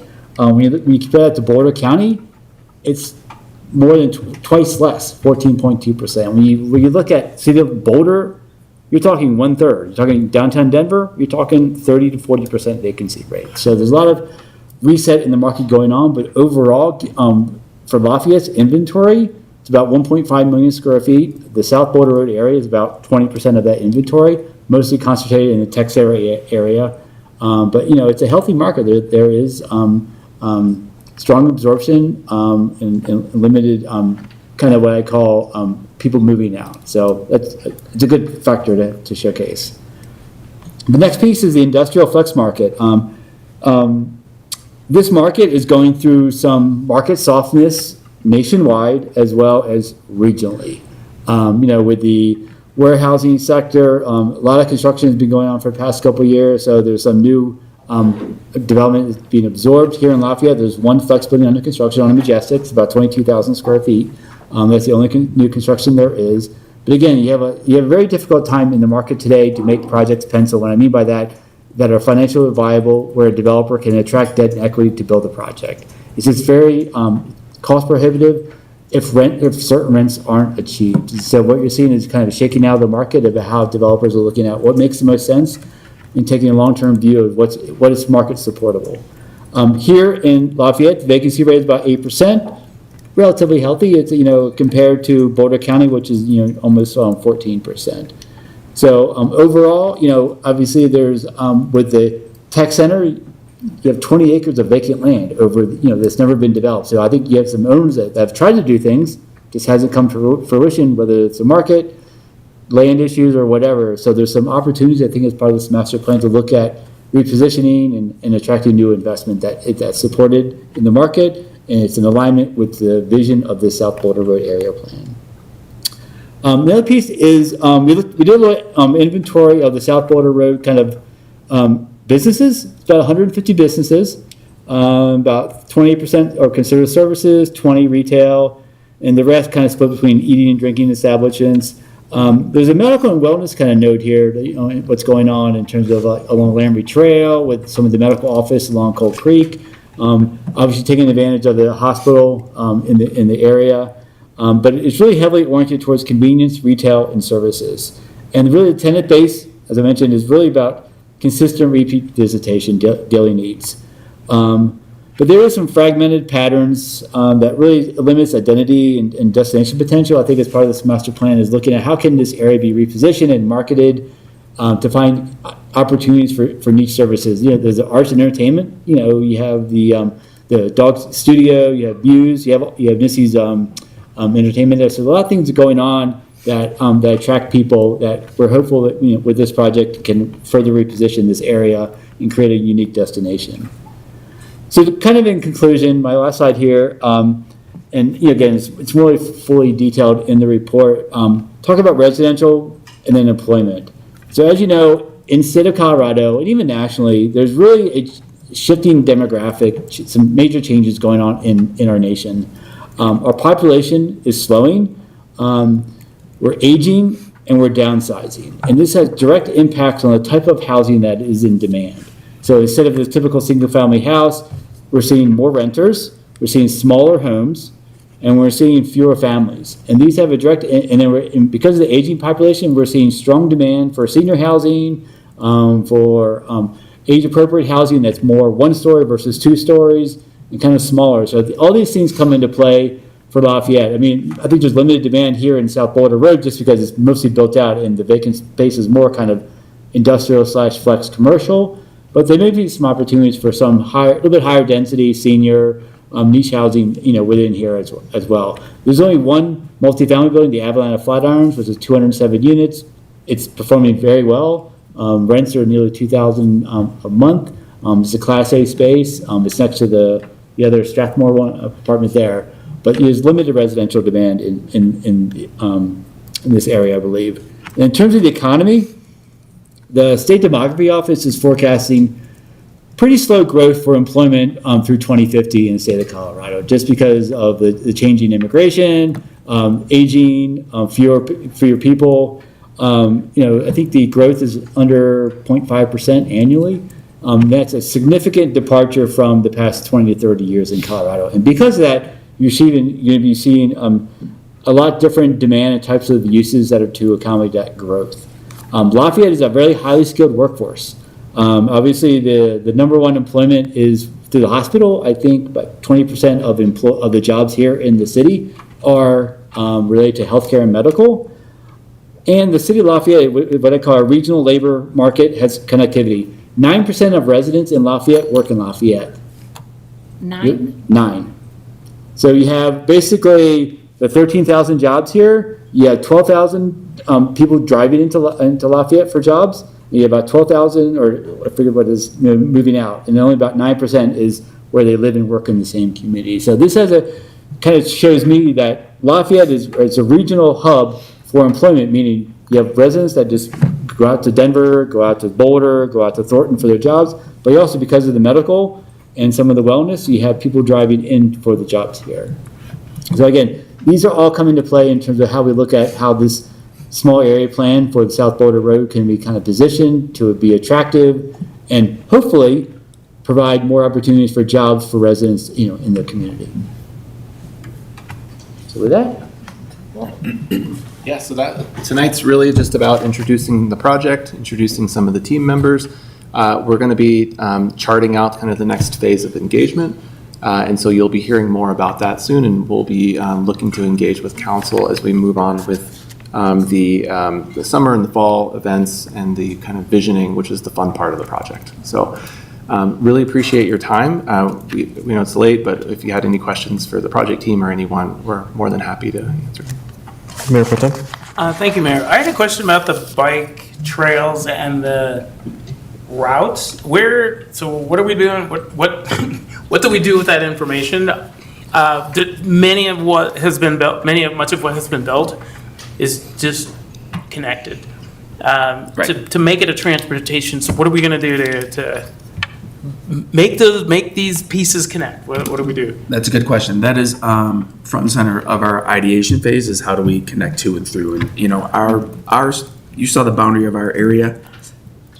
We tend to play outside the boundary because I'm not going to draw a line to the edge and say this doesn't connect with, if Phil's okay with it, we would designate those areas like there's disconnections around. Because if you can picture that map, there's almost a ring of green around this area. Not quite, but I think there needs to be stitches into the area and through so you can connect residents on the east and west, north, not so much to the south, but into this hub in the middle, which is, as you saw in the economic report, it is sort of a neighborhood serving retail businesses are here, but it's hard to get to without a vehicle.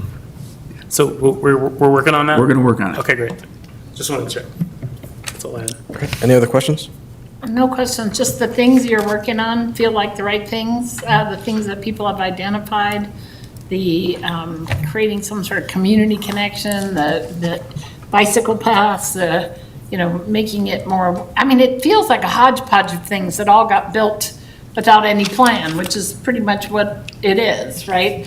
And so creating some continuity and I think you guys seems like, I don't know how you go from the abstract to the concrete because that freaks me out, but I think you're on the right path, at least in the abstract right now. I love this so much, recognizing it's late. I'll just ask one question, just in terms of as you think about integrating this with public transit, bus rapid transit, electric charging stations, what have you, just would love to hear a little bit about that before we wrap. Thank you. Sure. We are aware of the RTD plan for the route along South Boulder Road. I believe we're going to meet with them to learn more about it. I think RTD is working on moving people through spaces. I think we want to integrate and make sure we can get people to those transit stops and also make sure that we have safe connections back and forth. So that's how we'll integrate with that project.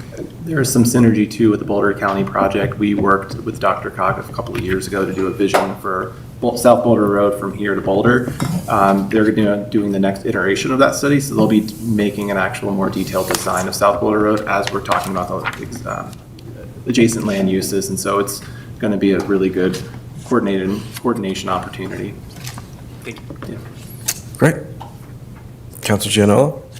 Thank you, Mayor. I have a 30,000-foot level question. How do we achieve anything with the plan? We come up with this great plan, how do we actually achieve anything with it? You or me? Well, I can start. So there's probably going to be buckets of responsibility. So like there's the city. So we are responsible. We have things like it'll inform probably land use code changes. So probably new zoning for the area potentially. It'll inform whether or not something like a new, some sort of district might be suitable, like we did with the Downtown Development Authority. We also have programs and incentives to support small businesses. We have opportunities to construct trails and open space, public works, infrastructure, trails, and so on. And so that kind of infrastructure is there. Then there's also probably carrots and other things to provide the businesses in the area as well. And I'll let Chris put the. I think you said it well. The comma would be, there will be an implementation plan that we will work through. So that's why we have David, a market expert. We have someone who's a public-private finance expert. The implementation and next steps will be geared towards the vision that comes out of the community. So we have worked on a variety of different projects, but until we know what the community wants and what direction we're going, then we'll tailor ideation there. So it is probably a little bit of enticing. So if we want to entice development, how can the city do that? But also, how can we make the process smoother? And when development occurs, it occurs consistent with the plan. And so if we call for a trail or a road going someplace, then development that can be part of that process. Thank you. Yeah, Appreciate it. All right, thank you so much. Thank you so much. We conclude presentations with that. We'll move on to staff reports, and we'll begin with our city attorney's report. I don't have anything to report this evening, thank you, Mayor. Right, we'll move on to our city manager's report. Thank you, Mayor and Council. I have a few items for you tonight, and the first one starts with what we're all trying to get out of here to get home, and that is our spring storm update. So I'll start with the positive. Yay, water. The storm will be producing really heavy, wet snow. It's not going to get us out of any sort of, miracle, but it certainly is helping. And so that is the good news. The downside, though, is that we are currently projected to be in the 4 to 8 inches zone. It's changed to be slightly higher and started earlier. What this means for our community, though, is that we do anticipate and have been putting out messaging around tree and limb damage and potential power outages. I recently saw an email from BVSD that actually has been experiencing power outages already, and they are closing completely for school. So we do anticipate this to be occurring throughout the night and early tomorrow. The heaviest snow is going to start falling later tonight, which at the time I wrote this might be now, since it is later tonight and into the morning. Road temps should be above freezing, but we will be in a freeze watch in effect to Wednesday into Thursday night, which gets to the fact that earlier today I called a delay start for most city facilities. This means the rec center will be opening at 8 a.m., a 2-hour delay, and other facilities such as City Hall, the courts, it's all on the website, and Slate are at 10 a.m. We'll reassess if we feel like we need to change that, but really the main goal is to keep as many people off staff during the most important times to get the snow melted with our ice and get it moved away. Moving on to Earth Month activities. We just wrapped it up with our Earth Day Every Day this past Saturday. Just kind of some stats for the different events that we did throughout the month. Our Heart to Recycle attendance was 431 residents. For drop-off, we had 270 pounds of medication that the police department helped with, 27 mattresses, 5,300 pounds of shredding, 10 cubic yards of branches chipped.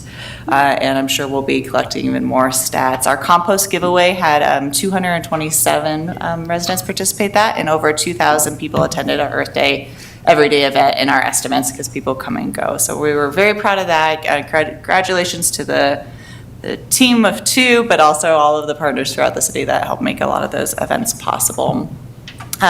Councilor Gianola and I and a few other members of staff attended the EV ribbon cutting this morning in a very dreary morning, but appreciate you attending, Councilor Gianola, to officially kind of welcome our new public EV charging stations at the library, Fire Station 1, and the golf course, with more to be planned in the coming future. And then very excited, and the weather, knock on wood, looks like it's going to turn very quickly from what we're currently experiencing and have a lovely first art night out, the earliest potentially of the season since it's the second Friday. So May 8th, hope to see you all there. And then just wanted to give an update on a past discussion that we've had, which was the Coca-Cola mural. The RFP was released, I believe, yesterday or Friday, but proposals are due June 1st. We have also passed this along to some of our residents that are interested in having experience in this to pass along the RFP to look at qualifications to provide restoration and conservation services for the historic Coca-Cola mural sign.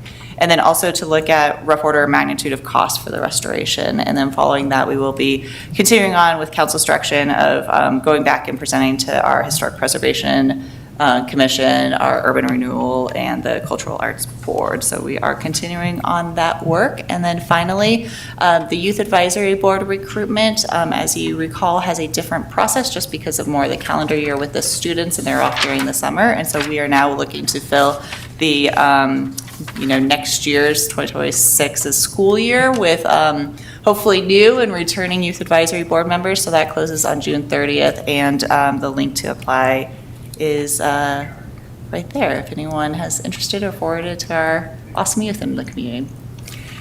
Yeah, go ahead. I don't trust my memory very well, but I thought in the Coca-Cola mural, one of the things we had asked staff to do was look at whether in any of the new buildings that whether there's a indoor spot that was appropriate, and I wondered how that's incorporated into the RFP. That probably wouldn't be incorporated into the RFP. What we're looking for specifically, because we only received one request last time, was what does it look like to restore it? So the expertise of the physical restoration and cost of it, staff can provide an analysis of where we think it could fit or might fit in new facilities. But thanks for that clarification. All right. Looking ahead to May 19th, so we have a fairly full meeting calendar again. We'll have a public hearing on special use review for Ted's Car Wash. I also wanted to bring back the land use code update. When we had last talked, we were going to just bring forward the first reading of the ordinance, and since then I know there's been a lot of kind of internal conversations, external conversations about really making sure we know what path we want to go on so that we're not getting to first reading going, actually we want to pivot. So this is our time to have that conversation. It'll be really focused, but just to make sure we're on the same page.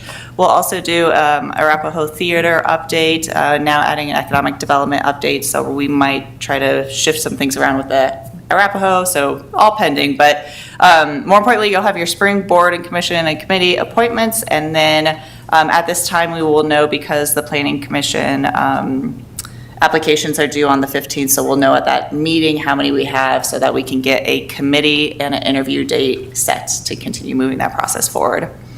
And then at your May 26th workshop, we'll have a presentation on the Lamont Doe's tax extension, so bringing back some information from our February workshop on what it could look like if we did want to move that to the ballot. It will be the first day of our new communications director, and I think every meeting you've given her something new. So we're going to set some expectations about what can accomplish, but also give a little bit of context of what we do. And just, I think it'll be a really good opportunity for her to also hear from counselors about kind of their priorities so that they can go and back to the team and kind of set what the next, 60, 90, 100 days looks like. And then finally, as we do every couple of years, we update our building code to align with please forgive me, the ICC, the International something. Code Council. Thank you. He has a planning background. That helps. So we will give you an update on what some of those proposed changes will look like. We also are going to various boards and doing some community outreach with that. But the intention is that something would be adopted by the August 1st kind of deadline to implement it into the new processes. So that is what you all have coming up here quickly. So thank you for the time. Great, thank you. Moving on to councilor reports, Councilor Jensen. I just had one thing. I wanted to say congratulations on the Birthday Everyday event. It was awesome. But the first thing that happened is I took my dog who just pooped and then I stepped in it, and that was not much fun. But I cleaned it up. But anyway, I stopped at a booth that was the Play Boulder Foundation, and I actually used to be on their board, and at the time they only served the city of Boulder. They told me they have some new money for helping people outside the city of Boulder, including Lafayette kids, with what they call the summer pass, I think, summer play pass or something like that. And it is available to young people whose families are either on Medicaid or SNAP or housing assistance or things like that. And we have not yet implemented it with City of Lafayette recreation activities, but there are activities within Lafayette like private dance lessons or gymnastics or the Lafayette Y that will take this pass and allow kids to have discounted or free services. I looked on the Lafayette Y website and the Play Boulder website and found very little information, so I don't feel like the word is getting out about this. But should you know someone, and I'm announcing it to the vast numbers of people on the internet watching us tonight, that should you know someone who fits that category and for whom this would be valuable, to have them contact the play. And the staff didn't know much about it because it's new and they hadn't done it before. So there may be some wrinkles yet in how it gets implemented, but I'm hoping people who need that service will take advantage of it and try to get some free activities for their kids for the summer. Right, thank you. Counselor Gianello. Thank you, Mayor. I went to the farmer's market on Sunday. It was great. A community member from Communities That Care found me at the market and brought up the topic of the tobacco retail license and had a robust discussion about that. So I know Councilor Gallegos, you initially introduced that to us. I'm interested in maybe revisiting that in the future. And then I want to just briefly address the land use code. I want to let the rest of council know, and let a few folks know and some of staff that I don't want to delay this. I want us to move forward on this, given we have this mismatch. We're close. We're at the finish line. Love to get this land use code on the books as soon as possible. And I guess I have a question of when we might see the full and complete draft land use code. Is that what we would see at the next meeting? I'm still waiting for that whole package. Want to just dive in and see it and not have a draft version or have that. I'll get you that answer. Staff are on their way home. Yeah, understood. Yep. Thank you. That's all. Okay, Counselor Gallegos. I was going to mention that the advisory board applications were open, but the city manager beat me to it. And I also wanted to wish all of the teachers out there a happy Teacher Appreciation Week. We have a lot of teachers who live in our community and serve our community, so thank you. Councilor Blair. Thank you, Mr. Chair. Just very briefly from me, since Councilor Giannola stole my piece on the tobacco retail license, I also talked to Nick. He was brilliant. But yeah, thank you, Councilor Giannola, for that. I would just say the farmers market was such an incredible hit, and then Art Night Out coming out really soon is going to be amazing. I'm seeing bikes parked on trees, on people's front porches, on kind of the scaffolding fencing, just because there's insufficient bike parking downtown. So just maybe an ask or a flag that as we continue to draw many, many residents to our robust, incredible downtown, that we think through, are there easy fixes, either temporary or permanent, for additional bike parking on the periphery, since it's difficult to get into the more permanent bike parking features that are deeper in the public events. But that's all for me. Thank you. Mayor Pro Tem. Thank you, Mayor, and on that note, to Councilor Bollier, oh my God, still doing it. You're nailing it. I am lucky enough to be on the DDA and mention frequently that we always need to, no surprise, need to consider bike parking on both sides of public roads, especially for the farmers market. And I'm on the parking subcommittee, so we are looking into the public parking that's used and how to ensure that we are focused on routes and locations for bike parking in the public parking. In addition to the bike corral that's being looked at right now, there's a location being sourced for a bike corral. Cool. So thank you for bringing that up, and yes, it's in the works that we are focused on how to make sure that we aren't parking bikes on people's porches and houses we don't know them. So yeah, Thank you, Mayor Pro Tem. and I would like to let everyone know that I did do the DC fly-in with the Northwest Mayors and Commissioners Council. It was very eye-opening, and the objective was to speak to those representatives that we could who would ensure that the funding set aside for Colorado 7, Colorado 119, and Colorado 287 is actually appropriated, because it has already been promised but was not appropriated. And we were able, through the lobbyist that works for and NWMCC, I can't get used to this, did set us up. We met with Representative Magoo's, Representative Gabe Evans, Representative Brittany Patterson, Senator Hickenlooper's office, staff, and Senator Bennett's office staff.